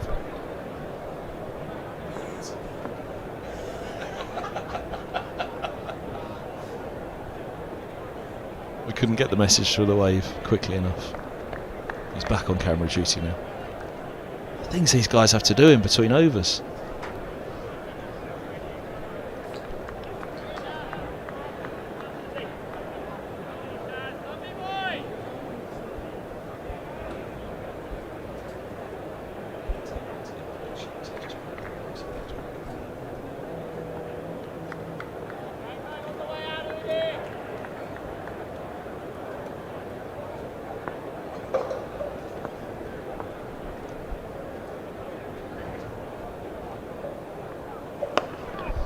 That's a great shot. Perhaps the shot of the game so far. I don't think we've seen a straight drive like that just yet. Lovely.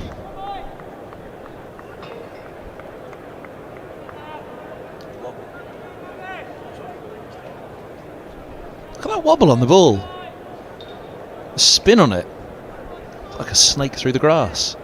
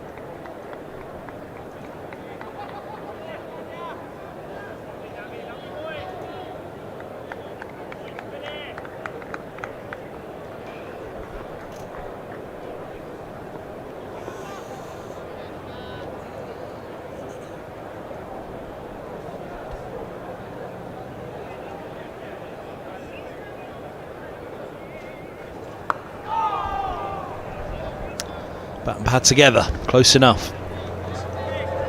Let's nip him.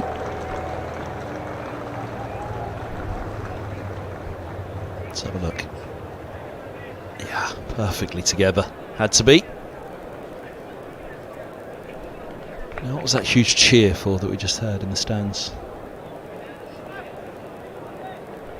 They spotted Doidge walking around the ground.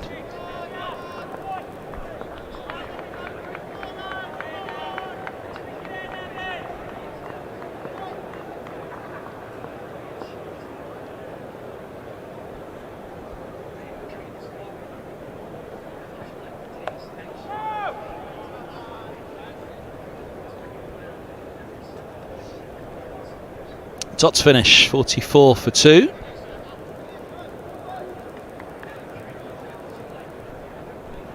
Two to come with the power play.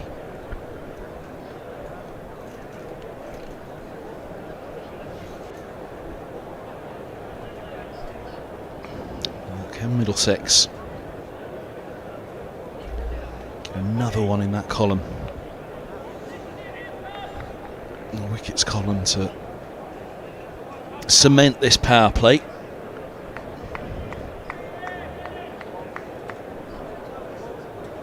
Middlesex were 56 for none at this stage.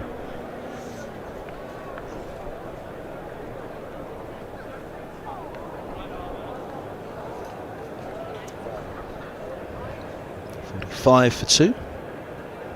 Middlesex were 56 for none at this stage.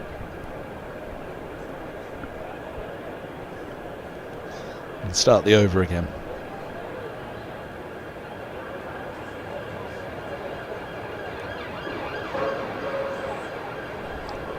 DLS Par is also 56 as it stands on the board at the moment. Oh no, 58. Or is that for the end of the over, 58?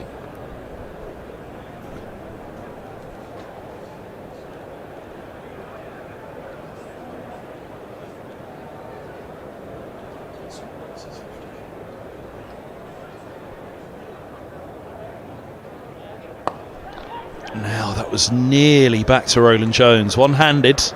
They'll get a couple.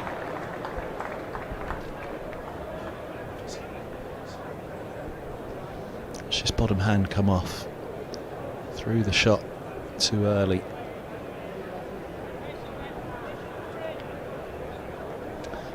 Just wonder today, just wonder when the field goes back,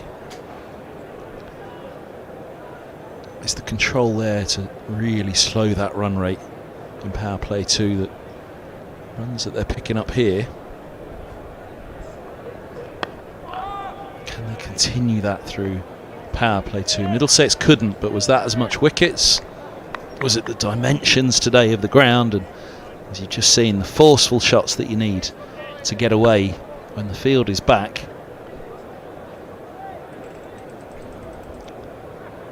Boundaries are you going to get? We shall see. There was a little bit of criticism of this pitch yesterday evening for the 100. We haven't really seen anything at all today to lead to any criticism.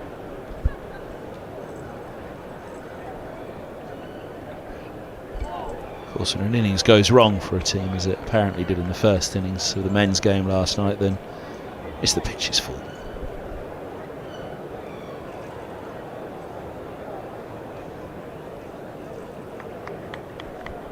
Middlesex had a good total. Par, I think, 247. And, well, I'll look back on a few shots and a few judgment calls, perhaps, that could have been 280 beyond.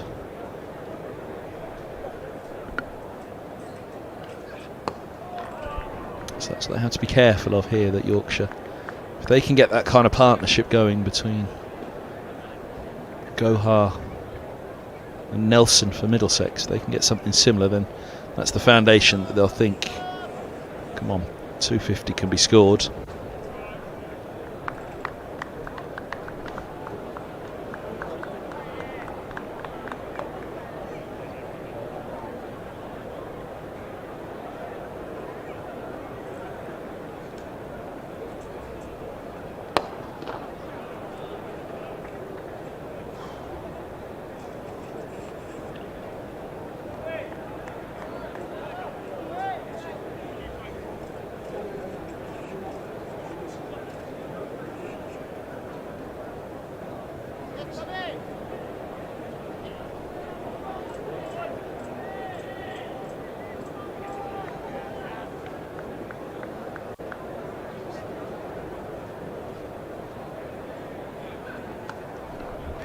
Nice looking shot. Brilliant stop. Nelson in there. It would have pleased Roland Jones. He won't show it, but it would have pleased him. Very good. Oh, a little applause from Roland Jones. 47 for 2 after 9. Change at the nursery end. Tom Helm replaces Sharma, 4 bowled. Good death bowler as well, Sharma. Not going through him today like he went through Glamorgan.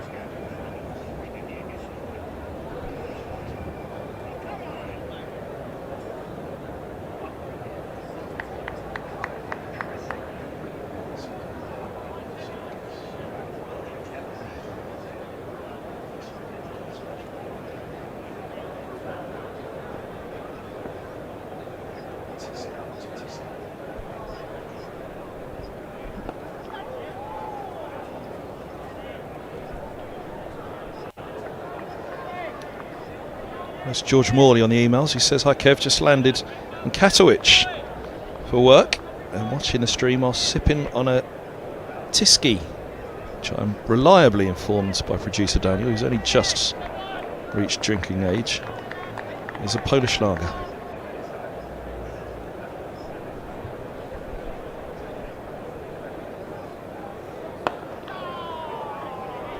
Apparently he's 5 years past drinking age. Just doesn't look it.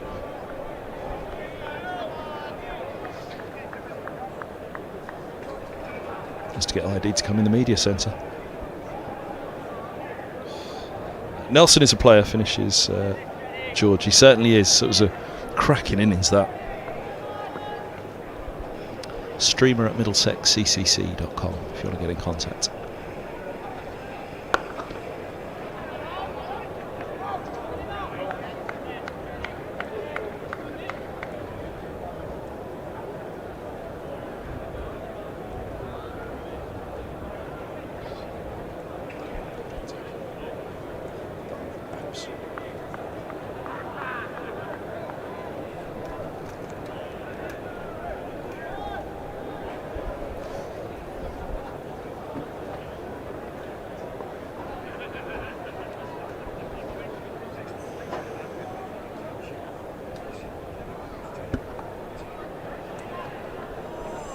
Tickled, but to the fielder. 4 dots to begin from Helm.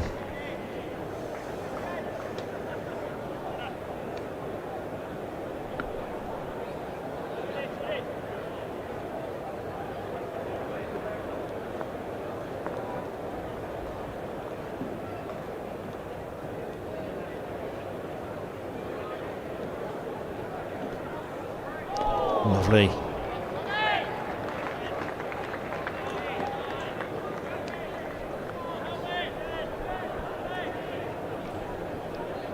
Go.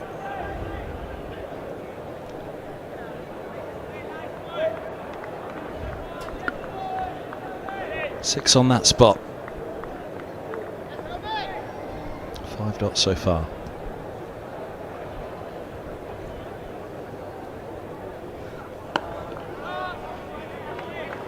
A maiden to begin for Helm, a maiden to finish power play 1 for Yorkshire. They're 47 for 2 after 10.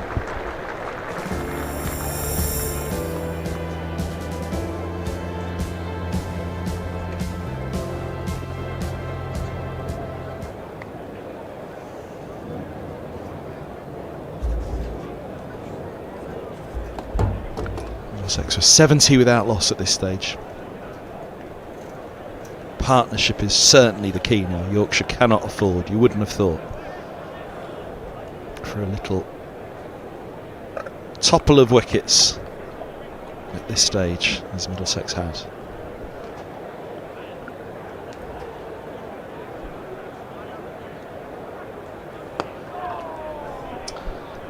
Field dropping back as well. Imagine that Toby Roland Jones will want to get down that economy. Try up those boundaries that got away. There's only 3 back though at this stage, not 4.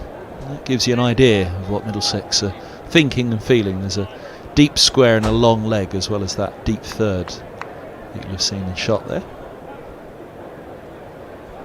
4 allowed back now through to the 40th over.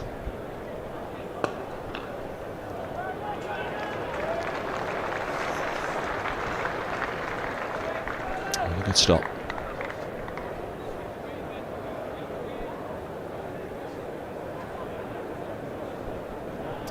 Tom Helm helping out his bowling buddy in the covers with that stop.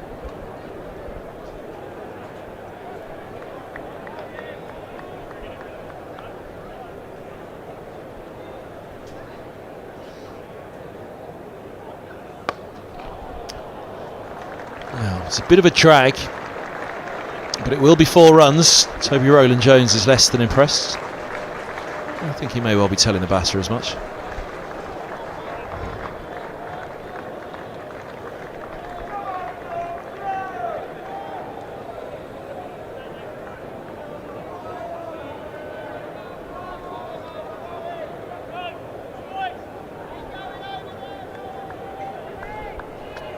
Good pull from Benison. It wasn't timed as he'd have liked, but it got him the boundary. 50 up for Yorkshire.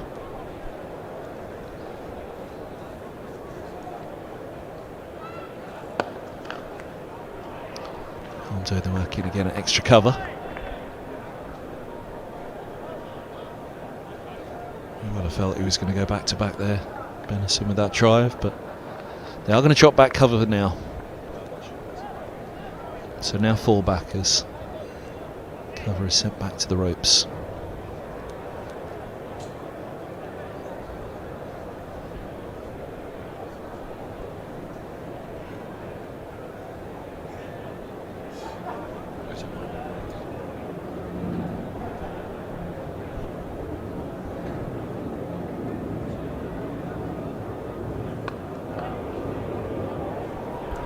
Well, that may well have been close. Rowland-Jones. Let's have a look. There's the gap just left by cover. Throw misses. He'd have been safe, I think.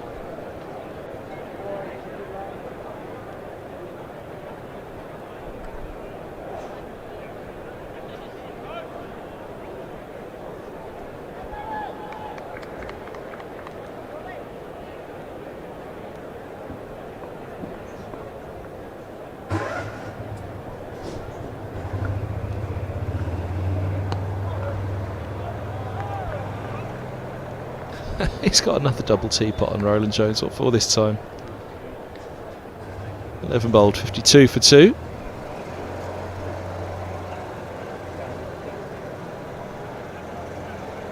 Five off that over. He began with the maiden. He's back for his second.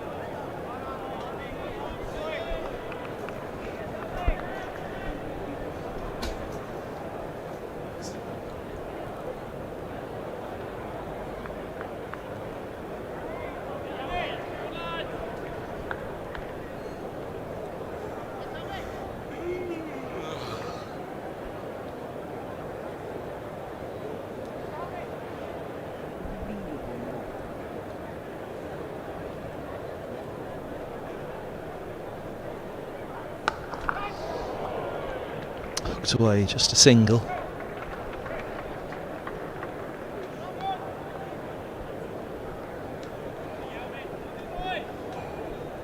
Pretty well controlled. There was a cry of catch, but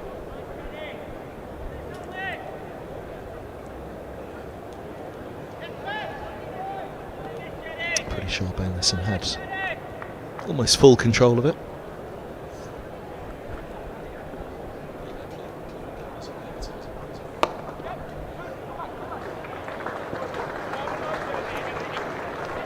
couple here just wide of Geddes at mid-on.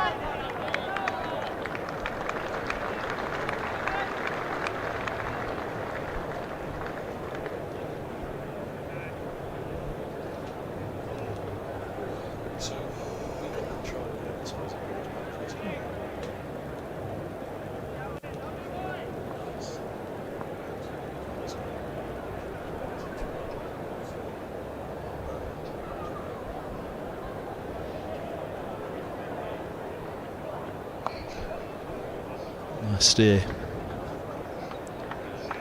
Just the single.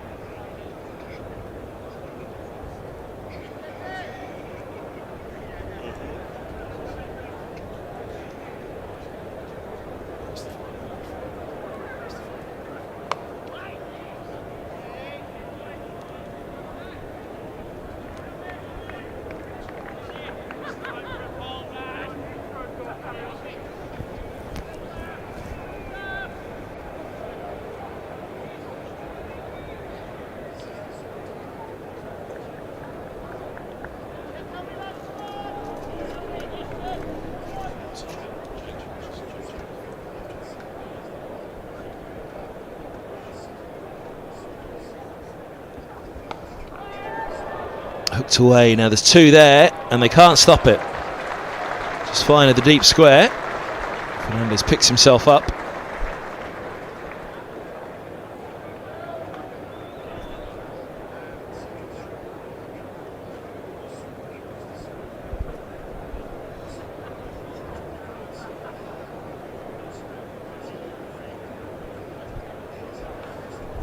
Top bowl, 60 for 2.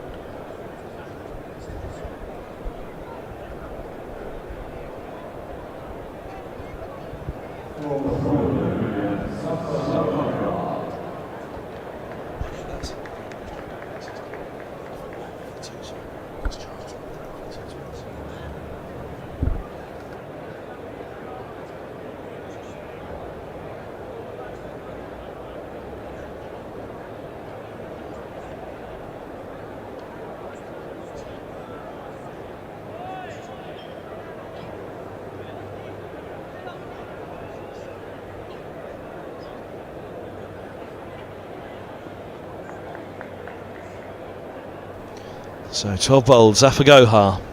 This will be crucial as well. Kuldeep had a lot of fun out there and could have had more than just the one wicket that he got. Which was that of Zafagoha indeed.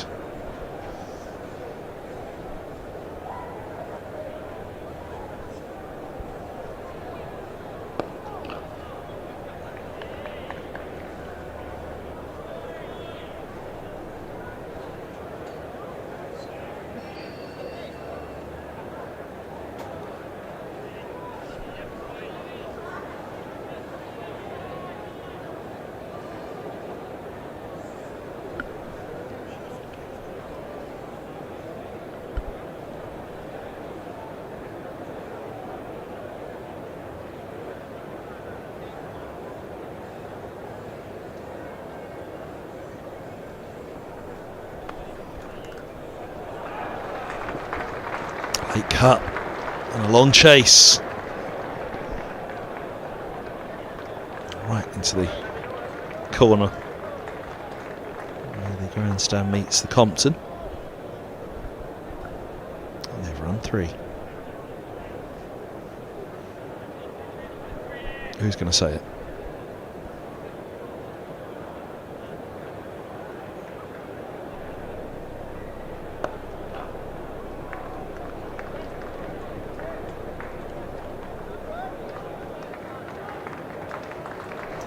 Partnership. Stage in the recovery. Yorkshire. Even Stevens in the runs race. Wilson facing a few more deliveries.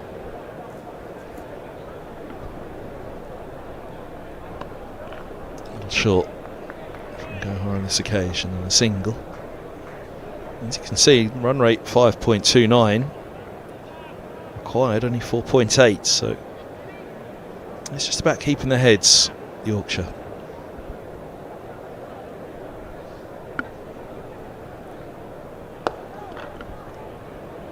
Middlesex will hope at least one of the bowlers is able to get through an economy of somewhere around 3.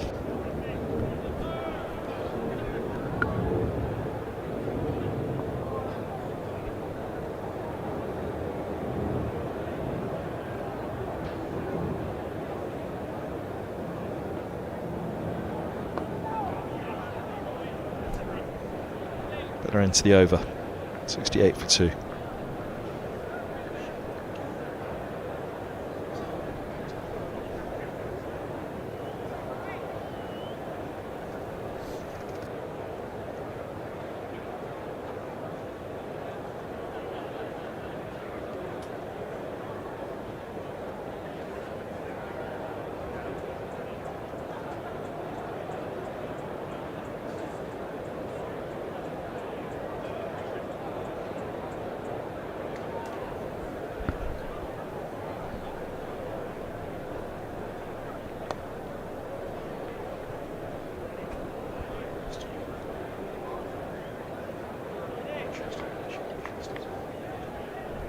.69 for 2.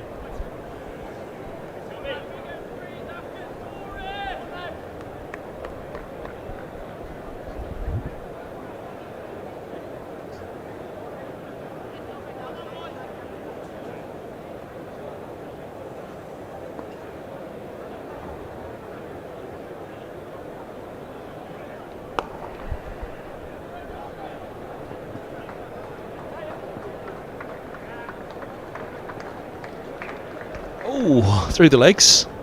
Ha!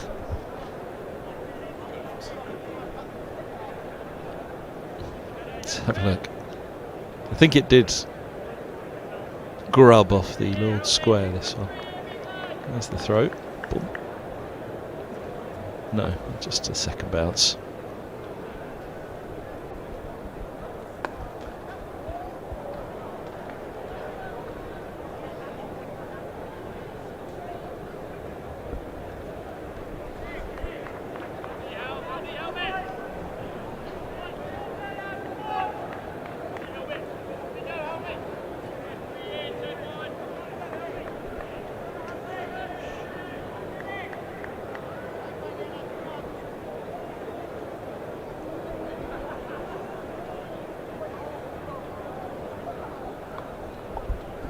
Slow ball from Helm. Seems to take an eternity to get to Benison. That one, he was waiting on it as he punched with the open face.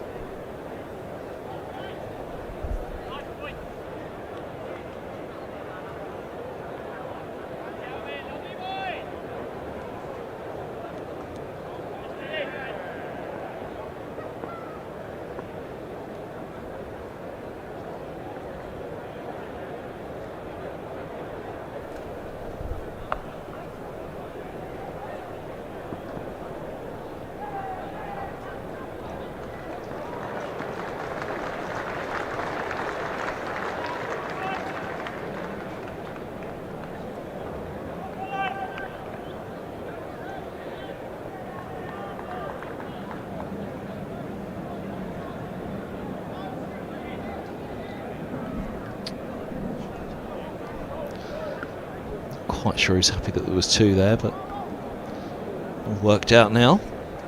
Short third and a fine deep backward point. Oh, that'll be a wide. Yes, I don't think he liked the 2, the ball before it. It's cost him. And an extra bit of energy on the next one. Signalled a wide.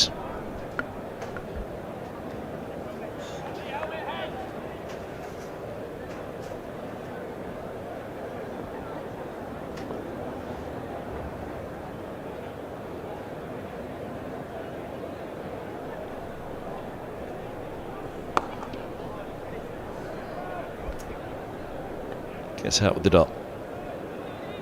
76 for 2.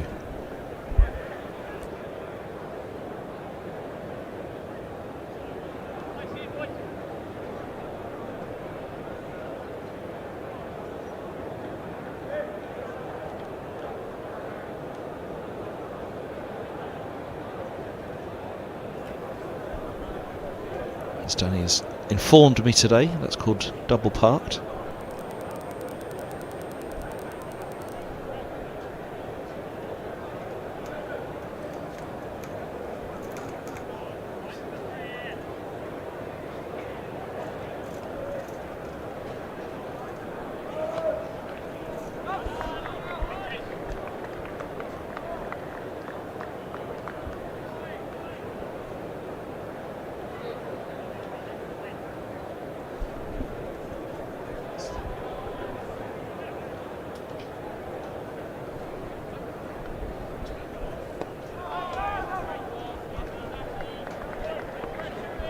Gohar, both hands on his head, he was interested in that one.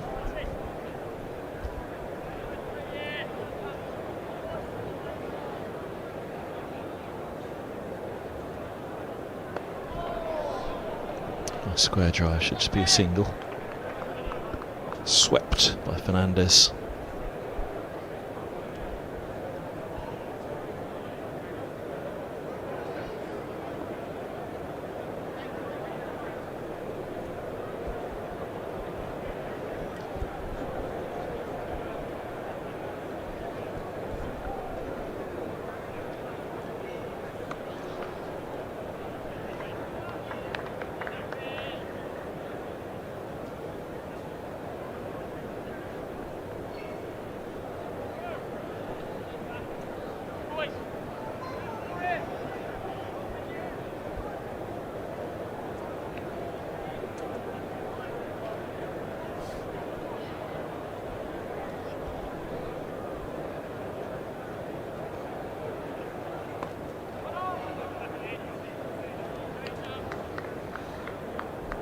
It's good from Gohar.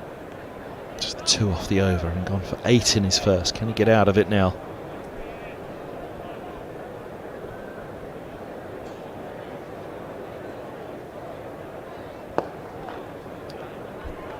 Singles finish, 79 for 2.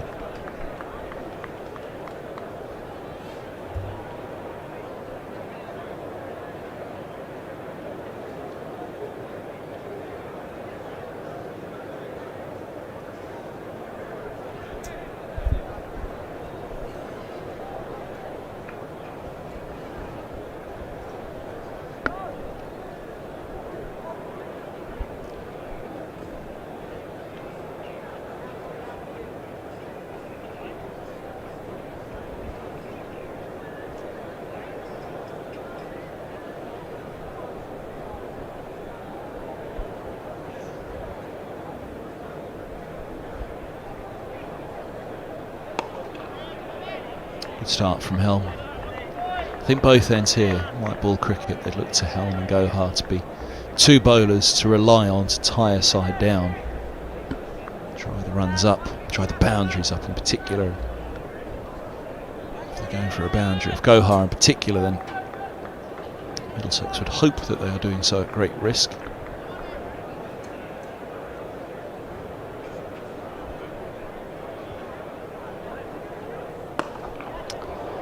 Speaking of boundaries, fraction short and punished.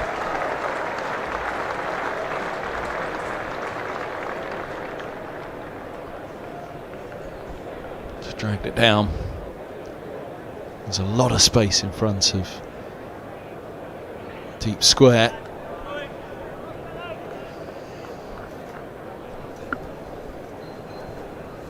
Just make sure you missed that mid wicket. There you go.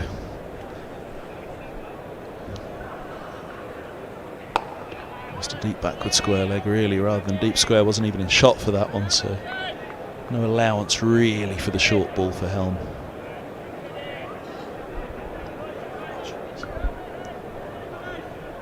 He's got a long leg and a deep backward square leg there.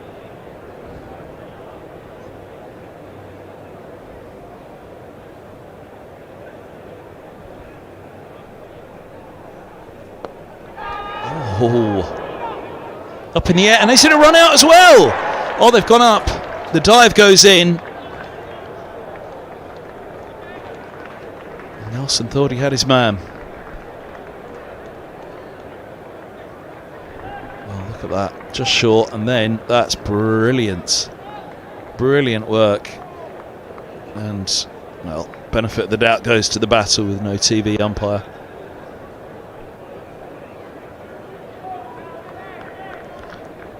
TV umpire will probably be saying that that is out, but on field, I think you have to give benefit of the doubt to the batter in that instance.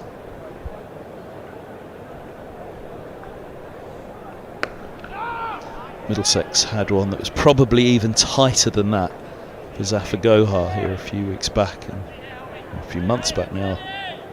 He slowed it down on the replay, and if he was out, it was so marginal that you thought the on-field umpire, you've got to give the benefit of the doubt to the batter in that instance.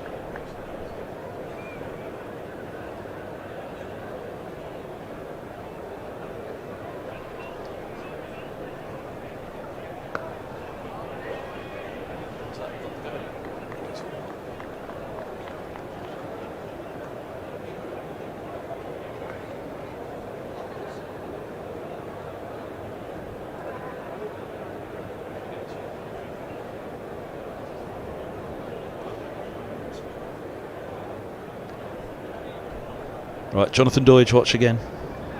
Where is he?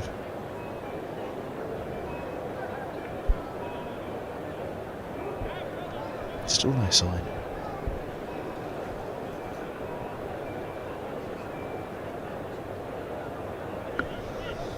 No Cornwell comes into the attack, replacing Toby Rowland-Jones. 8 overs for Rowland-Jones.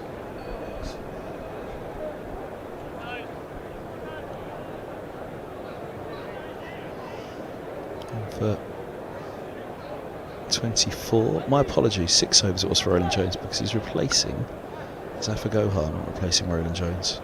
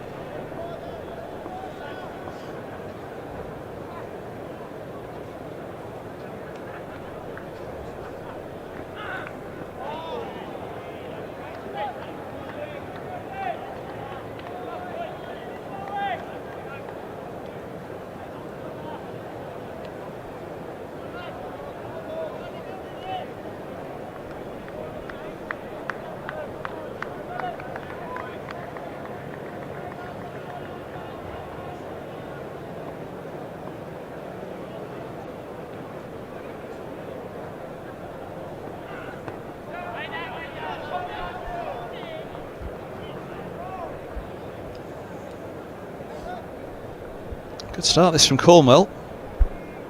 Maiden to begin for Tom Helm earlier.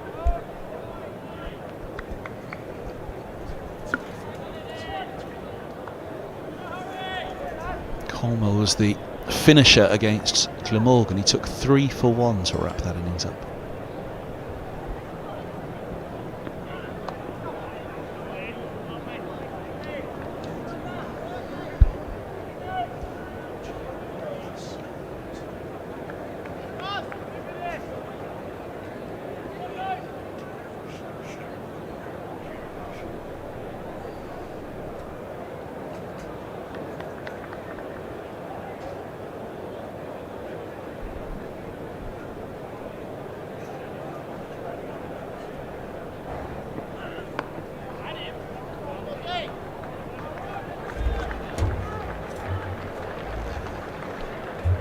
17 done. Just the one off Cornwell's first over, 84 for 2.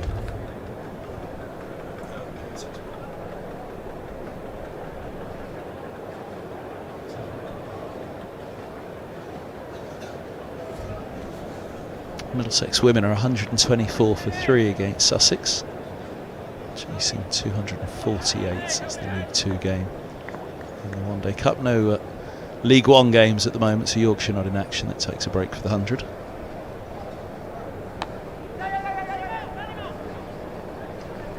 I'll run again. Just past the halfway stage of the chase in that game. The wonderful Arundel.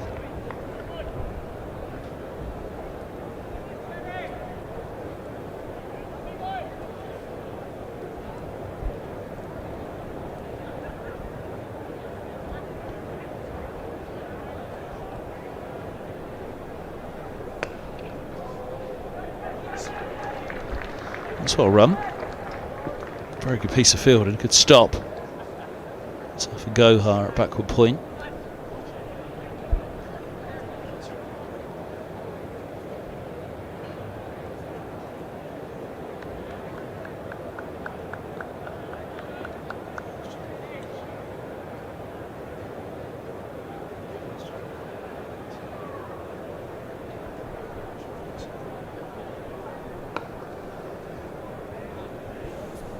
Pace off from Helm, single either way.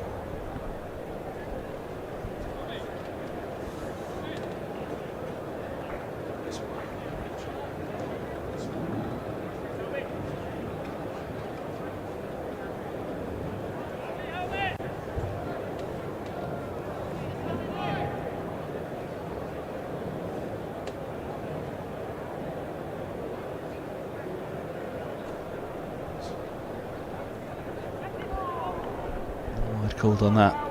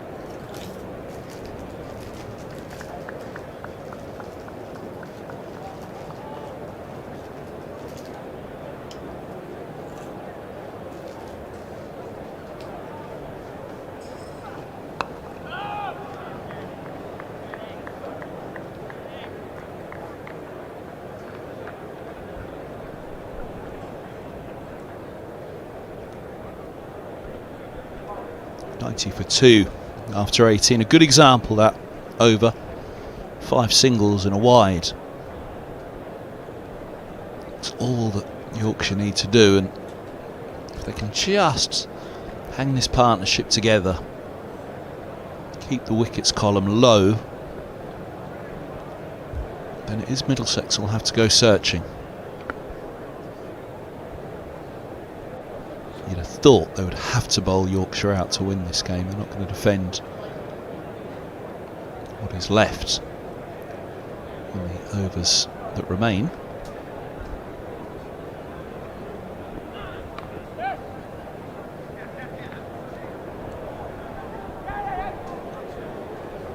And what you would say to Yorkshire's credit at the moment that in 19 overs they haven't given anything away. And kept a fraction low to pick up Luxton. And Lyth obviously feeling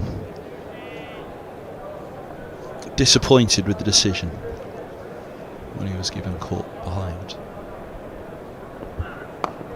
Oh, that's going to be worth a look from every angle.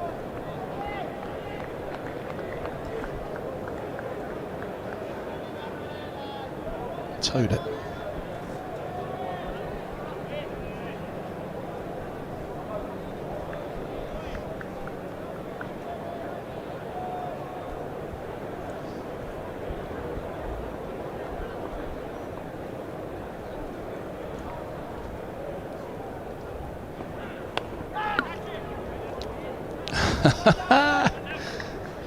Juggling effort at backward point by Nelson.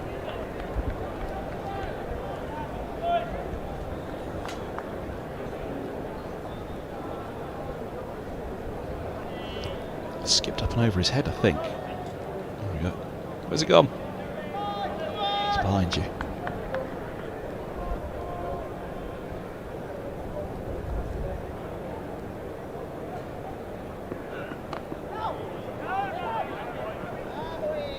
Just waiting on the call. Wharton, I don't ever think there was a run there, but he wanted the confirmation from his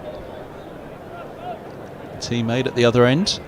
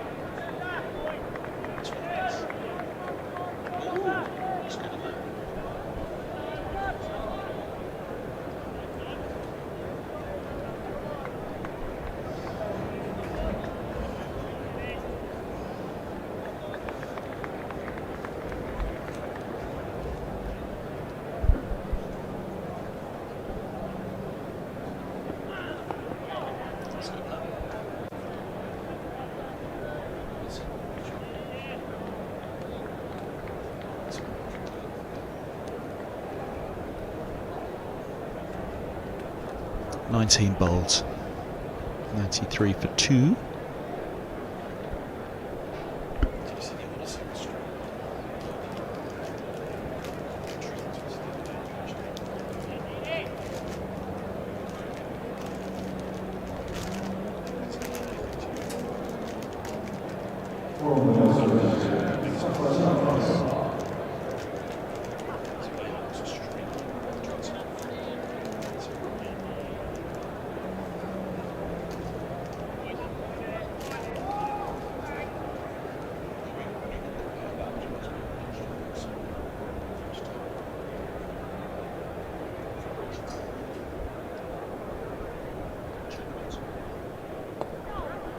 Change of ends for Gohar, which I did wonder whether it would be the case, that he'd get to bowl with the slope, turning the ball away from the right-hander.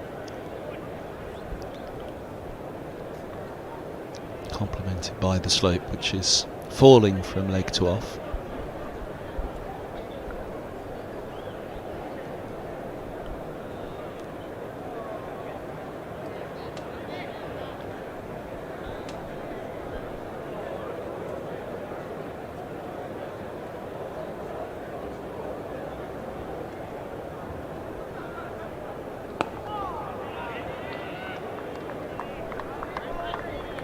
This is where Gohar will really want to try and tie this end down now.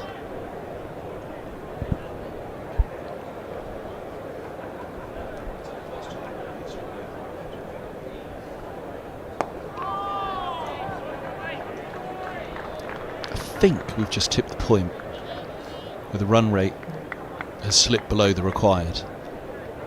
So if they can turn the screw at this point,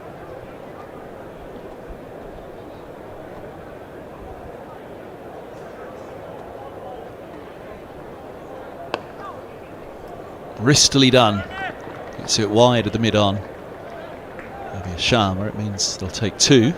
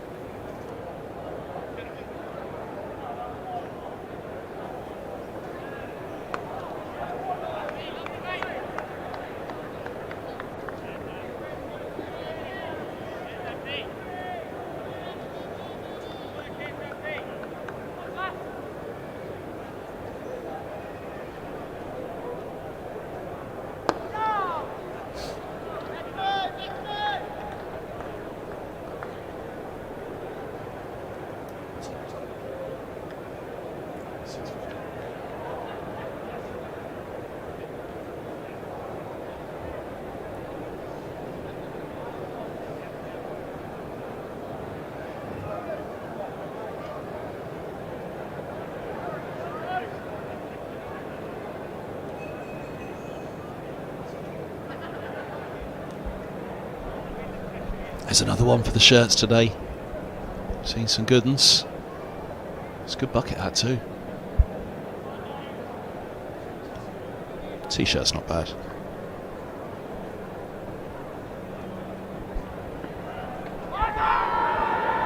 Oh. Leg side. Left arm around to the right hander to begin with. Slope also going in that direction, and there's the jag down the slope.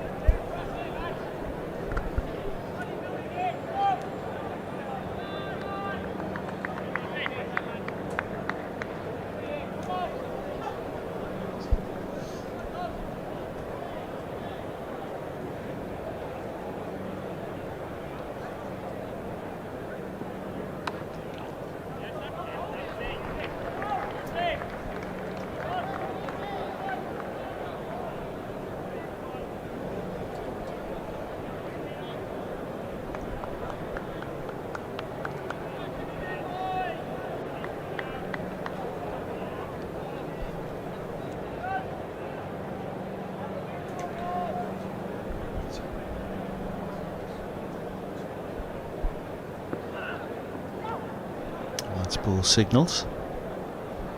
Interesting line of attack here for Cornwell. Left arm around to the right hander. It means on the release as a right hander you just get a better view of the ball coming at you. Left arm over you. You're looking over your left shoulder. It's a little more comfortable in your crease with this angle of attack. But for Cornwell,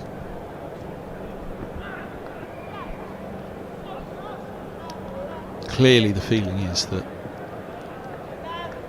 run scoring is at its hardest when he's left arm around to the right hander, just angling it relentlessly back in at the stumps.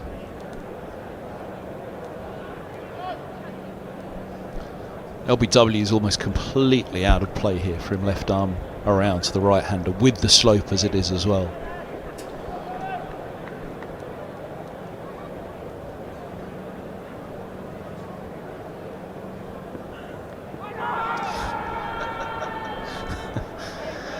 Well, if that was given, that would have gone viral, wouldn't it?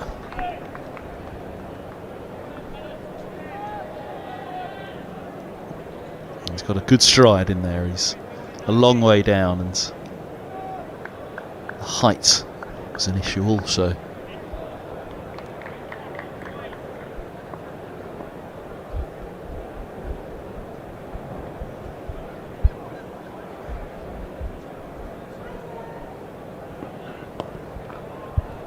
You can see that Wharton's pretty happy with covering the stumps up here. He doesn't feel as though he's going to get given. He knows on a full ball like that he's just got to make sure he lays bat on it. But that's the thing, to get LBW in play, left arm around to the right hander with the slope as it is, it has to be a very, very full ball.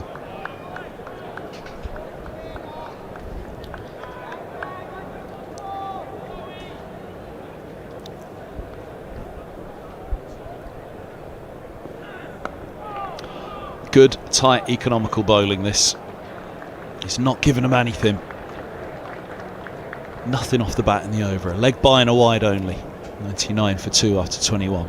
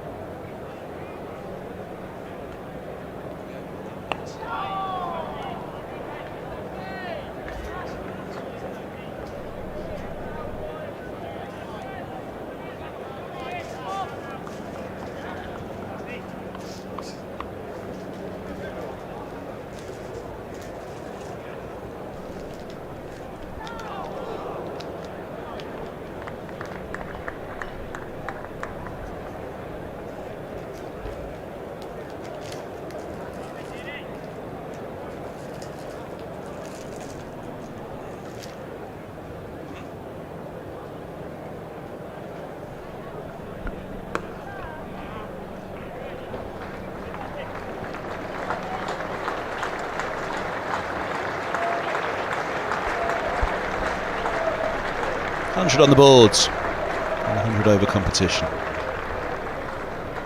They've even put it on the advertising boards for Yorkshire.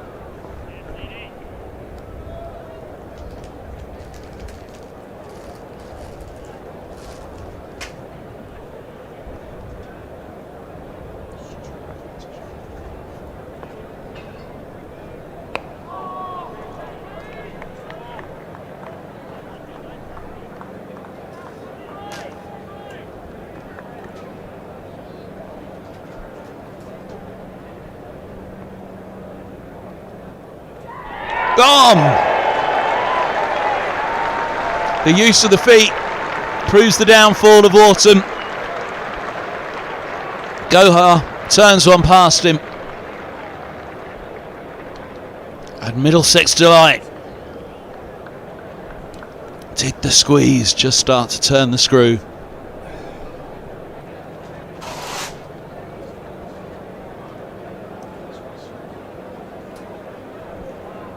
There you go. Oh, turn and bounce.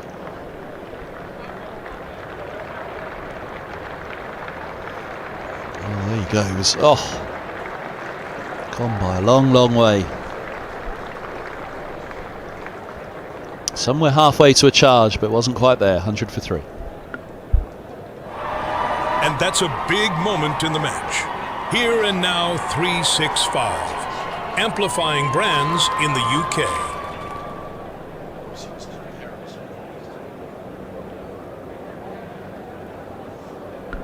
So Wharton done for 40 from 62 balls. It was a good partnership, but Middlesex have slowed things. Run rate falls to 4.5. Middlesex was up and over, 6 and over. It did fall somewhere down to roughly 4.5 at around about this point, and then that partnership got it going again. It was mainly Nelson who did it. Going at roughly a run a ball. She went better at by the end.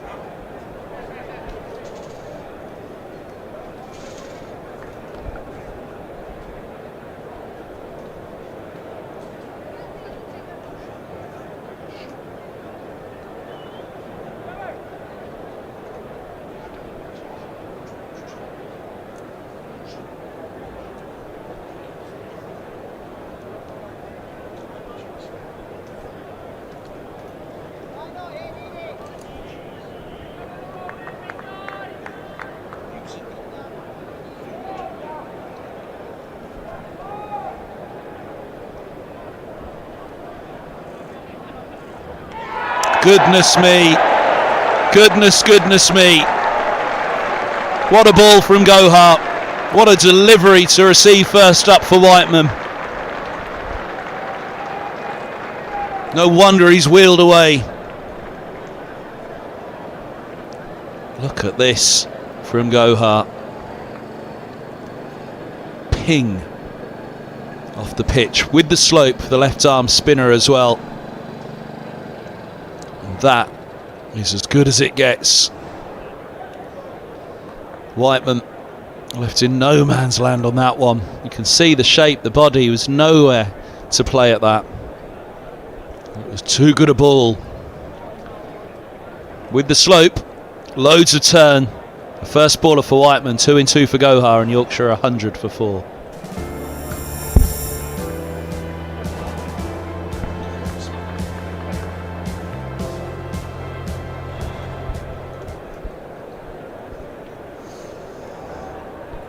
Well, hat-trick ball coming up for Zafar Gohar. You'd have to be tempted to surround the bat for this delivery. The manner. Oh, indeed, it's the end of the over. You're going to have to wait.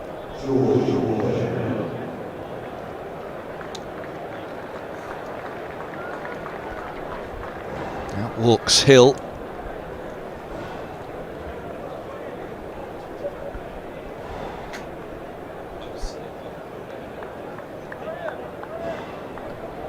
quite a mountain to climb, but it's looking tricky at this point for Yorkshire.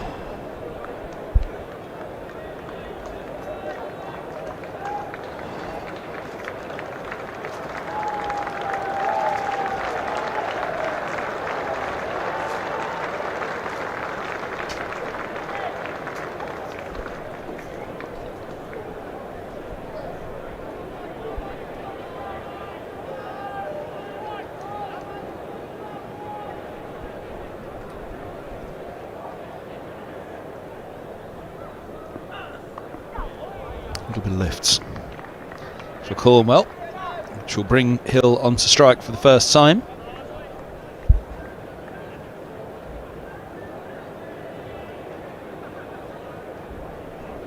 Well, Middlesex were 5 down. Roughly around this point. Is it the 25th through to the 42nd, the 6th wicket partnership?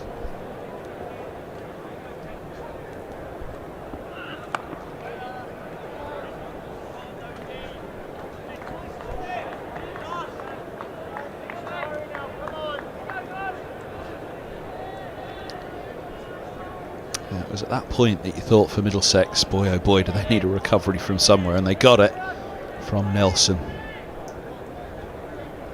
It's looking at the moment as though the 19-year-old's innings in his second match could well be pivotal for the outcome of this game. DLS has jumped to 124 from 84 prior to the 2 wickets.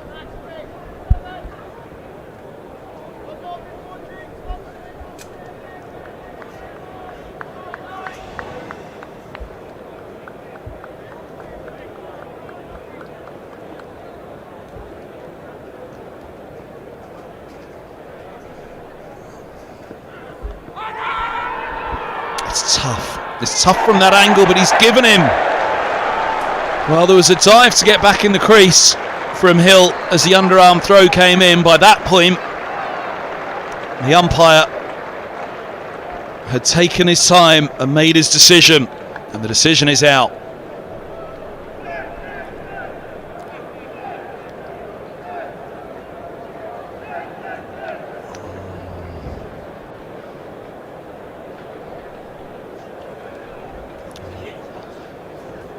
Need to see front on. Let's have a look here. You can see all of the off stump. I'm not convinced. I'm not convinced. Oh, and the height as well, potentially.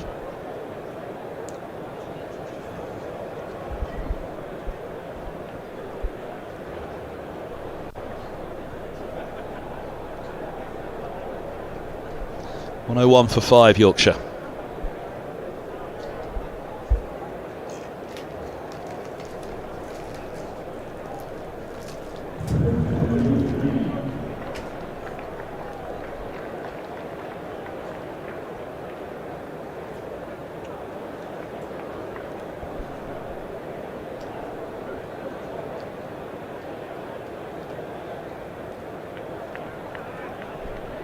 Finley Bean makes his way to the middle.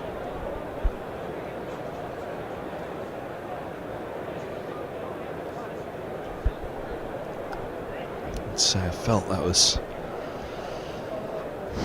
a tough call, that 5th wicket. And all of the pressure now heaps onto Benison.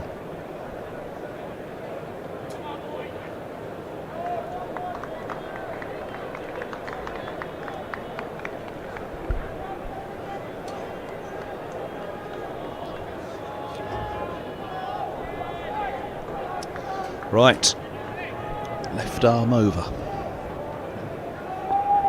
Cornwell to the left-handed Bean.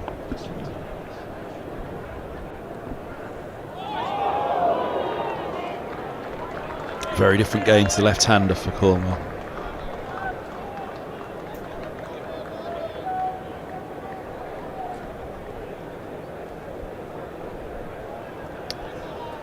go. Left arm over to the left-hander from the pavilion end, so he's constantly going to slide this past the edge, or at least that will be the attempt. I'll try and even tighten it up straighter than that. A little too full. Good stop from Nelson though at backward point. He looks lively. He looks lively in the field, the young man.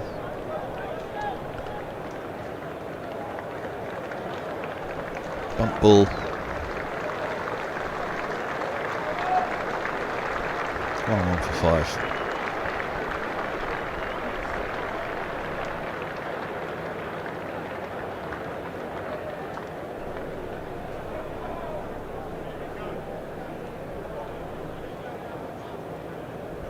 Hat-trick ball coming up for Zafar Gohar.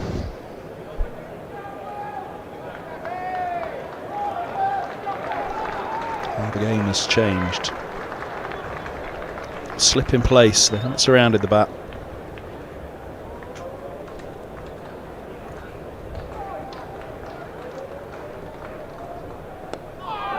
Survived.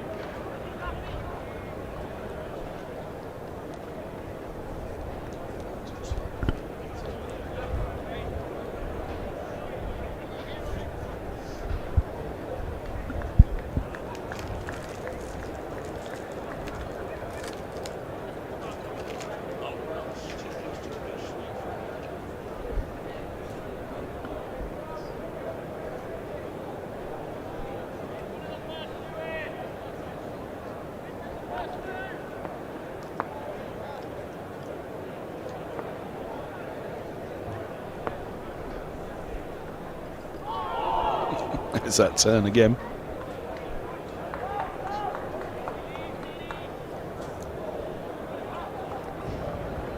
A puff of dust kicking up out of the foot mark.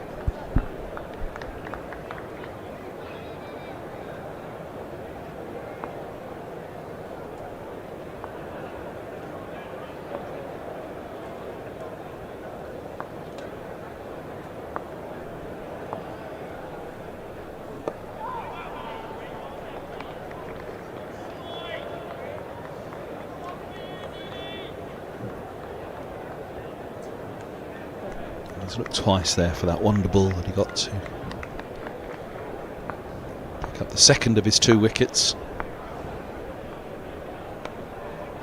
and go straight on.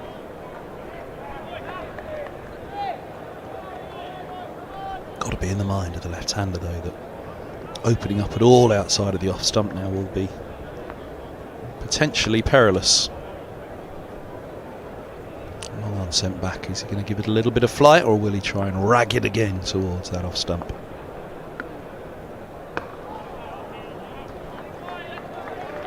Tots finish, just a single off the over. 24 bowls, 102 for 5.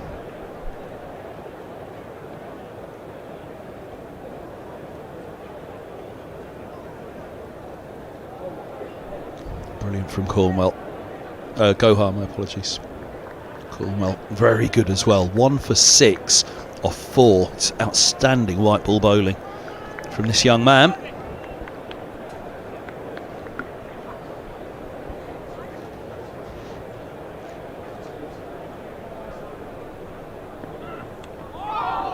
Close.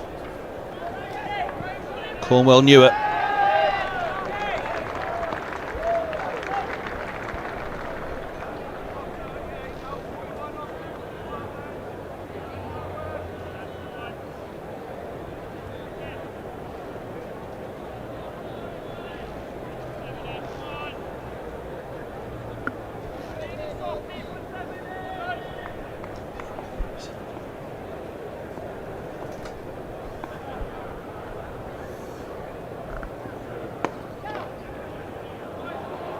Gets through one, doesn't get through the second. Good stop from Roland Jones, holding him to a single. It's been 10 overs.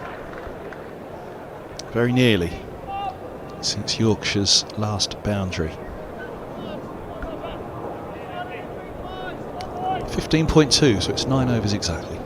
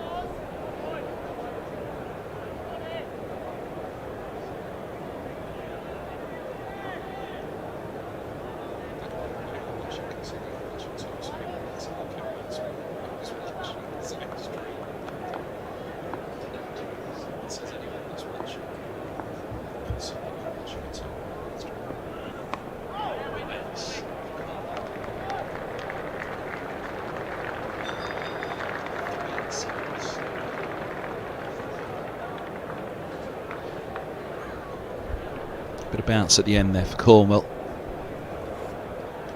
3 singles off that over. 105 for 5 and drinks.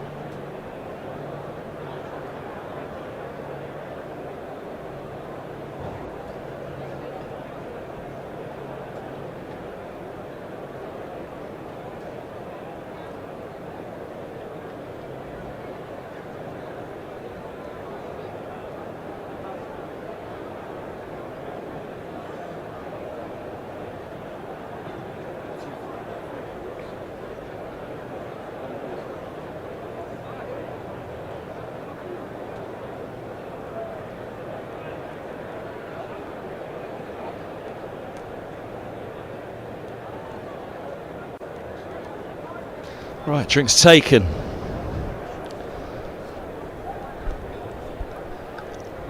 Middlesex on top at the moment.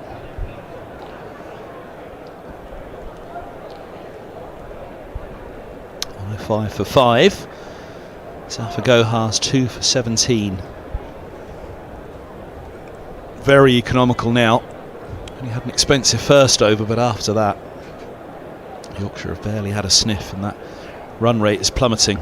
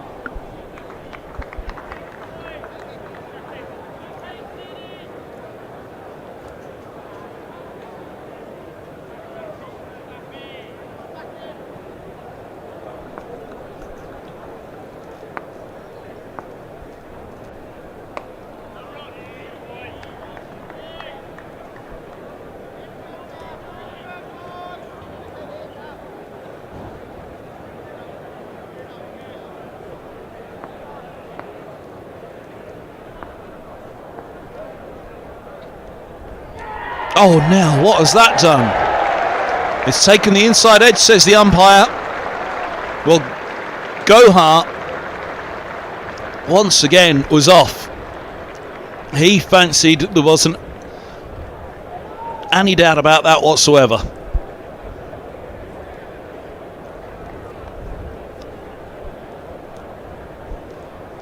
Let's have a look. Bounce. Was it an outside edge? Thought it was inside edge at first, but it looks as though it was outside. Bean doesn't like it.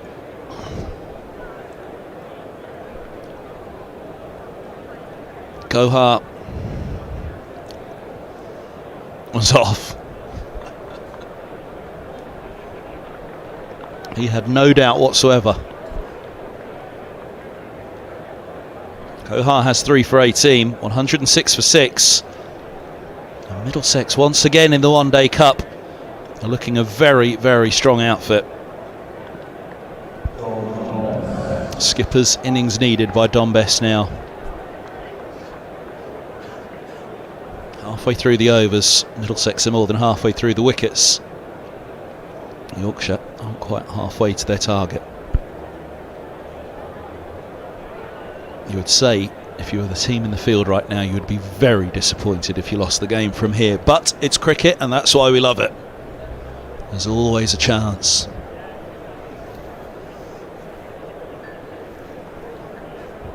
.79 is modest, it's manageable. But they've got to keep the wickets column to a minimum. Now again, if it's such a simple thing to say, but if Yorkshire bat their overs, there's every chance that they'll be there.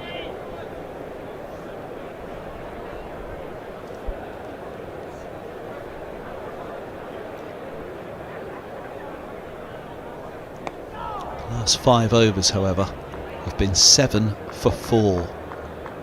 That is not the kind of stat that a team should be allowed to recover from, but again, that is the brilliance of cricket.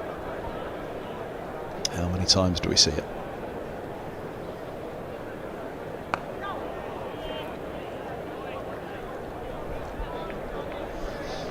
.106 for 6, 26 bowls.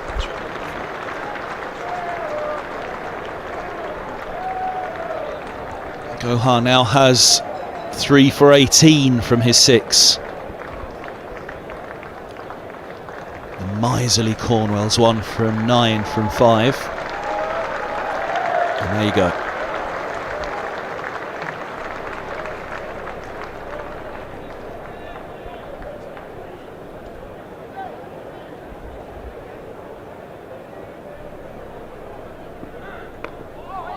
Oh, look at that rattle around.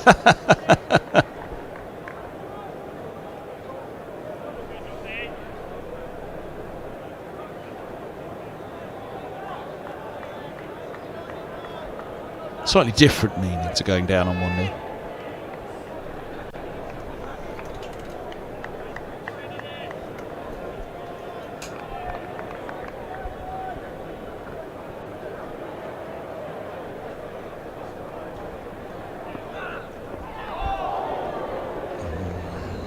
Loose from Benison.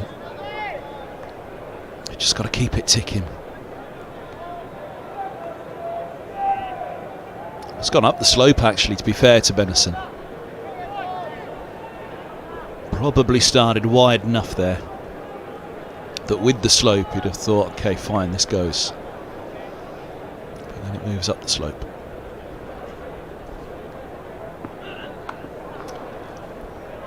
That's two he'll have felt that he's missed out on now. Perhaps more so that one, as that one didn't particularly appear to move. Shot with more conviction.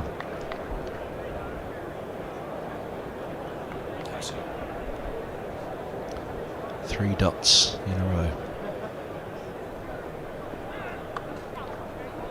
There's the single. That's that one. Away, just the one.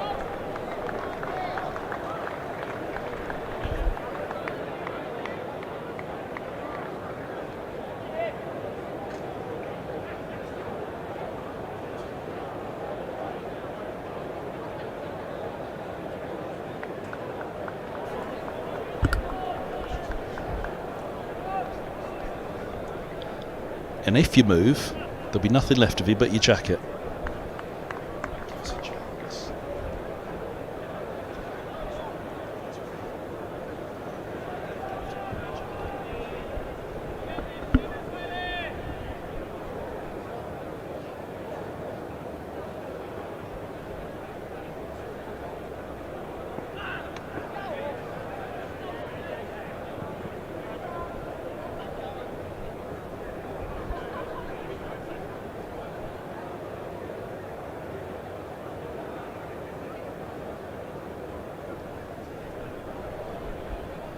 Rate hit 6 required, that is, for the first time.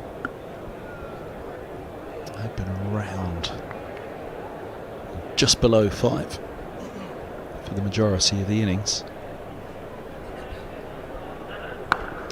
Sweet pickup. Oh, they needed that, and boy, that'll feel good. Benison brings up his 50 with a sweet stroke. There's an economy of effort about that, but there was some beautiful timing, and as long as Benison is there, 50 from 70, Yorkshire will have a chance. Somebody needs to stay with him.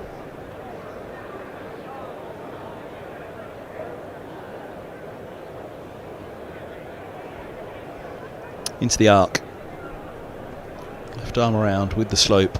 Too short on that occasion, and it allowed him to free up the arms. A rare loose ball from Noah Cornwell. 114 for 6.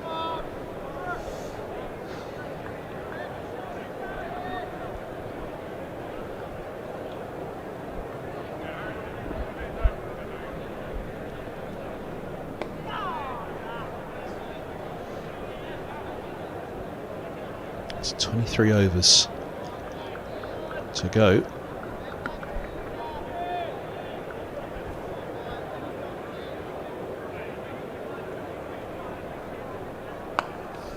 I think this is where List A, this is probably a good example of where List A is such a vastly improved format for the modern day of cricket now. There was so long a period where those dead middle overs were killing the format. It was dull to watch. It was formulaic.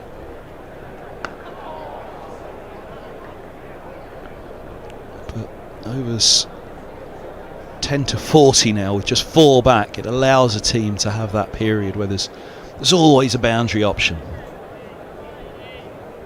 Keeps the game interesting. If you were to think of this in a T20 term,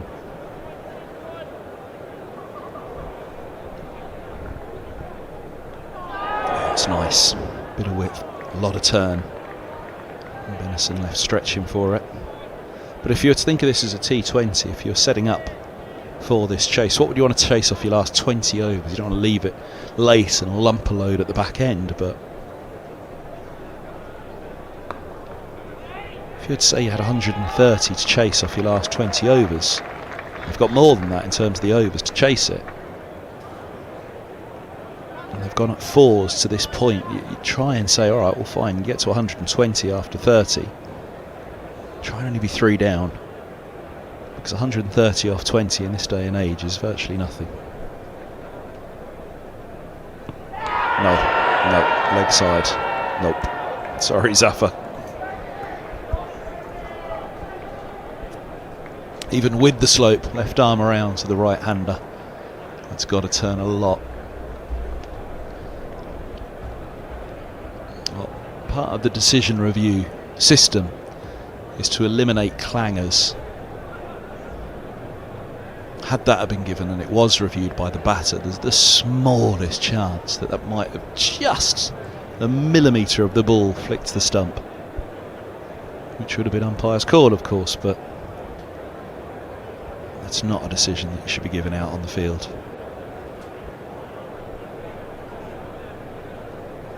Something like that run out call earlier.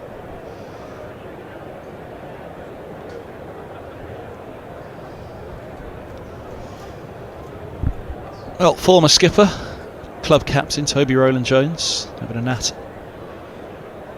County's second most experienced player, Rowland-Jones, behind Sam Robson. Bengid is the current skipper. And Josh de Carey's, who's having the kind of run at the moment that he probably needed this season after a solid enough start to the campaign with the bat. Opening the innings April and May with Sam Robson. The runs weren't flowing for him,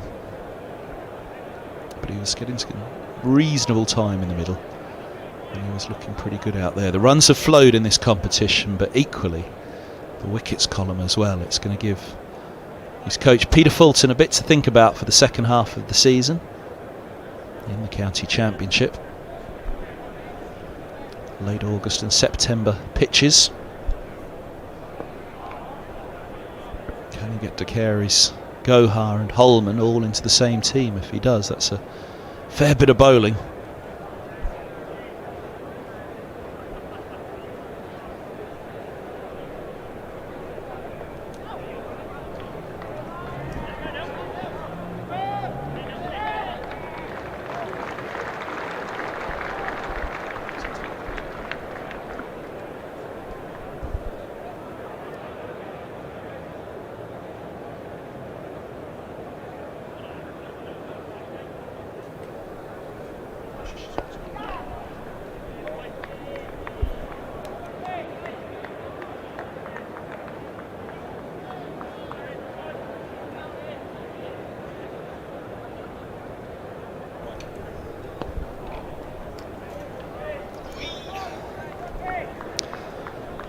This is good from de Carey's. Good start. It's a good move by Geddes and Rowland-Jones.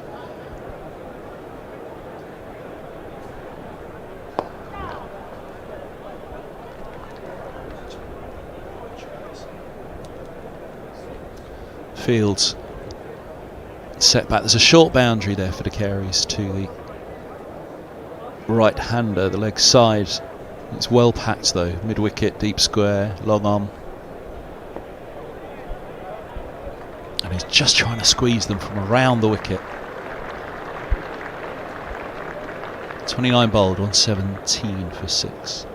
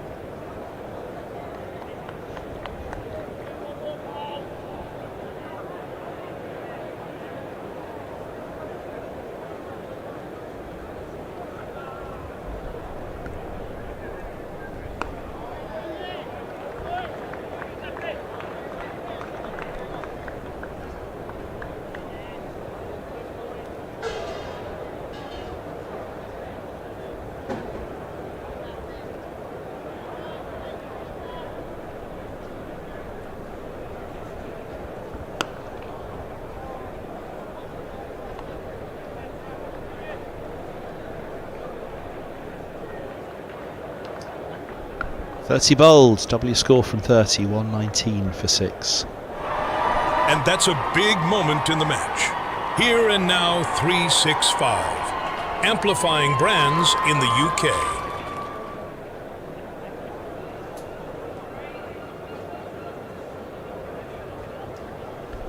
How's the scoring going? Well, if you're a Middlesex fan right now, then pretty good.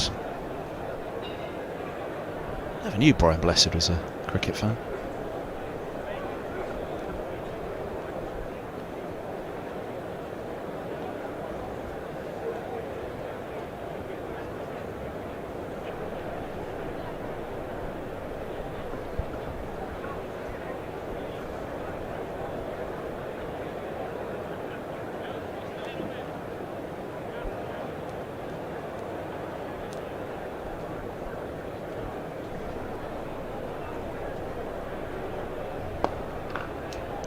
No ball. Someone run the stream down to Josh and show him. Free hit signals. There you go. Umpire shows him.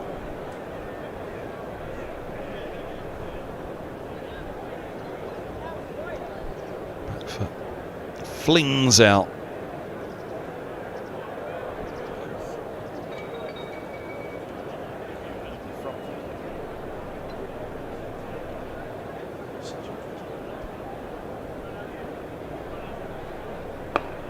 Up in the air, mid-off scrambling. Oh, he's made it look easy. Henry Brooks holds on. Oh, it's a free hit, of course. A big cheer in the crowd. Even Brooks got the celebration from his mate. Who ran to Brooks there? They did me.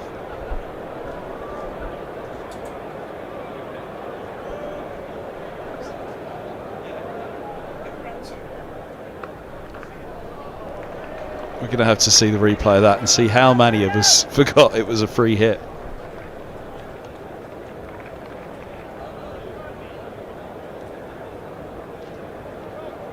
I think it was long on. Whoever's at long on. Is it Noah? Noah Cornwell? I think he's charged to Brooks.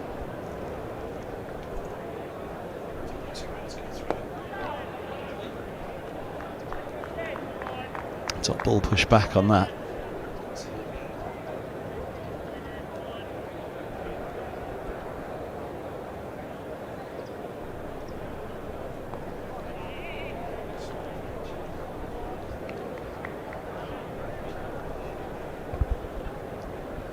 Really want to see that replay because I just want to see how many of us forgot that it was the free hit. We're up here. I was focused on that back foot of De Carey's.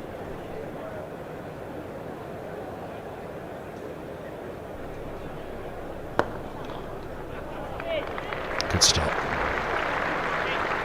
We're delighted with this over. Even with the free hit, they couldn't get him away, and that tells you how tough a story this is now for Yorkshire.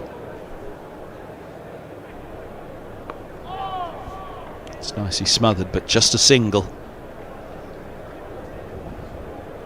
7 indeed off the over with no ball. 126 for 6. Right, here we go. Let's count how many people were done by this. It goes up. Brooks takes the catch. Holds on. You see, does he know? I think he's forgotten that it's a free hit as well because he's underarmed it back and then he's just got who? Noah Cornwell? I think it was Cornwell who comes charging into shot there to congratulate him. And at the same time, the roar went up from the crowd. So Benison's still there. And rightly so, it was a free hit. He's on 54 off 81. Here's the man that held together the Middlesex innings and put them into a position from which they could win the game. Nelson coming on to bowl.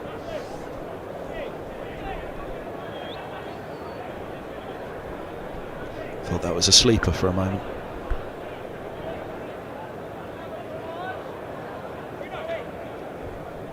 Leg spin from Nelson.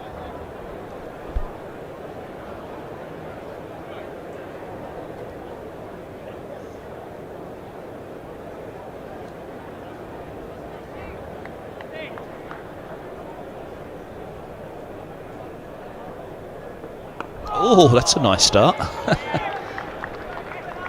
Benison opens himself up fully.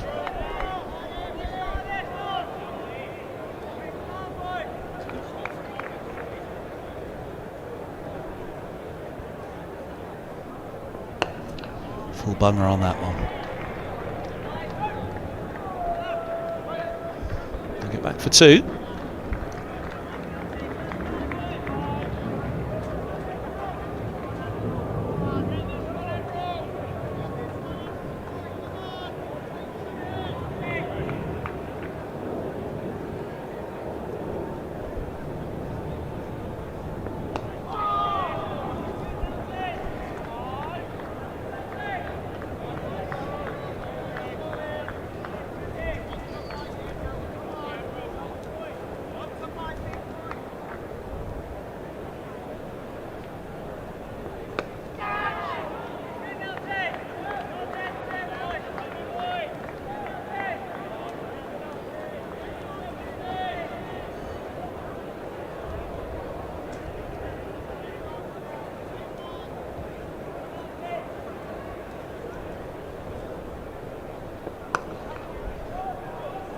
Well, this is a very promising start for Nelson.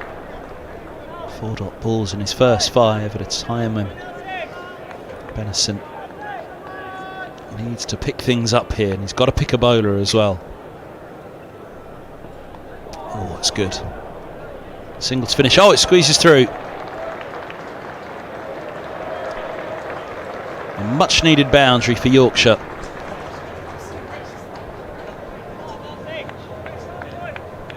Now watch for this.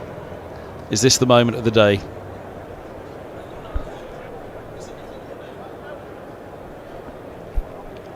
I'm going to apologise in advance, Ray, but we are going back to see Ray's golden arm. This is your big moment, Ray. Come on, never mind the camera. This is your big moment. Soft little dolly back. Oh, mind your head.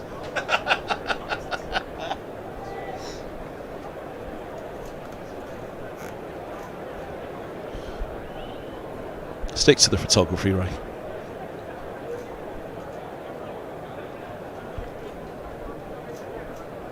And get somebody else to teach the grandkids how to throw.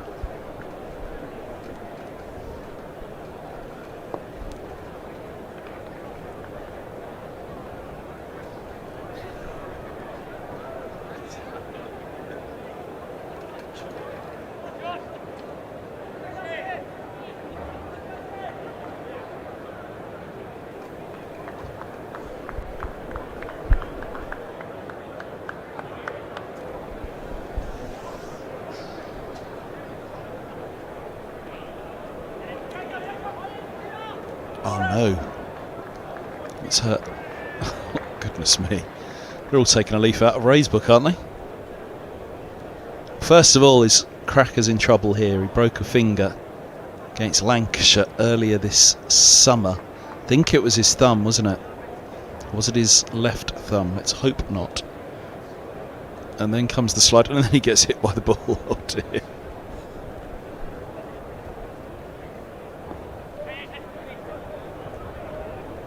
Well, we've had the champagne moment from Ray. That was the village moment of the day.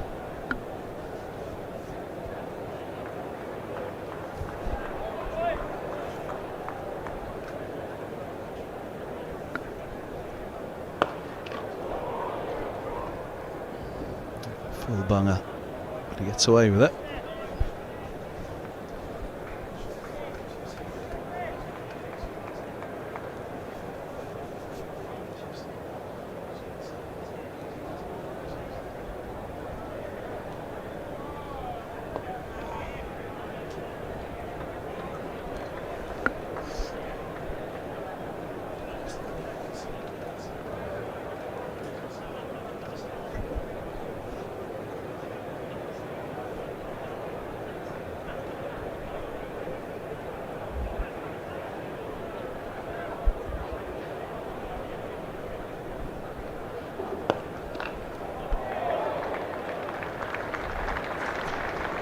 Three bowled, 137 for 6.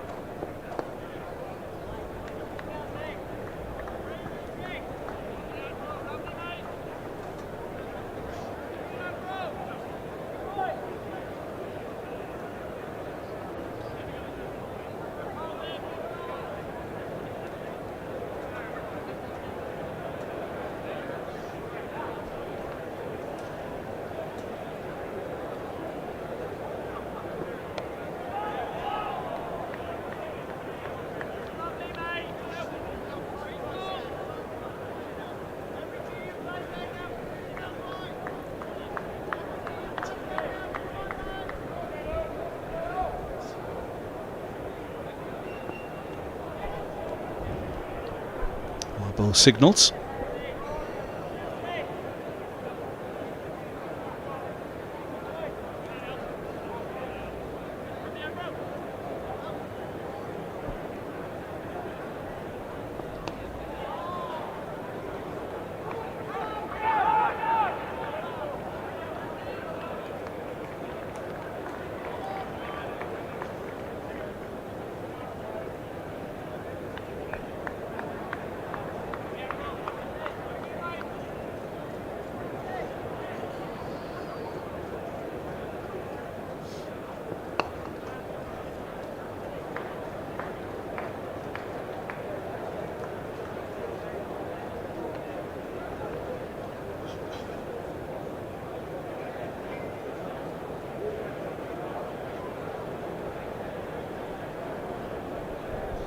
Tots finish 145 for 6. Middlesex have to choose which ball now for the next 16 overs, one at either end to this point. Then a decision's made, right, which one do you want? And they bowl with that ball through the remainder of the game.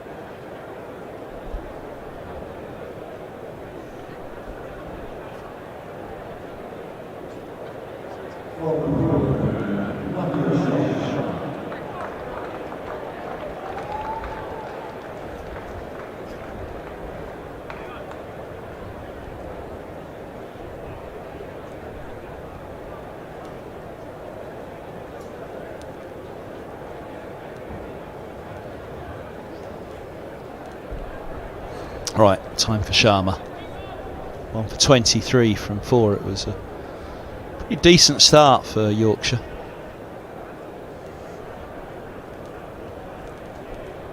For 6 overs or so of the power play, they were there or thereabouts, neck and neck with Middlesex, with a couple of wickets slowed them.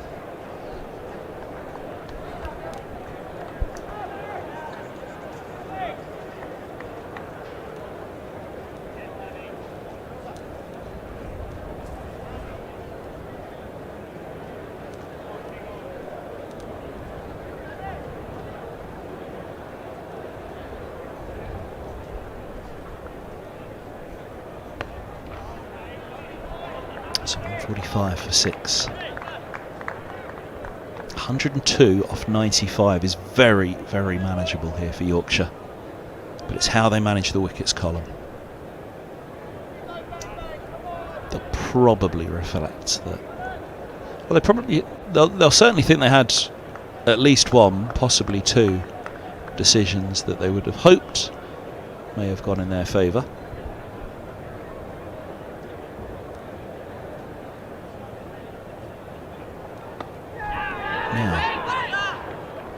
Question asked from the pavilion end, right arm over to right hander, shot offered outside the line.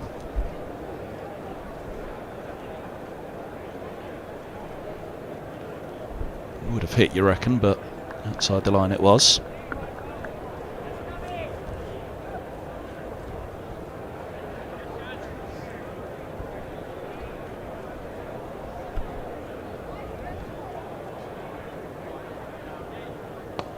Up and down. Went a long way, Brooks, but he got a good hand to it.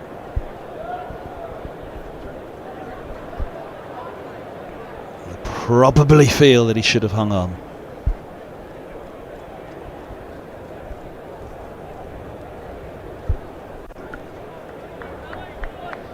This will be a good angle. Just that awkward angle when the hands have to twist. You get having to turn the bucket to one side.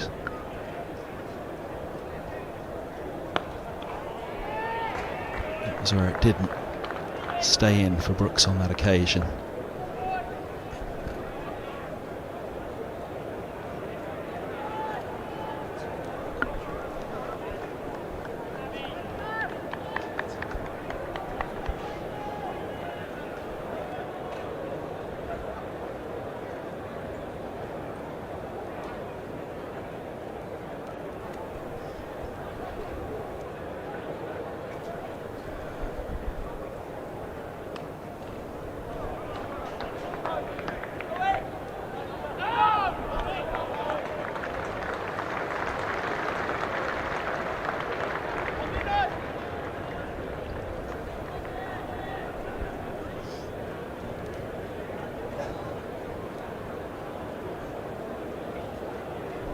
Don't forget you can get in contact with us on the email or through the stream on Facebook.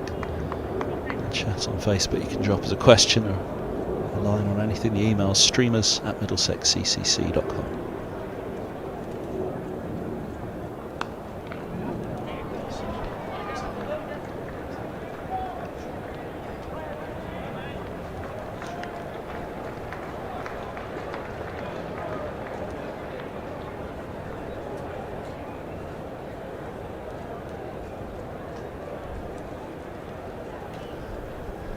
So email address streamer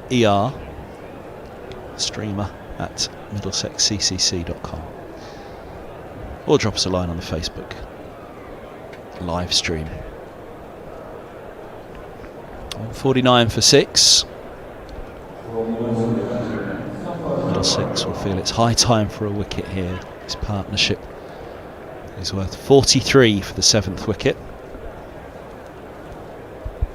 Got a lot to do still, 98 more. It's a lot of runs, somebody's got to score it. Middlesex were 163 for 5 at this stage, so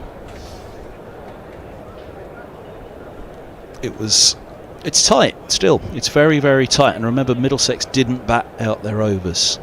What you'd say here is if Yorkshire bat the 50, they will be very close.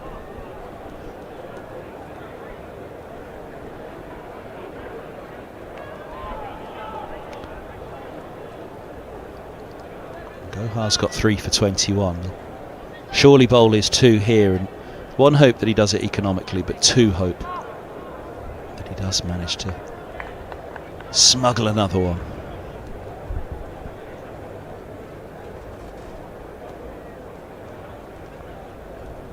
Oh, and there it is. Straight through Benison. Gohar has 4 for a jig of joy from him. But Benison has to go, and that is a blow for Yorkshire. Little bit of turn, little bit of bounce. Just pushes one through him. Actually, it's a fair bit of turn there. Just before that land.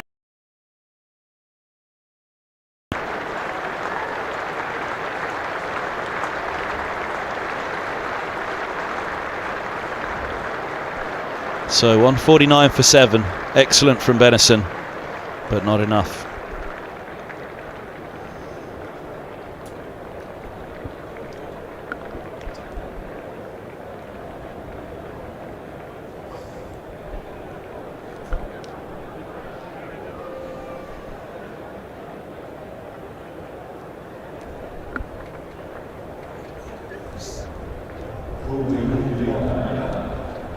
So Yadav Kuldeep makes his way to the middle.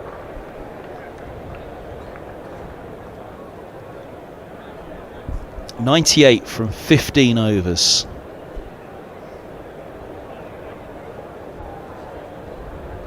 It's pretty much T20 terms now, isn't it? If you were, say, 5 overs into the power play, 5.2 overs into the power play, you were 50 on the board at this point. Looking at a score of 150, 160. Probably be looking a little bit more indeed, a lot more. But you wouldn't be 7 down, that's the problem.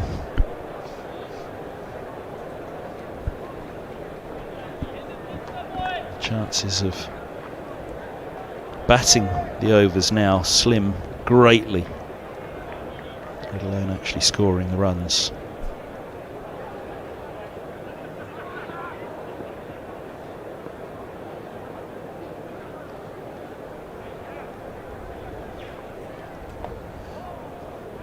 Now this was a fine battle in reverse, and Kuldeep was bowling to Gohar.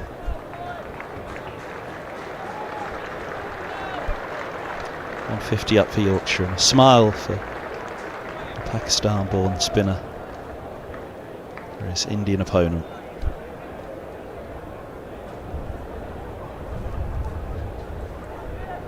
Sadly, something we don't say enough of nowadays.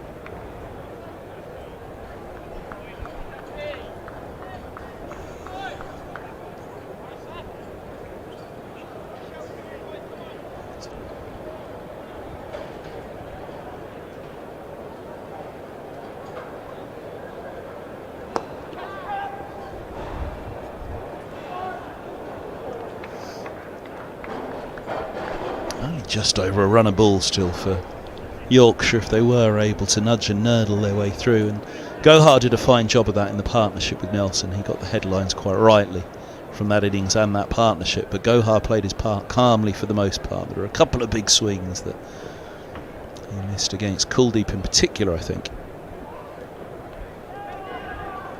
There's the reverse. Just for the single to keep the strike for Kuldeep.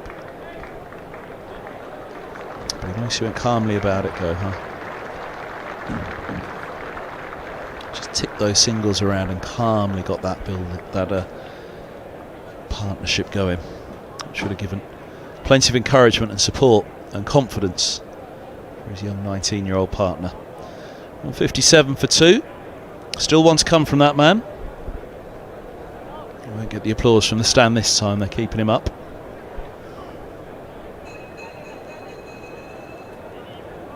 No, here he goes. He's off. Is he?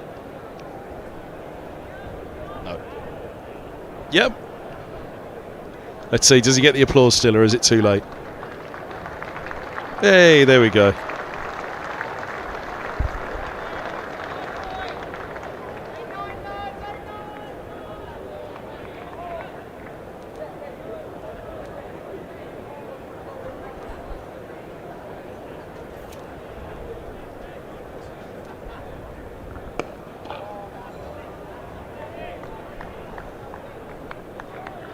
Right time around to the left-hander. Young Sharma.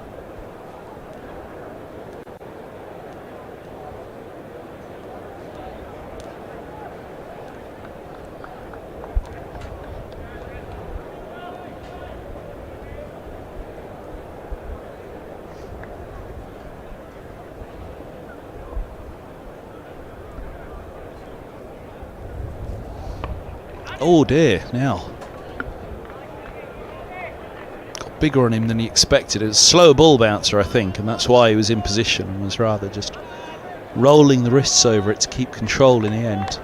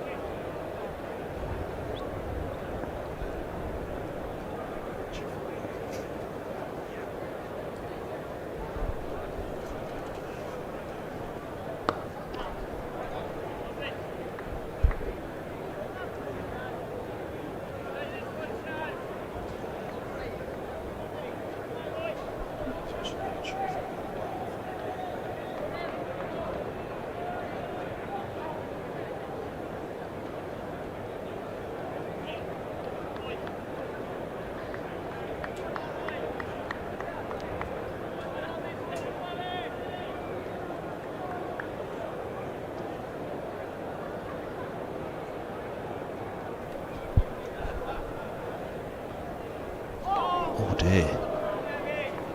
Looking to pull him off a length.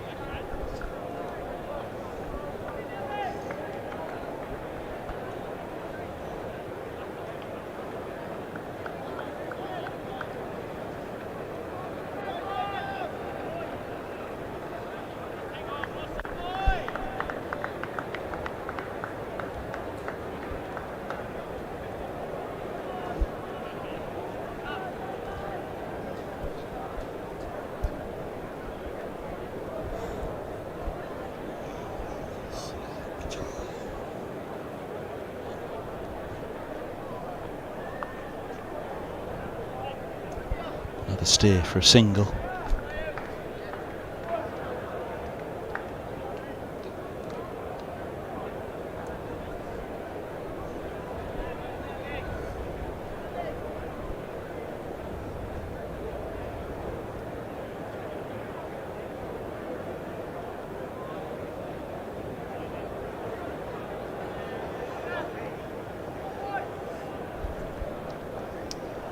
Attendance figures been passed in for the day, and it's a good one.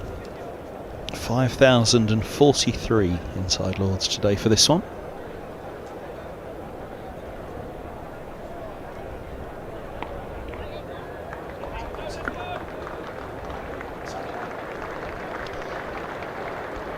So it was early on the shot again there Kuldeep. Let's see. Maybe not. 154 for 7. Is it Gohar to finish? 4 for 24. Yes, it will be.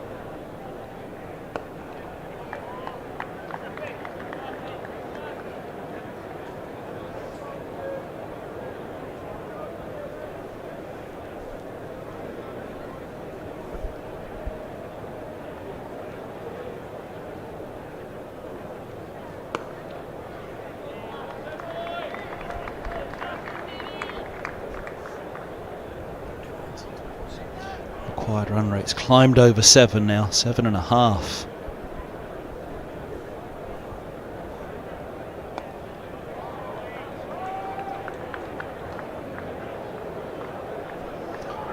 They're too good at overs away from it being a runner ball.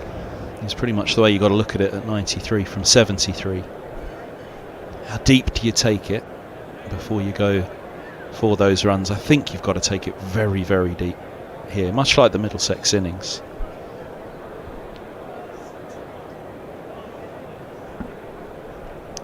Middlesex, meantime, are bringing in another slip.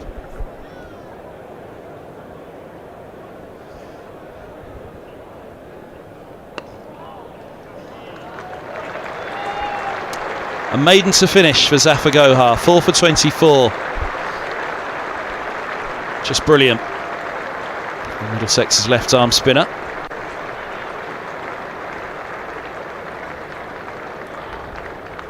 As he heads off to the stand, he will get the applause for that effort. The mound make themselves heard.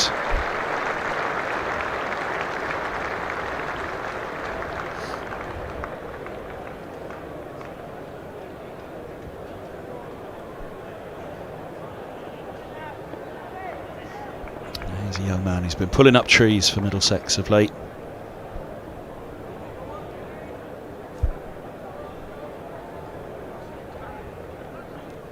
Oh, that's a beaut.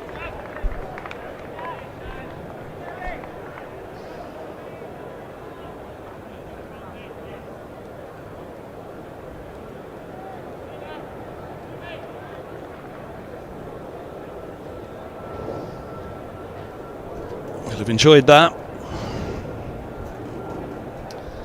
Well, into an Indian international who's no mug with the bat at all in Kuldeep Yadav. Feel a big moment for the young man as well.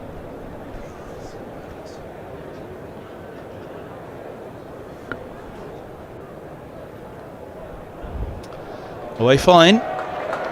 Oh, this might wake up wet, Meg.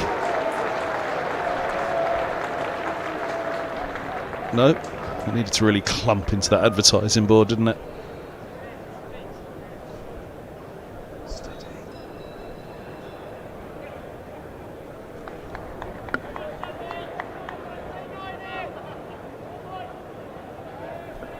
Just Just really needed that to clatter into the advertising board there, didn't they? Boom. Wakey wakey.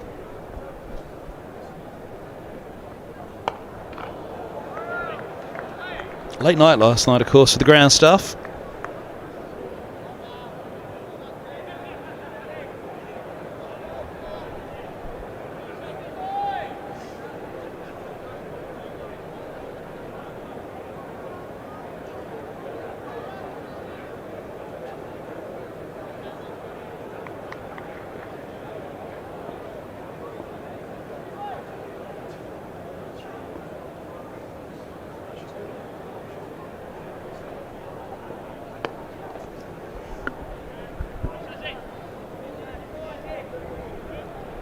For a single for Kuldeep.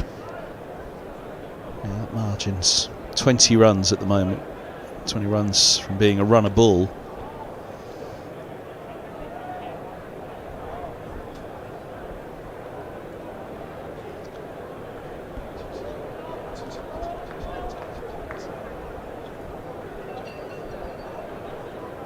What they don't want to do is leave themselves 32 off 12.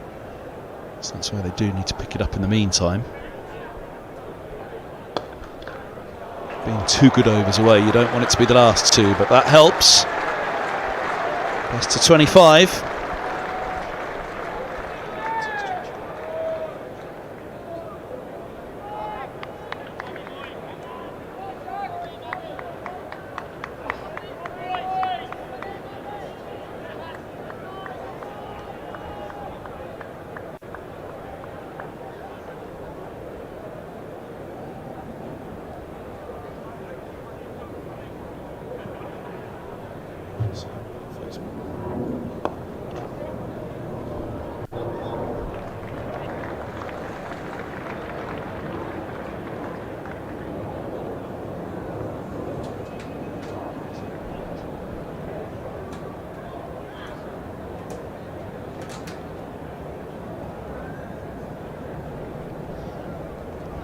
So 164 for 7, 39 bowls.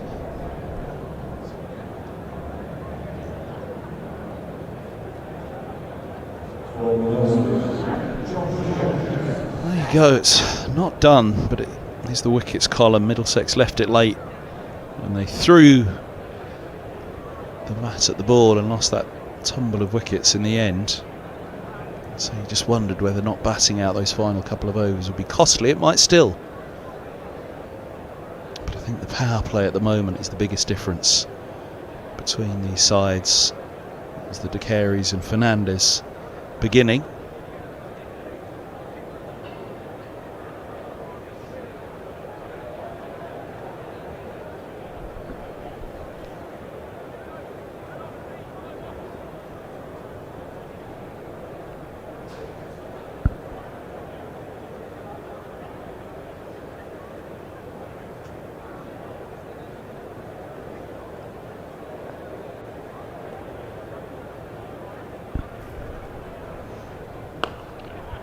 So De Careys taking over from Zafar Gohar.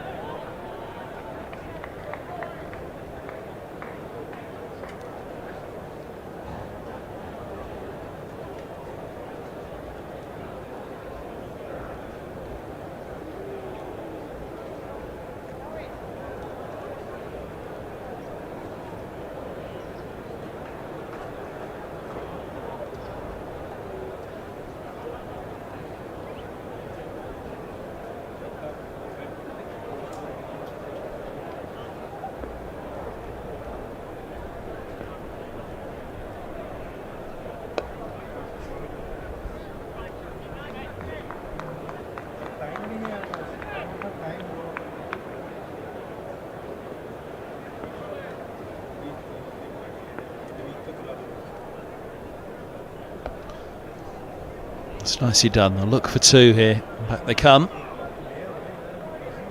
Something that we noted at somewhere around this stage of the Middlesex innings as well. Did they turn enough 1s into 2s? big boundary on one side.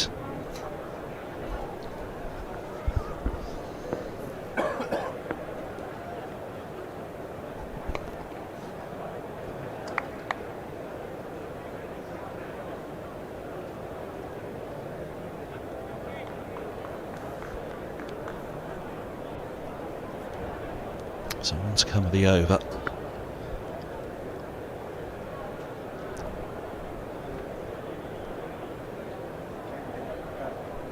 Brought it down to the gap to a run of ball to be in 18 runs. That's what it'll stay at. 78 needed from 60. 40 bowled, power play 2 is done. 169 for 7. Again, they're so close to where Middlesex were, because at the 40 over mark for Middlesex, we're talking about that modern day thought process that sides will target 100 off the last 10.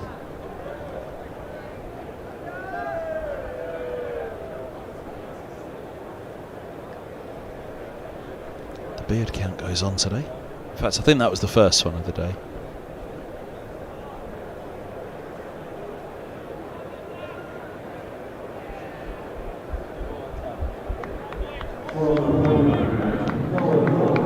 Sharma's done 1 for 39 from 7. It's back to Cornwell, 1 for 16 from 6.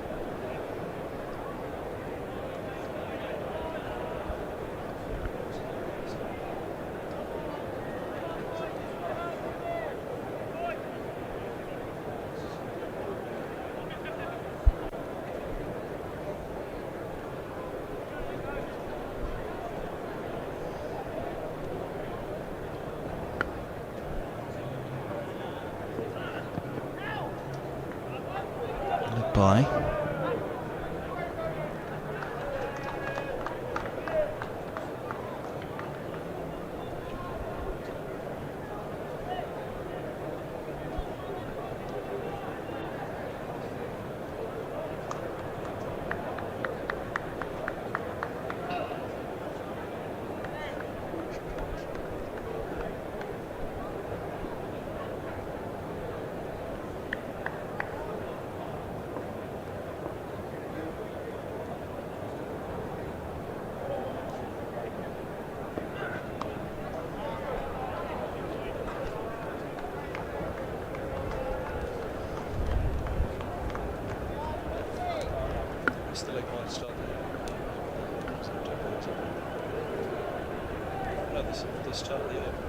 oh, there we go, just working out what's going on. There it is, the leg bar has appeared at the bottom of the screen. Just can't afford dot balls at this stage, Yorkshire now.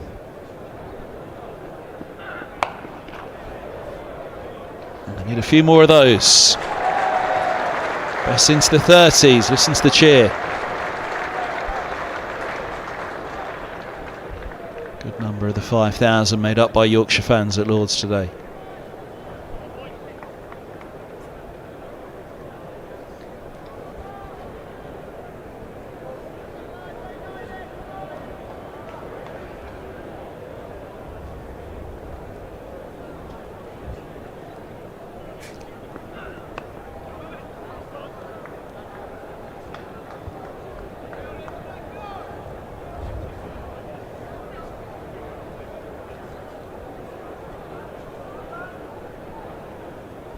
Middlesex women with a tight finish against Sussex at Arundel. They're 8 down, need 4 to win.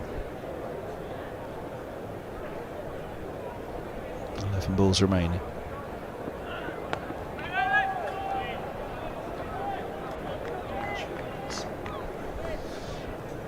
Five back, deep cover, deep third. There's a long leg, a deep backward square leg out of shot, and indeed it looks as though mid-wicket is out of shot as well. So length bowling.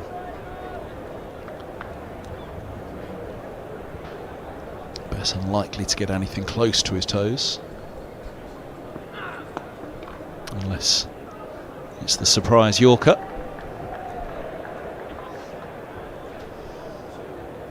.41 bowled on 76 for 7.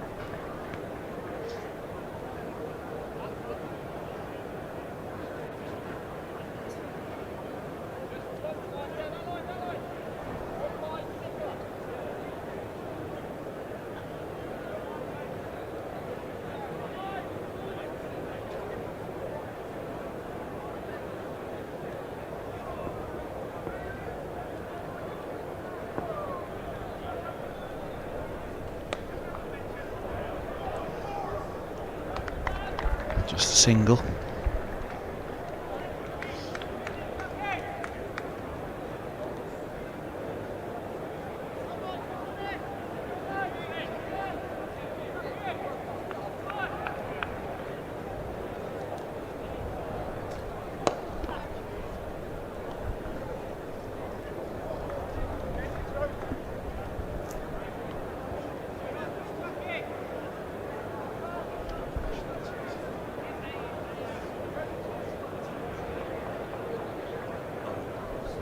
.179 for 7, so 3 singles in a row. 18 again, the difference from a runner ball.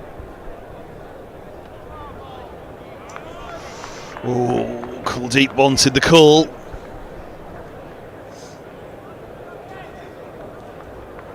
Nothing wrong with that though.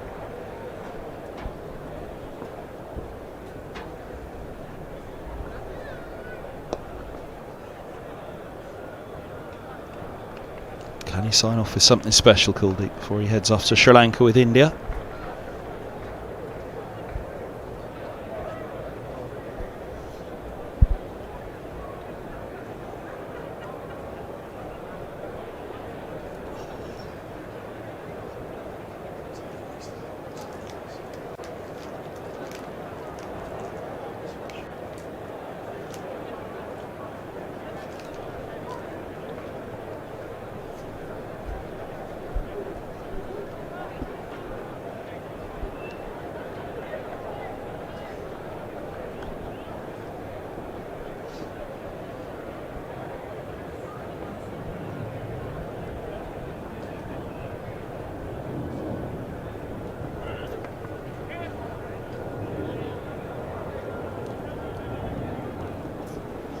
Single start.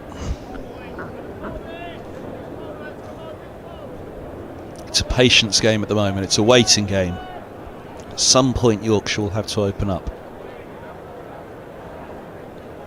Don't think they'll choose to do so against Cornwall.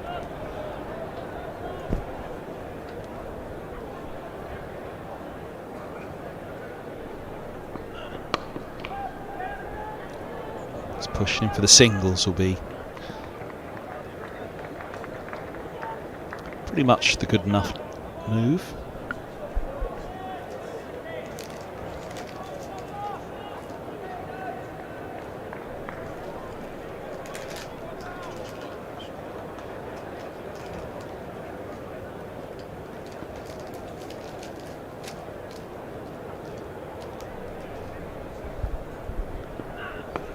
Up in the air. And that is the end with Kuldeep Yadav. Cornwall has 2 for 24. And Middlesex may well have victory in their sights.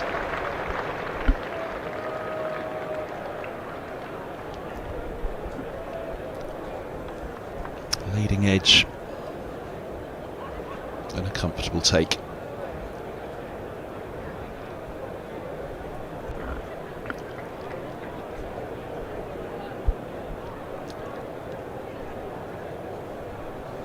So the slope can do for you at Lords.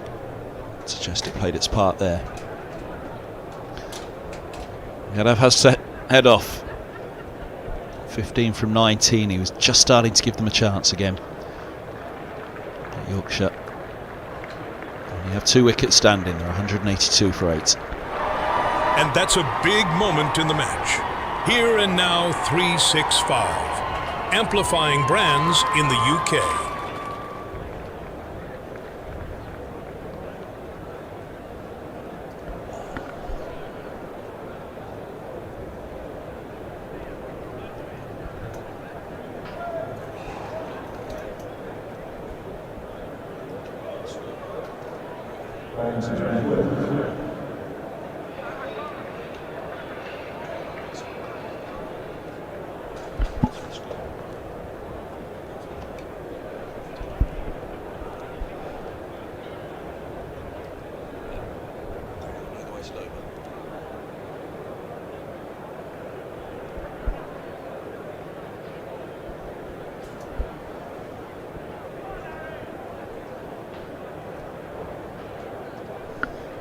Cliff makes his way to the middle and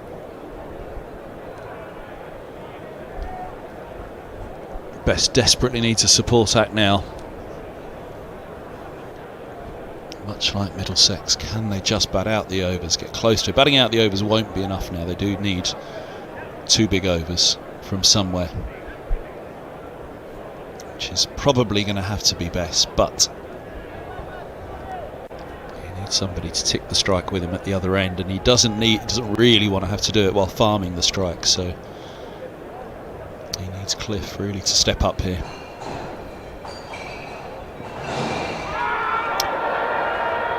Oh, that looked a better appeal to me than the one that was given. It's fuller. Don't like the angle, left arm around to the right-hander, that you could have much of a chance, but it was a much fuller ball.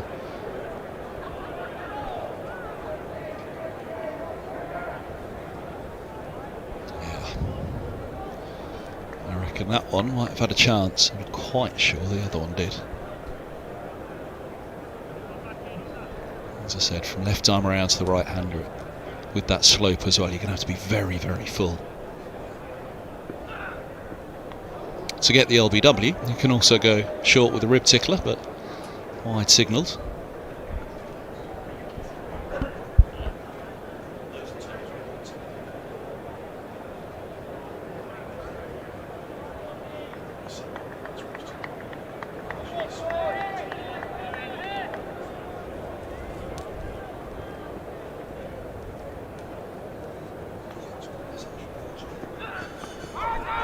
That's close again.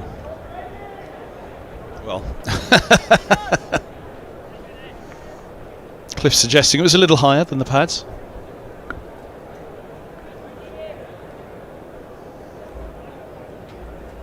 Yeah, look at where it pitches. Should be going over. Over the stumps, that is.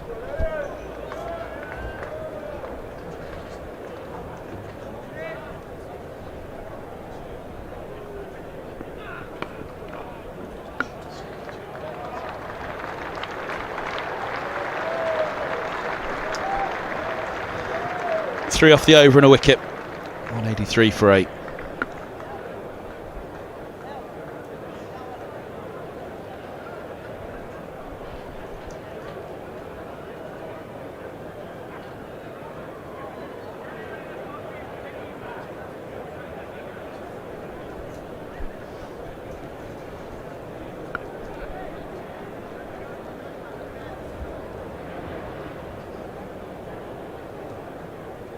Beat a sweat on there.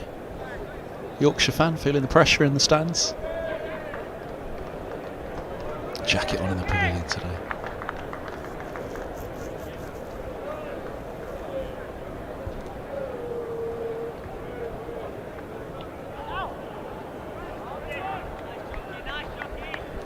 It's away with one there to Carey's. Best can't quite understand why. Looks a way to get it out of his head.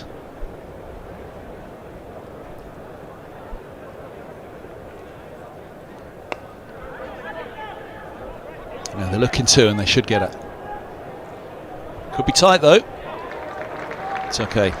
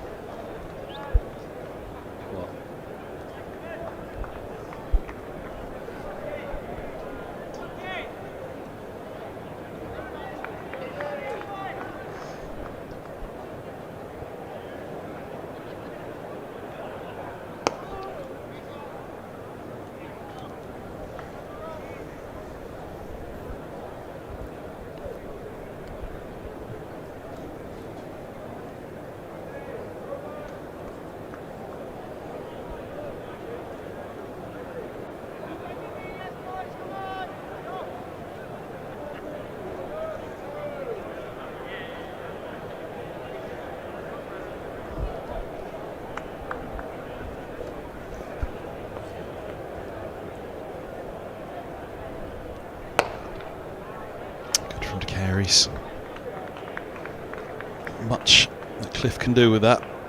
4 dot balls he's faced now. Yorkshire can't really afford him to be eating up deliveries at the moment.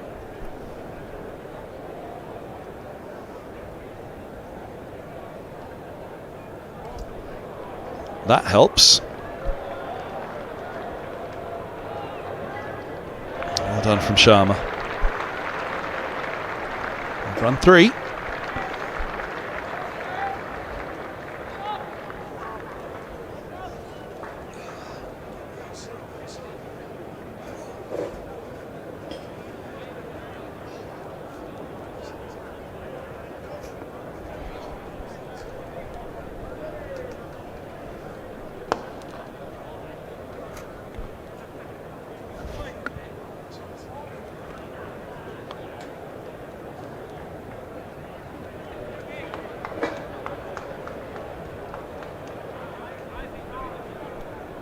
On 90 for 8, 57 from 36 needed.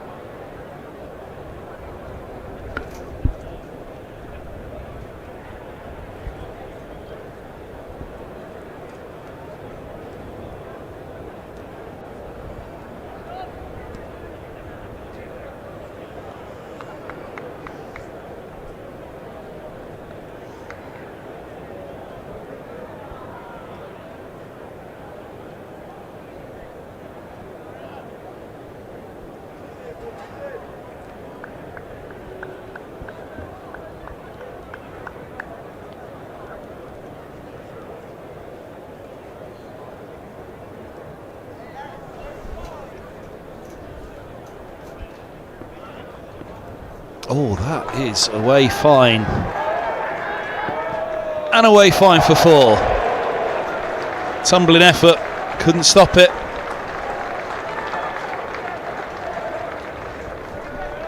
Salant with the dive.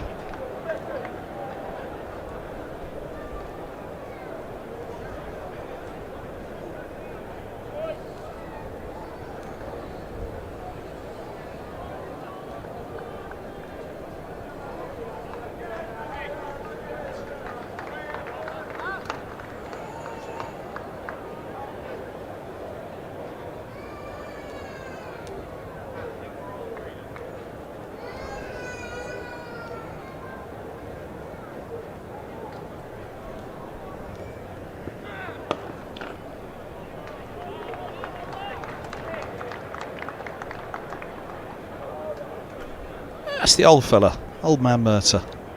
Happy birthday, Tim.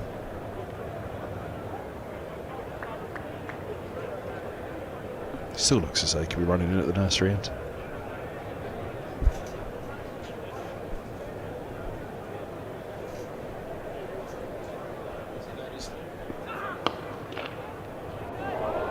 Ball pushed back.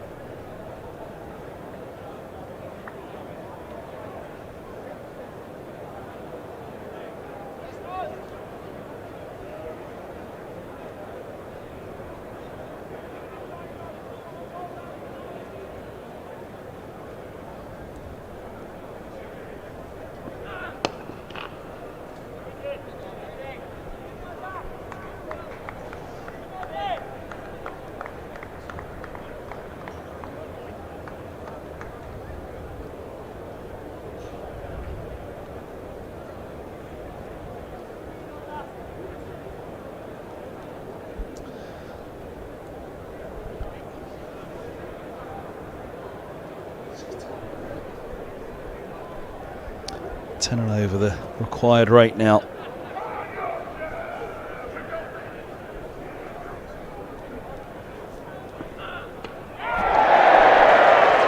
And that could well be that.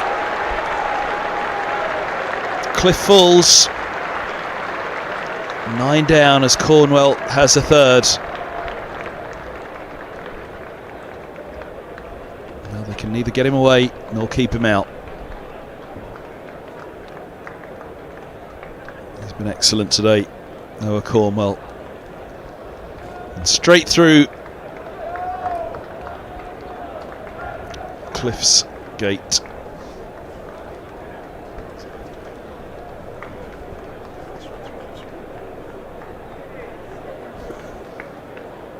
Gone for 3. Cornwell's 3 for 30 now. With 1 ball left of his 9th. Yorkshire are 195 for 9.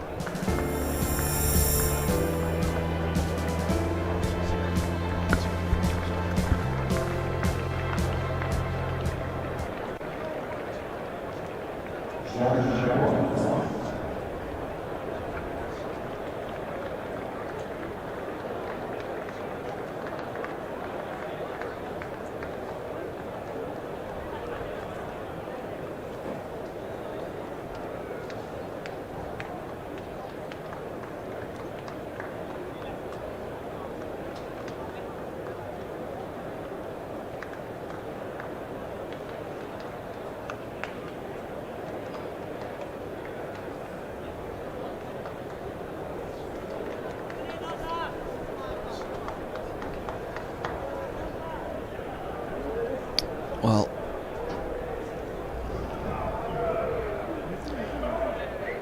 from Cliff to White.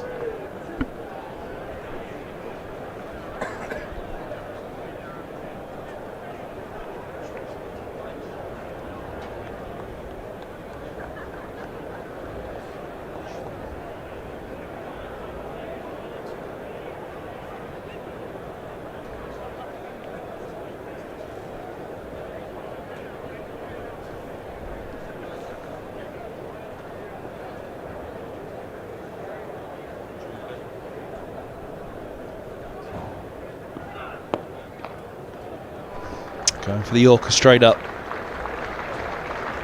Dots finish the over. 5 off it with the wicket. 3 for 30 from Cornwell off his 9 now. It's brilliant from that young man yet again. 95 for 9.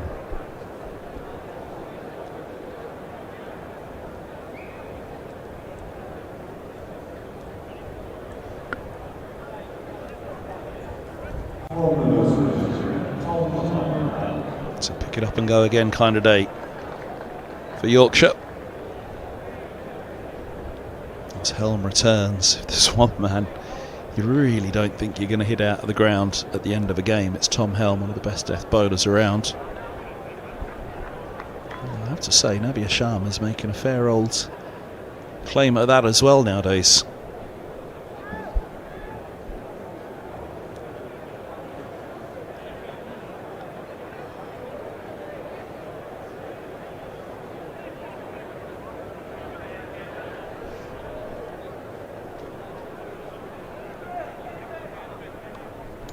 Slow ball. Best rejects the single. Well, what does he do? Bess, it's tough this. He's clearly going to launch his own charge now to see what he can do.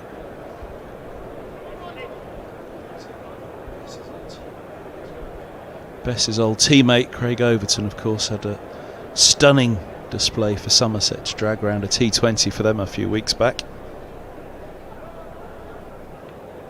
No ball and a free hit coming up. Well, that will help. The 80 for 8 Somerset, and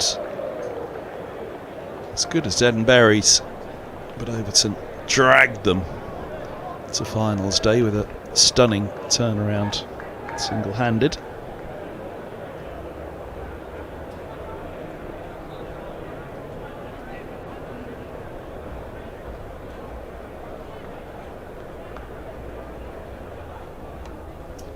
There's the pick-up,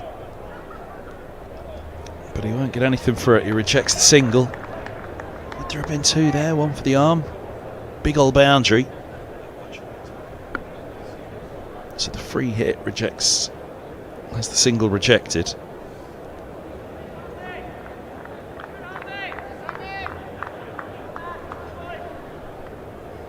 Helm's going to be keeping this ball very, very straight, giving him nothing outside off, because of that short boundary, as you could see.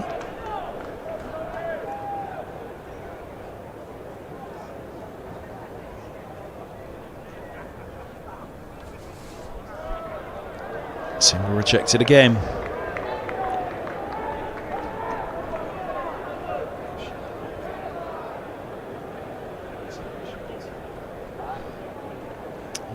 6 for 9. Does he just take the single at the end of this over and try and launch to the short boundary in the next off Cornwell?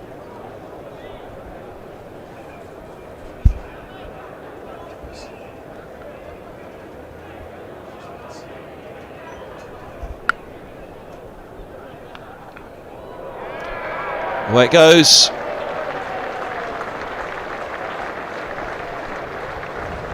Edged, but 4 and helpful. He's on to 49.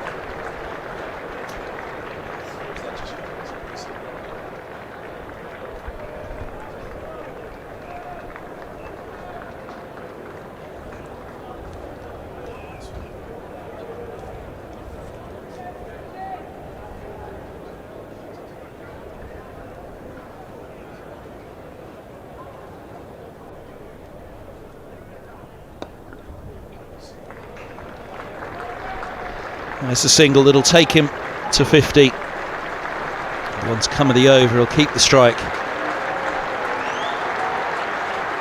50 from 66. A little thumbs up is all that he's given. He knows that 50 will mean nothing unless he can somehow set about this launch. He needs white to see out this over, though.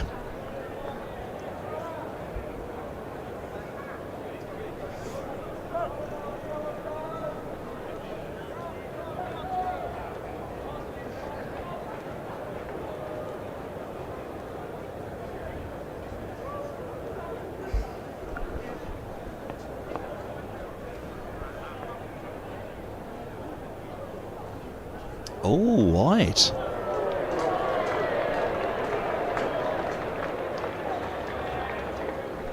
Yorkshire will take it.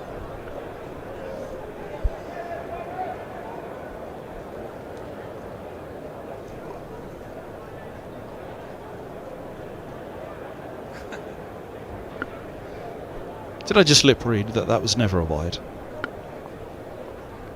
I'm not lip reading what he just said there when he turned.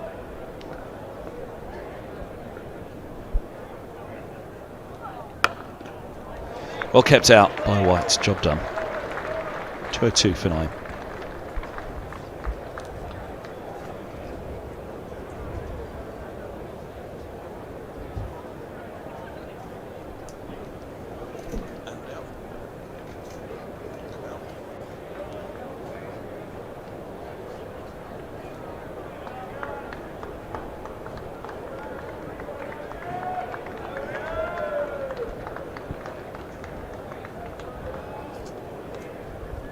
Now Cornwell.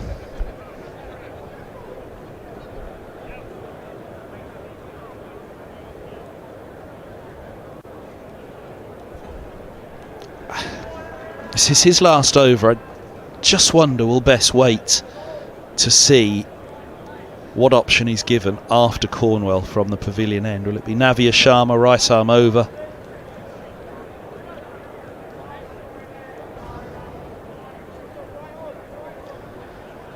Got to feel with LBW should be out of the equation. Left arm around to the right hander here. So does he just come down the track to Cornwell and clip? Just keep clipping to that onside now. Cornwell keeps it outside off. Well, the field's up mid-off and extra cover, but also allows for the pick-up or the pull. Yeah, do that. Step across. No, it's not going to be out.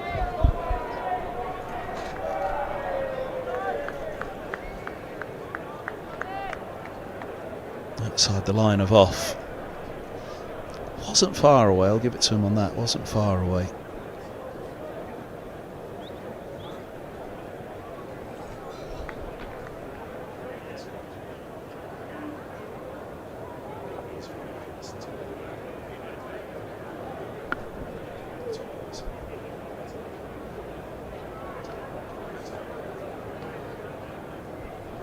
Oh, hold on a minute. What's going on now? Change of gloves. Hip guard.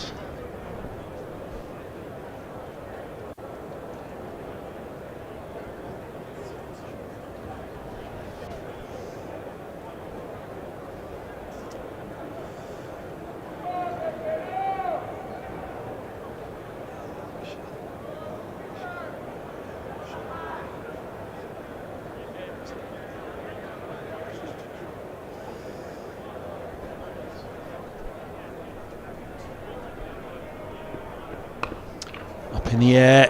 It's not going to carry, and they'll reject the single.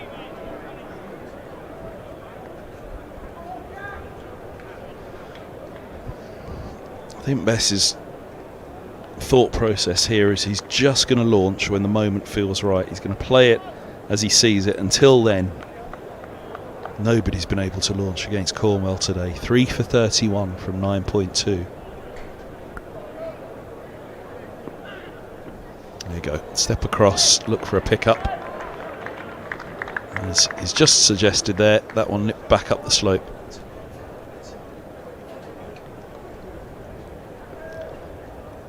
He rolled his fingers across it, Cornwell. Finger spin from Noah Cornwell.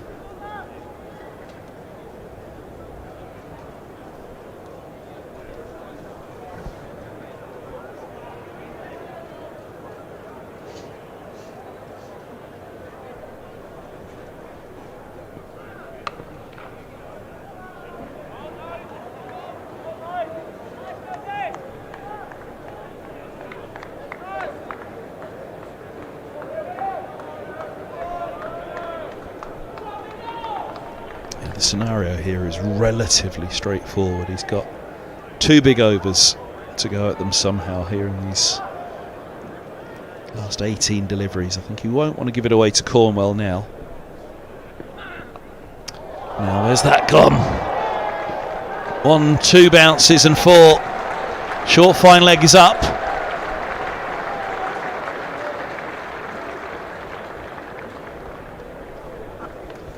It will be the most sensational grab if Yorkshire are able to do this at the last, with Bess single-handedly getting it over the line somehow.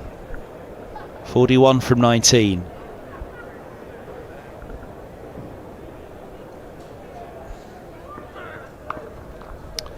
Cut away for a single to finish the over. That's not bad in the end for Yorkshire. 207 for 9. So often the way you slice it at this stage for what Bess would have to do.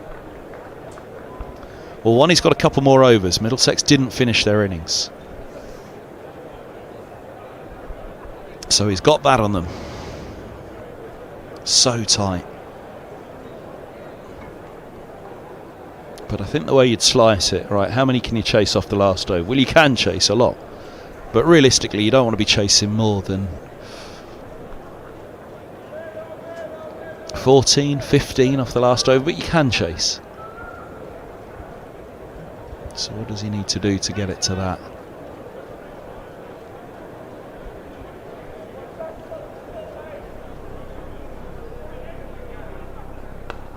Slower ball. He's pulled it to the fielder. They're set back there. They're not able to get the 2s to that big boundary now because Middlesex have just packed the onside. Long leg. Deep backward square, deep mid-wicket about to disappear out of shot, and it's a long on. In position as well, quite wide, so Helm's going to keep it there or thereabouts. On a length on the body of Bess.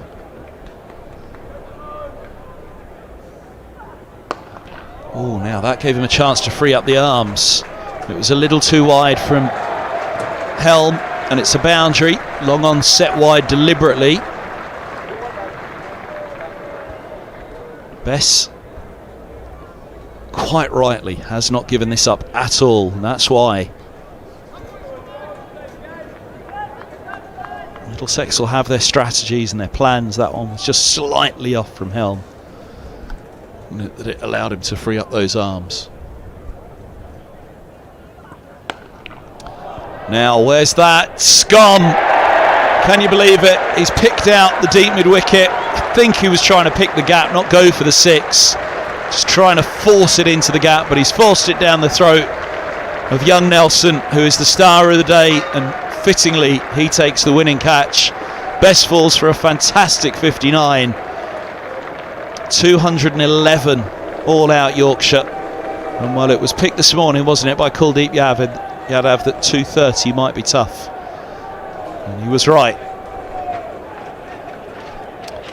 I could just be disappointed there that have him got it to this point, that was how he went. I don't think he was going for the 6 at all. I think he was trying just to place it into a gap and give it the force, but he got right underneath it. It meant a simple catch in the deep for Nelson.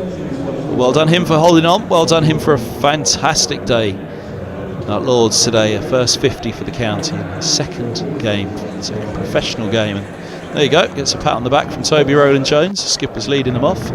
Puff of the cheeks, that'll feel good. Leading scorer today, there was 63 for Benison and 59 for Bess at the end.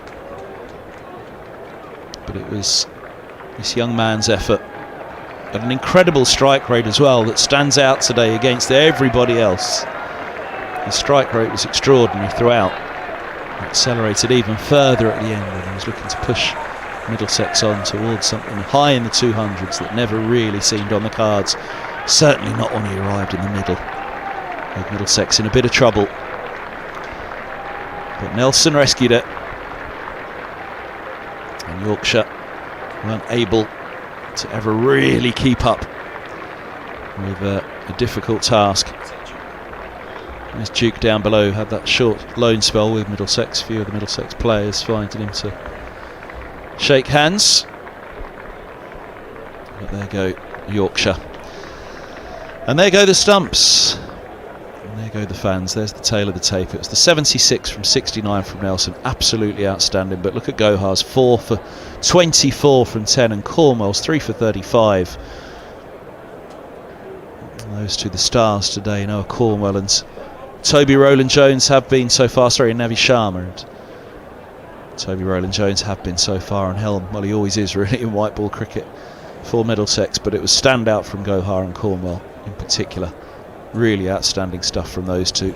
And that as well is perhaps telling, as well as the 76 from Nelson. Middlesex are in good form in this competition at the moment in the One Day Cup. They climb above Yorkshire at the top of the table with a couple of games to go, so they'll fancy that they can still do this and seal the group. That one defeat on Friday was a bit of a shock to them. And they're back to winning ways here against Yorkshire, though. There's 2 to go. Durham away, then Sussex at Radlett to finish up in this competition. Do join us back for the stream on that one at Sussex, but good luck to Middlesex on their travels in the next game, and similarly to Yorkshire, wishing them the best in theirs. Who knows, it could be the final, of course. And these two go again. They've been looking good this year, the pair of them, but it's Middlesex that come out on top of this one. From myself, Kevin Hands, bringing you the stream here for Middlesex in association with Daffabet. It's a very good night to you all.